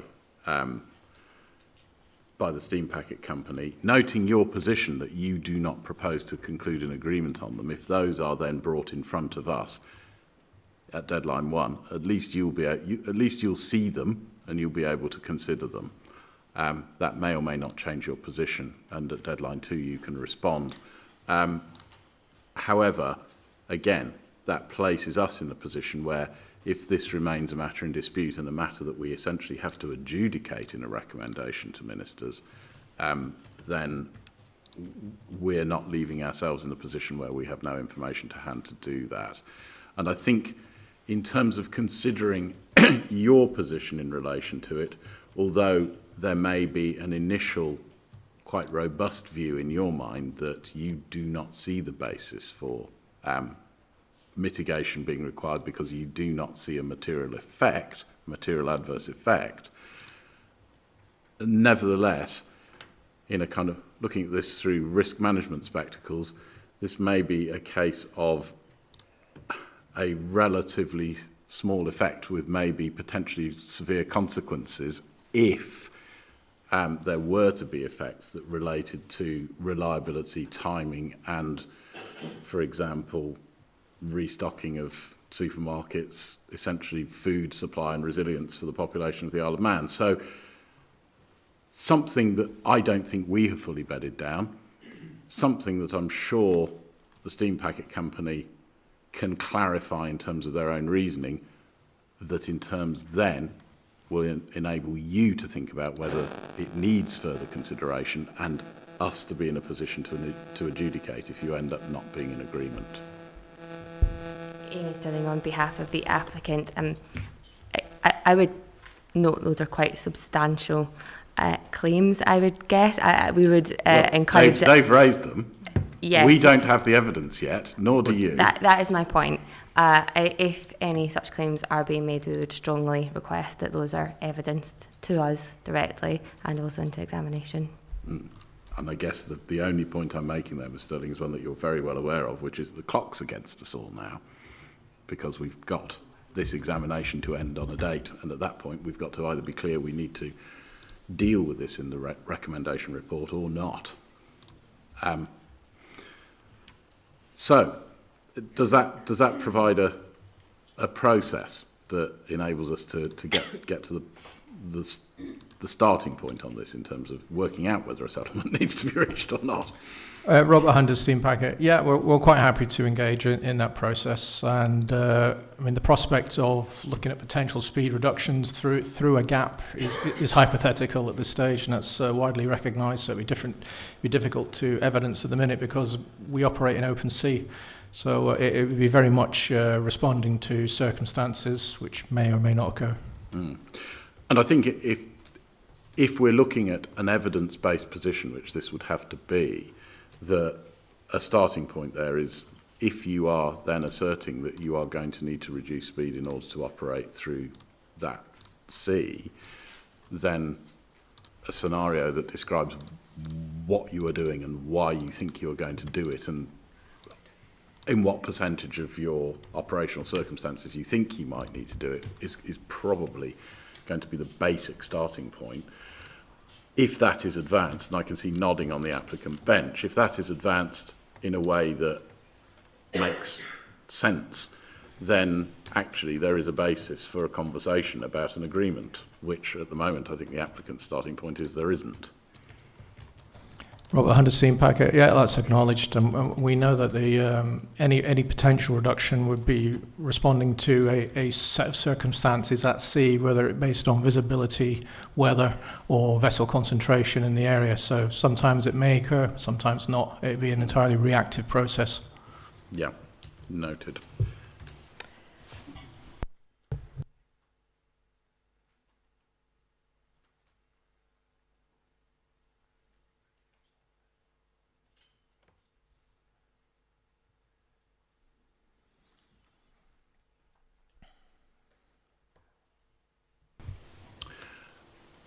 Okay, is there anything else that we need to cover in relation to the ferries points? I'm checking the rest of the room. I don't think anybody else is running a ferry that I'm aware of. In which case, can we then just check in on agenda item 6B? Can I ask whether there is anybody still available online able to speak for Ministry of Defence in relation to any remaining usability effects on the danger areas and firing ranges?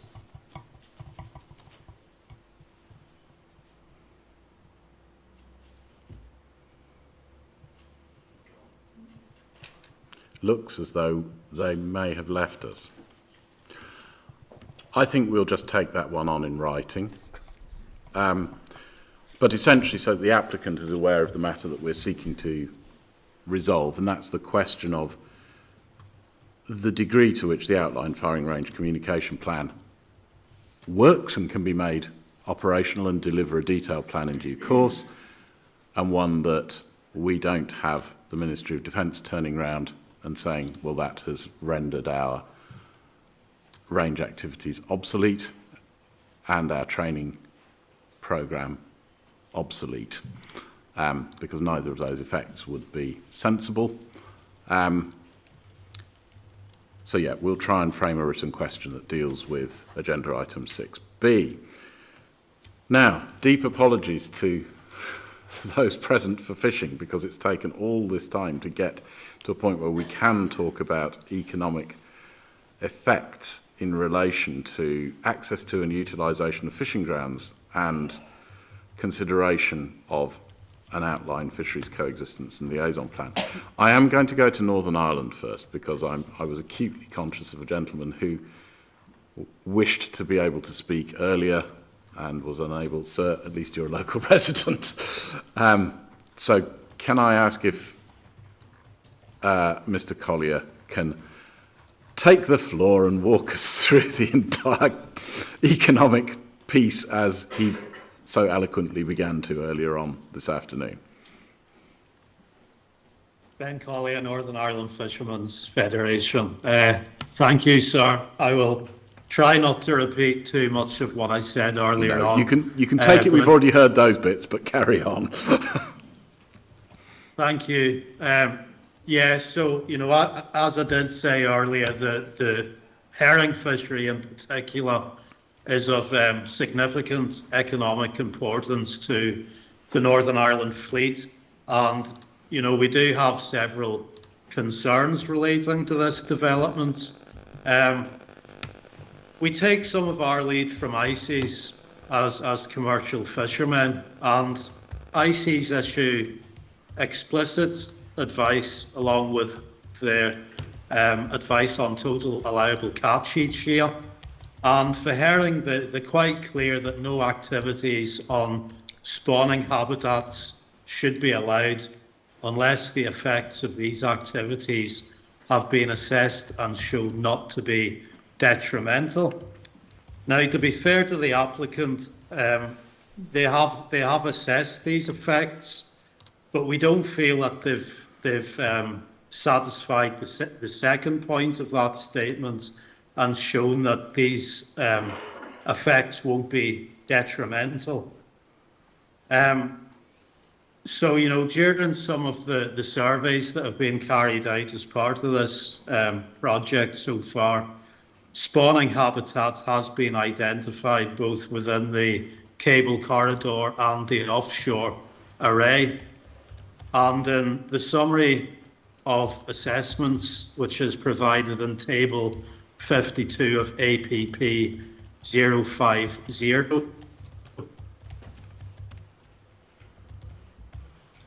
the effect from direct damage to herring spawning habitats is slight because it is localised. The advice from ICES is it's explicit and it doesn't differentiate between localised and regionalised impacts. And I think it's also important to point out that a localised impact to herring spawning habitat has the potential to be of regional significance to the Irish Sea stock for this species. You know, we listened to some other people yesterday talk about the the herring mitigation plan. And we've noted ourselves that at present, this part of the outline pimp remains empty. So we would urge the applicant to start speaking to us, because to date we haven't had any direct communication between ourselves and them. So that's really all we have to say about herring at the moment.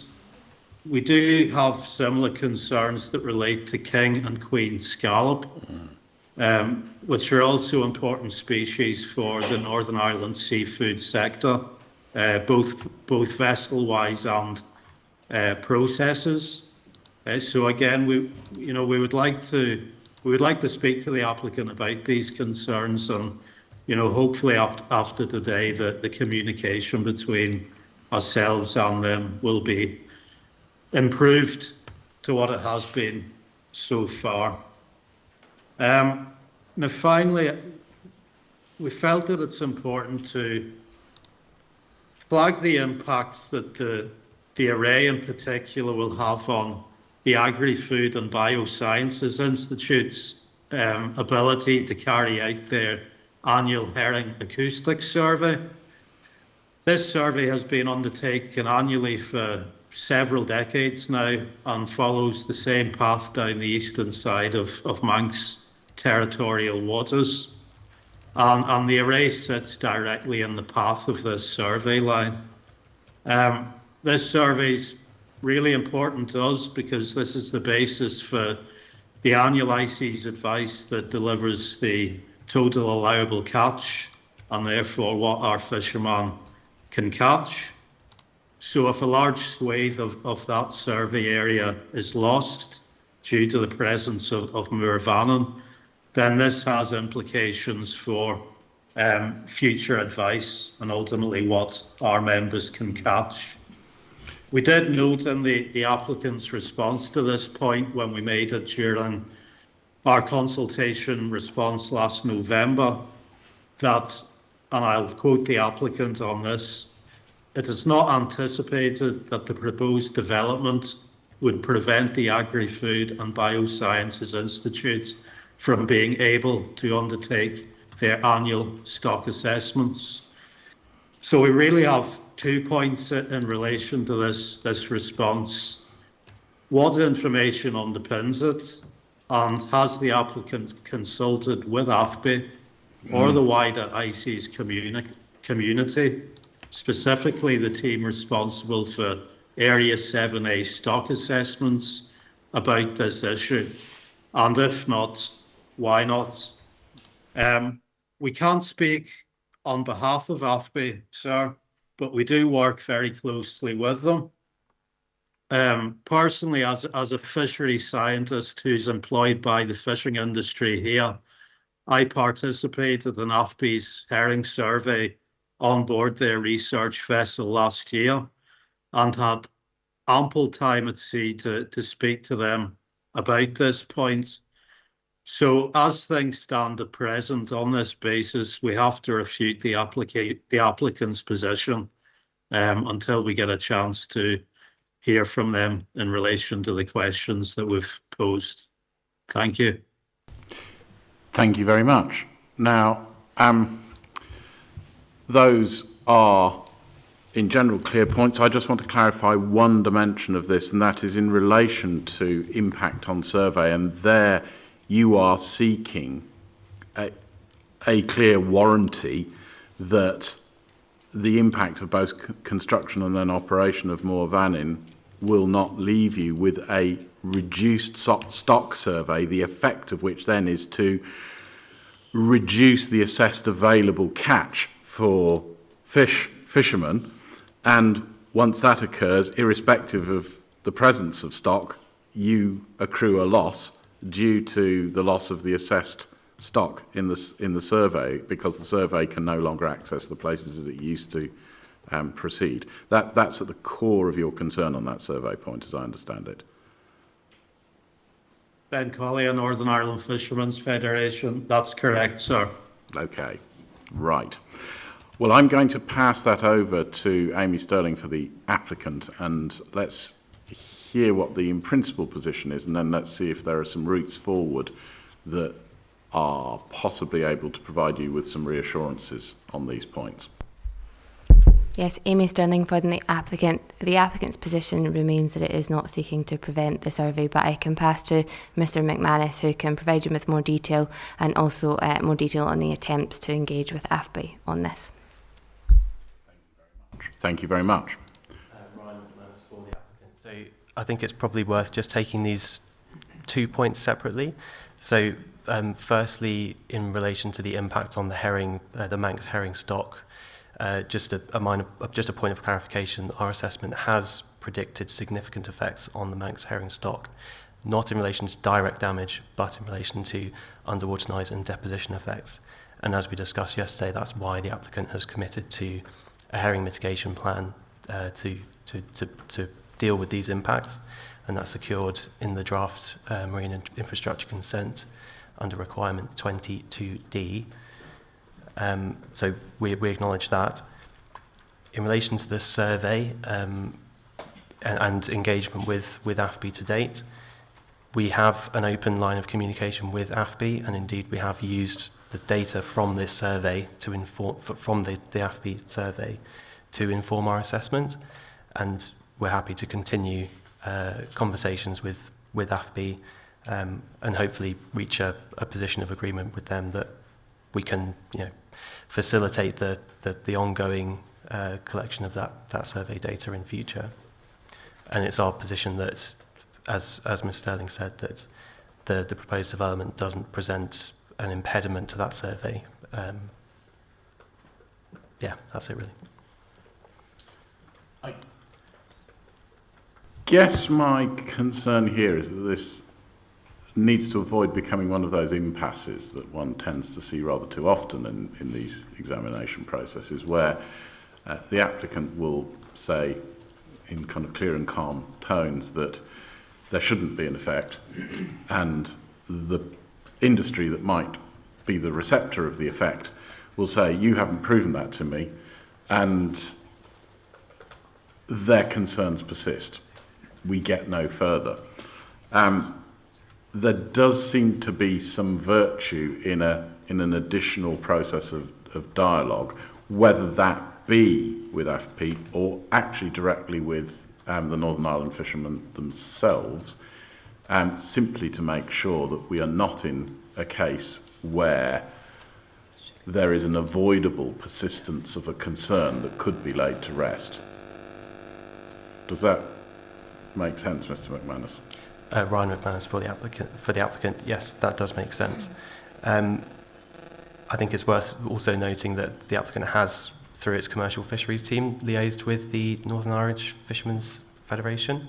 And in relation to AFBI, again, we're happy to continue discussions with AFBI to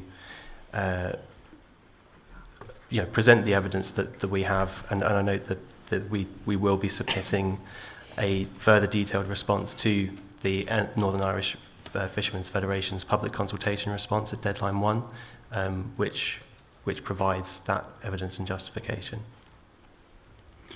Okay. I'm going to, yes, Ms Sterling. Amy Sterling on behalf of the applicant. I guess what we need to resolve this matter, sir, is we need the survey specification. We have been unable to get one. As far as I'm aware to date, we need to know exactly what gear the survey uses so that we can accommodate within their plans. If we are able to get the survey specification, then I'm told we can make an appropriate commitment within one of our management plans, but we don't currently have that information. We will continue to seek it from AFBI or indeed through other means. Okay, and in that regard, I see this as having a kind of additional leg as well, which is the methodological leg, namely if the survey has to proceed in a different part of the waters around the Isle of Man. In other words, it gets moved. Even that prospectively makes its results year on year no longer strictly comparable. And that may be something that's very hard to avoid, but at least some thought into what the effects of that in methodological terms might be, and whether some form of calculated adjustment factor could be then brought to bear on the conclusions of the survey to account for the fact it's happening in a different place. Is that something that might help? Dr. Kieran, on behalf of the applicant, our understanding is from communication with DEFA and the MFPO that although the survey follows the same specification broadly, there is interannual variability on that. Right. So with the correct specification of the towed gear, so it's towed gear, we just need to know the type of vessel on the tow line, and then we can accommodate it within the array. So if we have year on year, each survey line will have a certain buffer, and we believe that we can accommodate that quite easily into the configuration of the wind farm, and we don't see the wind farm as being an impediment to the ongoing survey. So drawing that together in terms of productive conversations, hopefully with both AFPI directly and NIFF, if you were able to agree a methodological position there on the survey, that would help too, because if you can give them that reassurance and they can see how that's been worked out and they might agree it, again, that's a point of very evident concern that might be resolvable.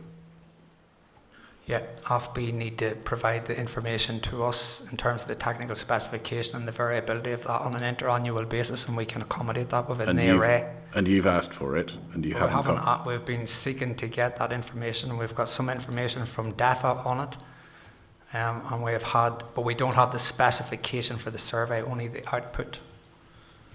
Okay, now I've had a request to come in over on the DEFA side of the hearing room. I will draw them in now because I think this is likely to assist on this particular point. Okay, so apologies, I need my glasses on. Can you just introduce yourself by name, sir? Sorry. Oh, that's better. Yes, Neil Milsom. Neil Milsom for DEFA. I was going to raise this point under 6D, operational and other operational and socioeconomic effects, but I think it's pertinent here. The herring acoustic survey is not the only survey that occurs within the array. There are other surveys, the herring acoustic survey, the herring larval net survey, and the groundfish survey, all undertaken by AFPI, I believe all occur within the array. And the impact is potentially different for each, given they all use different gears. So the acoustic array may not be affected, but that would be for AFPI to say. But the groundfish survey and the larval survey both use nets, and they may be more affected. And outside of AFPI, there are other surveys undertaken within the array. Bangor University undertake a King and Queen scallop survey on an annual basis. That's undertaken with dredges and nets, and it's directly in contact with the seabed. It's a benthic survey. And the Manx Fish Producers Organisation, who I'm sure David will speak to, undertake a higher resolution version of the same survey. And again, some of that is undertaken within the array. So there are, if we're considering the impact of the array on surveys, data collection and the impacts of that data collection thereafter on fisheries, it's more than just the herring acoustic survey that AFPI undertake. So 3 of them are under AFPI's jurisdiction. One is Bangor University working for the department, and one of them is the Manx Fish Producers Organisation. In reality, the department regulates all of those. We issue a licence to undertake those surveys. And yes, I believe that you should be speaking with AFPI directly on that, and I think you probably have tried or reached out to them. But if there's difficulty in getting towpaths or data like that, notwithstanding that it does vary year to year, I think that's something we may be able to help with. Well, that is a very productive suggestion, and one of the things that was then immediately occurring to me, again, within the framework of a statement of common ground process that is already established, so we don't have to set up a new one. And given your regulatory position at the top of this tree, would this be something that DEFA would be prepared to, in inverted commas, ringmaster, working obviously with the Manx Fish Producers Organisation, David Beard and his colleagues, and potentially with NIFF and AFP themselves, to make sure that there is clarity about the licensed surveys that occur, the prospect for effect upon them that means that their results would be different, what the knock-on effects of those in broadly economic terms then would be for the affected fishing communities, and therefore if there needed to be a starting point from which the applicant could begin to address what methodological arrangements might then be made to retain those surveys as a sound information base for the sector, and also a sound base for calculating forward access to catch, that you've at least got a starting point. And if that happens inside your statement of common ground process with the applicant, the only missing link then is that you and the applicant are then agreed that there are multiple stakeholders inside this tent, and that you do at least keep communicating with the parties that I've just also mentioned. Is that achievable? We can work towards it, certainly. I'm not sure if it's achievable, given that you've already tried to get a hold of AFB and are not getting engagement back at all times. We can certainly take it on board and try and deliver that. And again, I think this is going to rest to a degree on the goodwill of people around the table, and I would emphasise the NIFF using their good offices to try and open up that communication channel and impress upon AFB the importance of reading some emails and answering some letters if needs be.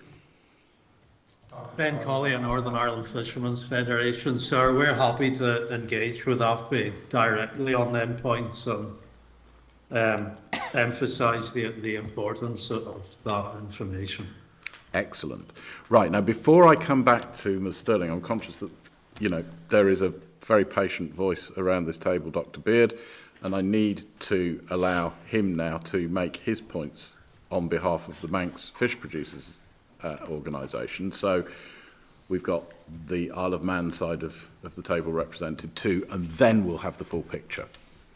Dr Beard. Yeah, David Beard, Manx Fish Producers. First of all, just make a comment on the surveys. Each of those surveys tend to be carried out at the same time each year, so they are predictable. And certainly the gentleman from NIFF is correct that if we don't survey an area, then it won't be included in the biomass assessment. So therefore will affect our total allowable catch for king scallops and queen scallops.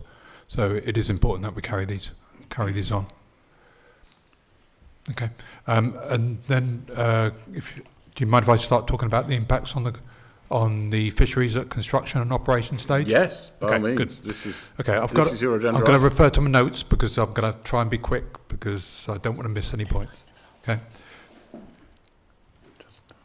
Sorry, okay. Please continue, Doctor. On the construction stage or construction phase, in the array we fish approximately 70% of that area in a given season. And in the OECC, it's 100% of that area. So it depends on where the individual construction sites are within the array as to what impact it'll have, but it'll always be challenging and will interrupt our traditional tow lines. Mobile boats do not fish exactly in straight lines, but they follow historical tow lines and seabed contours where the scallops tend to concentrate. Tows are also subject, obviously, to influence from weather and tide. The effect will multiply as the construction stage goes on because there'll be infrastructure that is completed, near completion, or just starting completion, plus the attending vessels, which will all have their exclusion zones. Our peak sort of fishing time tends to be March to May in the array, because that's when the ground hardens. It's a strange sort of thing to explain, but that area, the ground hardens February, March, and that means the catch rates are far higher. Also at that time the yield is far higher. They're a far superior product to what we find on inshore east coast at that time of year. And there could be up to 32 Manx vessels fishing in that period. As well as the issue of displacement due to construction, or the impacts due to construction, there's also the concern over damage, disturbance or loss, in other words death, of the receptor caused by the direct construction effects or by burial and smothering. And we understand there's a considerable proportion of the array will be disturbed, and we've got some concern as to whether the spoil from that area will go to, because I don't think that's been clarified yet. I understand that the vast majority of waste product is going to be disposed of at sea, so we need sort of for more details of where that's going to be. There's also the issue of increased suspended solids, which can result in problems with the hand processing system that we use. We don't use machine processing because we have a row-on product, and that if you use machine processing, that damages the row. So it's all hand cut. In that respect, it's very difficult to wash out any sand and suspended solids from the scallops. That then affects affects quality and can lead to market refusal. On that respect, I think that what we need and what we'd like to see is a comprehensive monitoring programme during, during and post-construction stage, so that we can assess whether there is an impact on the increase in sediments within the shells. Okay. On the queen scallop fishery, which is a summer fishery, the impact's not likely to be in the array. It's likely to be from the OECC construction. Queen scallop stocks are usually found up to the border, up to the southwest border of the array, and the applicant did remove part of an area to allow for that, which was we gratefully received. There's some fishing activity has occurred inside the array on the southwest corner, but it's less frequent than with king scallops. But certainly the construction of the offshore cable will be possibly a problem, and that will impact about 25 vessels. The whelk fishery, which occurs in the array, there'll need to be rotational exclusion from their fishing grounds during the construction phase. This is a bit of a problem, as pot fishing is very territorial, is around the whole of the UK and certainly is in the Isle of Man, and moving to alternative grounds is not something that we want to entertain. It will increase the effort. That displacement will increase effort, but also there'll be conflict between the various spotting boats who have traditional grounds. As far as lobsters concerned, this tends to be inshore in the 0 to 3 mile, and it will be the cable corridor again which will have an impact, and that's on around about between 2 and 7 vessels, depending on where exact sighting of that cable. Again, that's the territorial fishery as well. Okay, so that's the construction phase. Shall I go into the operational? Yes, please. Okay. Operational phase. The applicant has said that there is only a slight adverse impact on king scallop, so it's not significant in EIA terms. And that's dependent on the assumption that fishing will resume in the array post-construction, and also on the assumption that the stock are in acceptable condition following construction stage. Sorry. Yeah, if it were the case, we would have expected to see that fishing does resume. We would have expected to see a lot of evidence to demonstrate that fishing does resume in areas where wind farms are. And we haven't seen that yet. And I understand that IC's Scallop Working Group recently discussed this issue, and the panel weren't really aware of anywhere that had significant return to normal fishing activities. Right. Then the other issue, as alluded to earlier on, is the insurance sort of situation on the cables, and the court judgment which I explained about, so I won't go into that again. Then there's the Submarine Act, which is says it's an offence to disturb or damage any buried cable. And as I said, our insurer's position is hardening, which I've already discussed. There's a danger to small vessels, and we need to remember here that most of the Manx fleet are small vessels. They're small day boat inshore vessels, and this is an inshore fishery. Yep. And no skipper wants to risk contacting a cable. these small day boats, they're fishing in an array. It's very shallow and often choppy waters.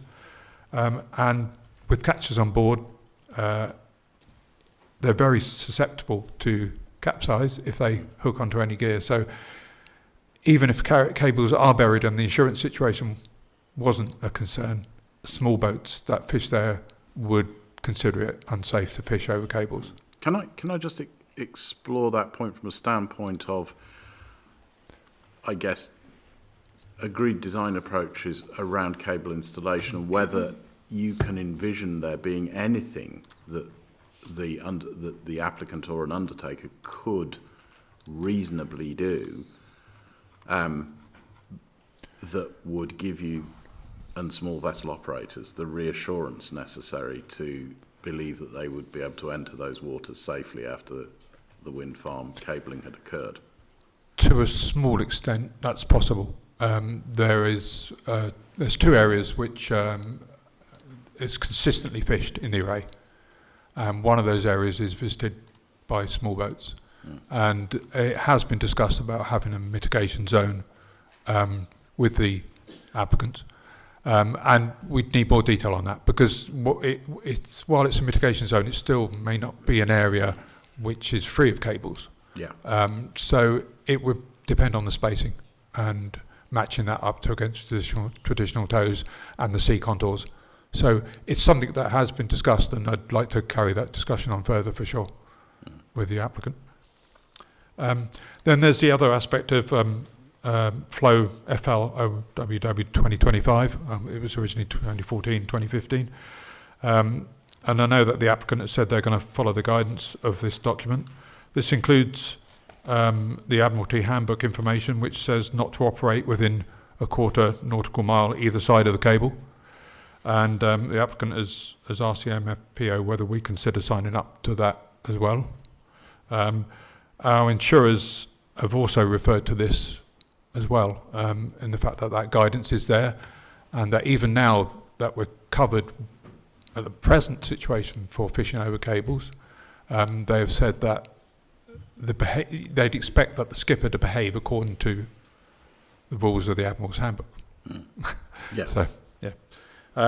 So, I mean, all of the above, and with 87 turbines and our 3 offshore platforms, well, obviously that's the maximum, and I think it's 400 plus kilometres of cables within the array, we think it's going to be very challenging. We think that there will be some possibility to discuss with the applicant of having small areas which might be accessible, but in general we think that the vast majority of the area won't be accessible. Okay. Thank you. Well, that's a clear, in principle position from yourselves, and does that bring you broadly to the end of the material that you wanted to put in front of us on this Yeah, I think that's fair to stop there. Because I have one question that I want to put back to you and indeed to NIF before we close out this item, which is to draw your specific attention to the Outline Fisheries Coexistence and Liaison Plan, APP-208. Because to my eye at present, unlike a number of the other outline plans, which are so outline as to, in the words of the applicant's own legal representative here, be templates, this one isn't. This one is a little more detailed, but I would very much welcome your observations on it, its utility, its effectiveness, the degree to which it's something that you are seeking improvements to, or whether indeed you think it is broadly okay at present. Now, I'm very conscious that's a big ask, and it's a document that you might not have on screen in front of you, but I'd be very happy to receive a written submission on that at deadline 1, but if you're able to deal with that now, fine. On the FCLP, was this, sorry? Yes. Yes, okay. So it's an outline FCLP, and the FCLP itself is going to be broadly based on that. Yeah. At the moment, I just see it as an outline. There's no detail. So, but I really want to get down to detail, and I'd like to really work with the applicant to tie a lot of this down before deadline 1, personally. Okay. I think there is one thing I didn't add. It's quite easy to calculate the impact in terms of financial situation. We have a daily catch limit in place each year, which is done through the Scallop Management Board, and that's recommendations from the industry, which are then approved or not, but generally approved by DEFA. These set out daily catch limit and total allowable catch dependent on the biomass survey that the MFPO has carried out and Bangor has carried out. So, and each day that we go out, we pretty much can catch our daily catch limit. And so the value of fishing in the array is the same value as fishing anywhere else in the territorial sea. So it's fairly easy to calculate because we know exactly the average catch per day over the whole season. We know the value from the processors that they're paying at first sale, and we know the yield, that is the percentage of the animal which is saleable. So we have exact values for every year, 30, 40 years. Yes. So we can say exactly pretty much every season what the value of that fishery is. So the other key aspect is we don't want to have that effort. If there is any effort lost from that array, we don't want it being displaced back into the territorial sea. We've got a really delicate balance between fishing effort in terms of days and catch and the resource, the biomass of king scallops, queen scallops, etc. So the whole point of the long-term management plan we brought in 2021 was to produce a bioeconomic approach to it so that we could ensure that boats were profitable. So we reduced the number of vessels so we could make sure that we had the correct number of full-time equivalent vessels in the fishery, which could then not only make a profit for the fishery but make sure that the stocks increase. Yeah, so you have a sustainable and we've had a resource moving forward. Absolutely, and we've had a fourfold increase in scallop densities since 2021 as a result of that. Right. Okay, so it's a very impressive fishery. So we know we don't want to upset that balance and any displacement of effort, because that effort is just within the territorial sea. So any displacement of that effort into the adjacent areas will cause an imbalance. And because those adjacent areas are already, to your view, being utilised to the sustainable maximum, and the activities that are supported there have been calculated to achieve that. Yes, outcome. exactly, yeah. So the displacement ideally needs to be removed from the pot, not displaced. Ooh, right. Gosh. And I think, I don't know if, I think Neil from DEFA, do you want to say anything, or have I said it all? I think you've probably... Okay. Sorry, Neil Milson from DEFA. I think David's probably covered all of that. Okay, fine. And then David Beard, Manx Fish Producers. Then the final comment, I'd say that this is a first sale value that we're calculating, but then there's the process value as well, because that product is then processed on island, and the Isle of Man processors pretty much only take produce from the territorial sea. Reasons for that being is that we have a PDO in place for queen scallops, for trawl caught queenies in the territorial sea. That's what Manx queenies are. And then we're aiming, hopefully by the time the construction starts or shortly after, to go for MSC certification for the king scallops. And again, that will be those caught in the territorial sea. And this is our marketing principles going on, and that is the marketing principles that we're promoting to the our main buyers in Europe. Yep. And both of those are very important, given that sustainability is key going forward. Yeah. And the processors, therefore, will be impacted as well. And typically, it's a 2 to 3 times value from first sale to actual sale. Yeah. Okay, thank you very much. Those are very clear submissions. Now, can I just then return to Mr. Collier of NIF and just, I'm very conscious of not wanting to put you on the spot, Mr. Collier, and if you wanted to come back in writing on the outline fisheries coexistence and liaison plan, then by all means do. However, if you can quite briefly summarise a position on adequacy, etc. now, then I will hear those now, but in any case, you can put them to us in writing.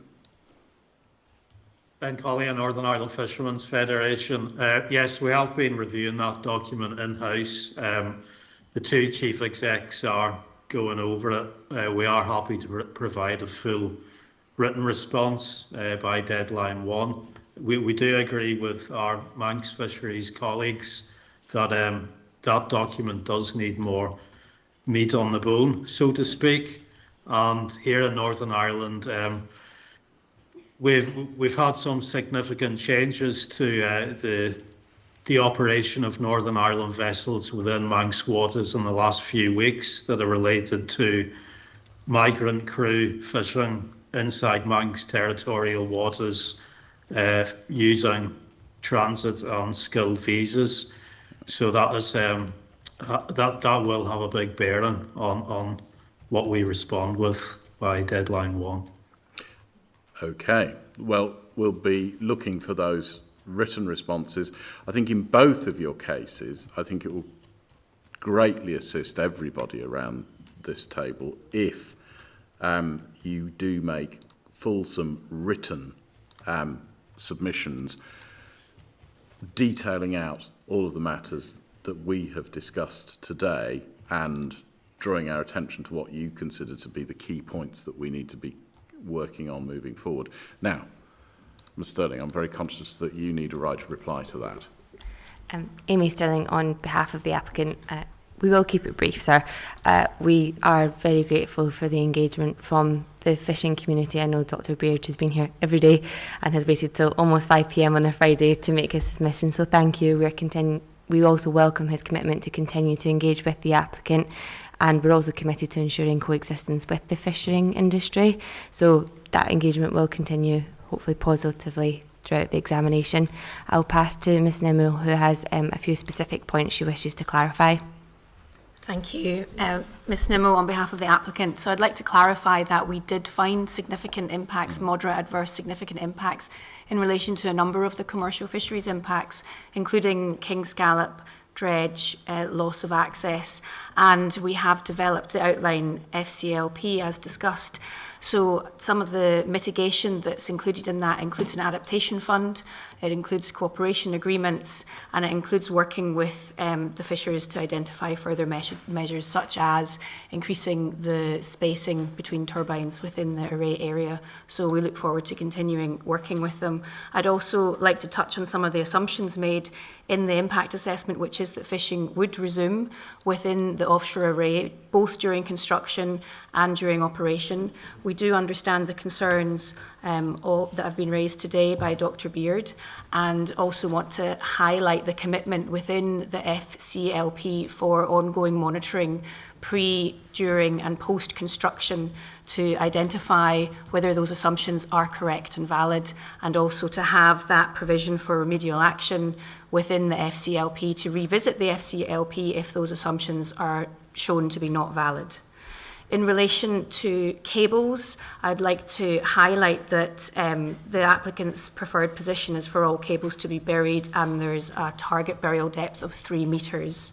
I'd also like to highlight the flow guidance that Dr Beard referenced, published in November 2025, which states that cables should be buried to depths that manage risks to cable integrity and to other sea users, including fishing vessels. Also highlights that it's not illegal to fish over subsea cables, and highlights the information and data that's required to allow fishers to make their own informed decisions. Thank you very much. And clearly this is part of an ongoing engagement, an ongoing dialogue, and I very strongly trust and hope that in the spirit of the good-natured conversations that have happened around this table this afternoon, that those continue with a view to reaching the greatest possible accommodation, settlement, and critically, an effective coexistence plan, because those are all very useful and valuable things to achieve. Anything else to say on that point, Ms Sterling? In which case, I will touch very briefly on a final item on the substantive agenda, which was 6D, that I placed as an AOB in case there's anything else that anybody wished to raise with a bearing on the subject matter of operational, social and economic effects at sea that we haven't already surfaced. But I have to say at the moment, I do not have items to bring under that agenda item. So unless I see a yellow hand or a real hand in the room, Mr. Gregg. Mr. Gregg, indeed. Michael Gregg, Burbo, Wolney and Wads. It was just to clarify, sir, you mentioned earlier on about weight loss. Yes, no, I did, and I said and thank you for the reminder. Apologies. Because, and I did say that we might touch on it, but only very tangentially. The reason I wanted to leave it in play was because I was obviously very conscious that one of the dimensions of a weight loss calculation will be the degree to which we understand the likelihood of the outline design and layout actually progressing to implementation. Now, what I wanted to test with you in the room was the question of, I guess, the precise information that is necessary to actually reach a conclusion that weight loss is or is not a relevant consideration at all. And at the moment, with the applicant with an outline design described in the way they've described it with a capacity to amend it, it feels to me as though we are in a place where it will be very hard to draw any reasonable conclusions about weight loss. Now, I've noted the applicant's material that they also submitted at the last procedural deadline, which we are in the process of absorbing, and we will give very considerable further thought to this matter with a view to coming back with written questions and/or bringing the matter back to hearing in the second round of hearings. But I did just want to test this question of whether, in principle, with a design approach as outlined in front of us,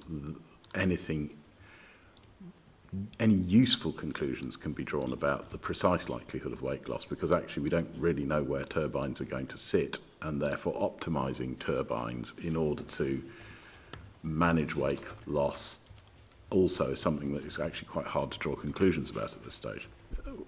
What are your observations on that, sir?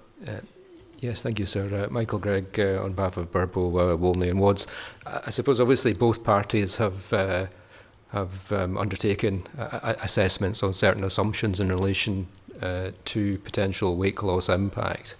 And yeah, to an extent, the actual layout of the array is going to impact on what that weight loss might be. And also in terms of how the applicant demonstrates how it's addressed minimising weight loss in terms of particularly the guidance in NEN3. What I'd say at the moment, sir, is obviously the parties are due to have a discussion on this topic and other topics next Wednesday. And I suppose depending on what might emerge from that, the intention between the parties, I discussed this earlier with Ms Sterling, is that we would update you at deadline 1 on where we are. I think that would be very helpful. I mean, one of the things I will indicate with a certain amount of chagrin is that we had actually drafted a range of written questions on weight loss, and then we saw the applicant's most recent report submission and felt that actually we would need to review those with very great care before they were even issued. I still haven't resolved the question of whether we will issue them in this round or not because of that process.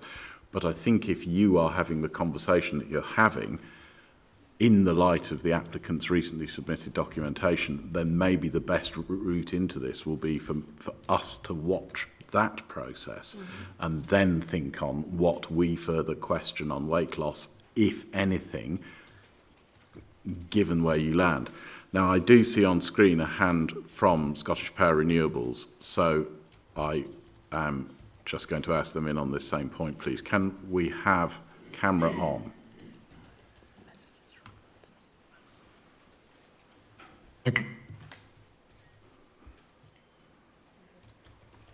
relation to West of Dublin Sands offshore wind farm, just wanted to clarify that the applicant's most recent submission on wake loss confirms that it is an issue and they do have an impact. And they've also reached out on a statement of common ground, so we think that's the best vehicle to put more into examination on this point. Okay, so point to make, if that was okay. Yep. Michael Gregg, on behalf of Burbo, Walney and Wards. I think what I would say, sir, is certainly as I'm understanding the position between the two parties, there's not an issue about there will be a wake loss. It's what the level of the wake loss will be, which I think is what my friend was making. And whether the point it's a there. material loss or Yes, indeed. But it's certainly, I think, it does not seem to be one of these situations currently where the likely level currently is so low as to be completely immaterial. But it's a question of how large that impact might actually be. Indeed. And whilst we have been having this conversation, I do note Mr. Carter from Jaron XBP is also asking to come in on this point. So, Mr. Carter, before I go back to the applicant on it. Thank you. Yeah, Paul Carter on behalf of Mooir Offshore Wind Limited. I don't have an awful lot to add to those who've spoken before me in terms of our position. We welcome seeing the development assets weight impact assessment report that's been published by the applicant, and we'll be looking to respond on that at deadline 1. We've also been contacted about having a statement of common ground with the applicant, but we have yet to have a date in the diary for this. Obviously, we would hope to be able to move that forward meaningfully by deadline 1 as well. So I think it would be pertinent for us to hold back any sort of commentary on a position on this until then. Yeah, I think for all the reasons that everybody's advanced, that's a sound position. And so I think the best way to resolve this, subject to what Ms. Sterling has to say, will be for our further detailed consideration to commence once we have all of your positions in front of us at deadline 1 in the light of where the applicant currently is.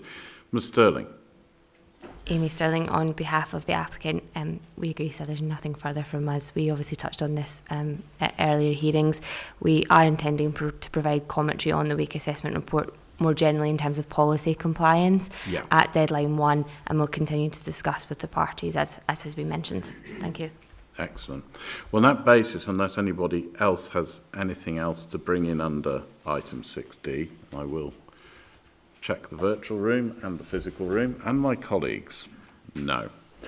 In which case, then, I'm going now to hand over to Ms. Sahai, the panel lead, who will take us through the final steps of agenda items 7 and 8 to close out today's hearing. But thank you very much from me for your forbearance with what has been a long, technical and sometimes arduous conversation, but nevertheless one that I think has been very productive. Thank you very much to all. Thank you, Mr. Smith. Before we get on to closing remarks, just a quick reminder that we will go through the hearing actions, which Ms. Pownell will talk us through in a minute. And just a reminder of the procedural direction that we've made at the end of every hearing, which is that these hearing actions will be merged with our written questions, so you will not be receiving 2 separate issuances from the examining body. It will be one set of written questions which will include these hearing actions. But to get everyone started and give you a heads up, Ms. Pownell will talk us through all of them. Thank you. So we have 19 actions from today, so I'll just read them out one by one. So from action number 1, DOI Harbour Master UK MCA to provide an update on whether they are content with the extent of AIS data used in their NRA and whether the Manx fishing fleet numbers and size of vessels have been adequately addressed, should other tracking data for smaller Manx vessels have been used.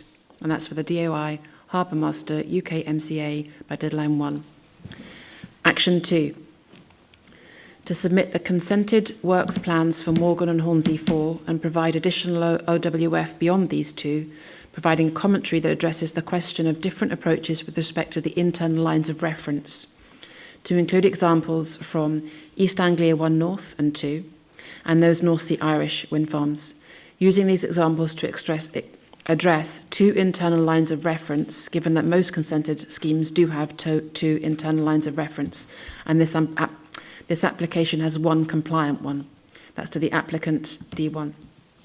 3, provide the analysis which has underpinned the design and layout for the array to include the thought process behind the location of turbines at the limits of the red line boundary, the layout and spacing of turbines and platforms, including an explanation for the 1 internal line of reference that is shown, but also explaining and providing on a plan the 2nd non-compliant line of reference referred to in this hearing. That's the applicant D1. The DOI to provide a comment on the layout of the array, which includes turbines sited to the red line boundary and the apparent use of 1 internal line of reference. To also address whether they are in agreement, whether they agree this has no impact on the conclusions of the NRA with respect to ALAP and the impact on ALAP to all classes of vessel. That's the DOI D1.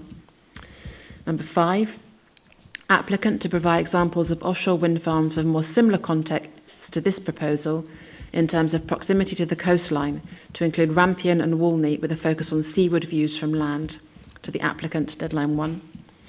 Number 6, tabulation of MDS array siting, layout and design scenarios have been assessed across which topics to ensure we do not have a worst case scenario. Sorry, we do have a worst case scenario. Please note that while this action arose in relation to navigational risk, you are requested to respond with respect to SLVIA and any other relevant topics. That's to the applicant, deadline 1. 7, to confirm the degree to which they have taken into account specific jurisdictional boundary of Manx territorial sea and the diversion of Manx fishing fleet as an output into the navigational risk assessment, whether or not there has been an underlying assumption that Manx vessels might disperse into UK waters, which will not happen in practice, and to include an explanation of how these vessels have been addressed. Applicant, deadline 1. Number 8, all stakeholders who've raised safety-related concerns as part of the SOCG process so that anything that affects design is taken into account early. They are to respond with written submissions at deadline 2 if they have any issues with the layout and design with respect to ALAP, making it very clear what that issue is. That's for the applicant and all shipping stakeholders and the MCA, deadline 2.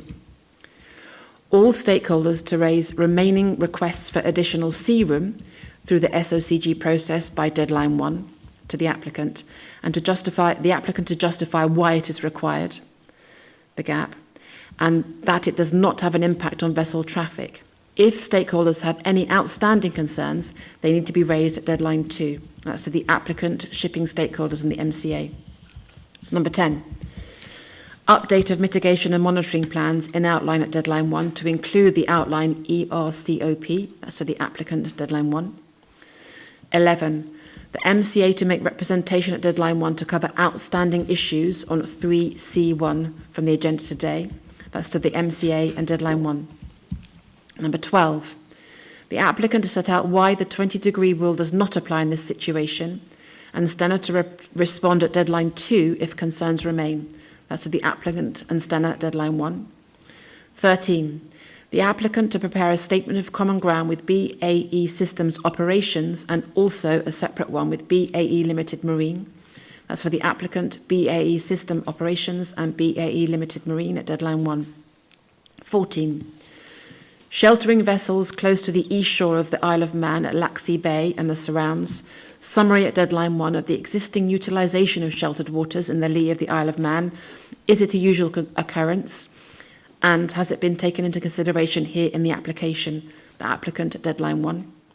15, the DOI to explain traffic separation systems and whether one is required, including consideration of the transboundary issues. The XB want to know whether one is required and would it work, including figures of daily traffic where TSS operations, for example in the English Channel for the Dover Strait, where volumes are massive compared to the traffic at this situation. That's deadline 1 for the DOI. 16, Stena Line to provide heads of position summary of economic effects matters in dispute at deadline 1 and to progress an SOCG. That's for Stena, deadline 1. 17, Steam Packet to provide heads of position summary of economic effects with evidence to support this, including matters in dispute at deadline 1. That's for the Steam Packet, deadline 1. DEFA to ringmaster a review of the effect of the proposed development on all currently licensed fish surveys, engaging Manx Fish Producers Organisation and the Northern Ireland Fishermen's Federation, the AFPI and Bangor University. NIF to use good office to encourage engagement by the AFPI. This will progress through the SOCG process between the applicant and DEFA, and therefore will be addressed at deadline 1, though this may progress beyond that issue at that time. That's to DEFA and deadline 1. Number 19, review of the OFCLP by Manx Fish Producers Association and the Northern Ireland Fishermen's Federation by deadline 1, to include full details of issues raised at this hearing for review by the XB. And that's to the MFPA and NIF at deadline 1. That's the complete set of actions from today, Mr. Chairman.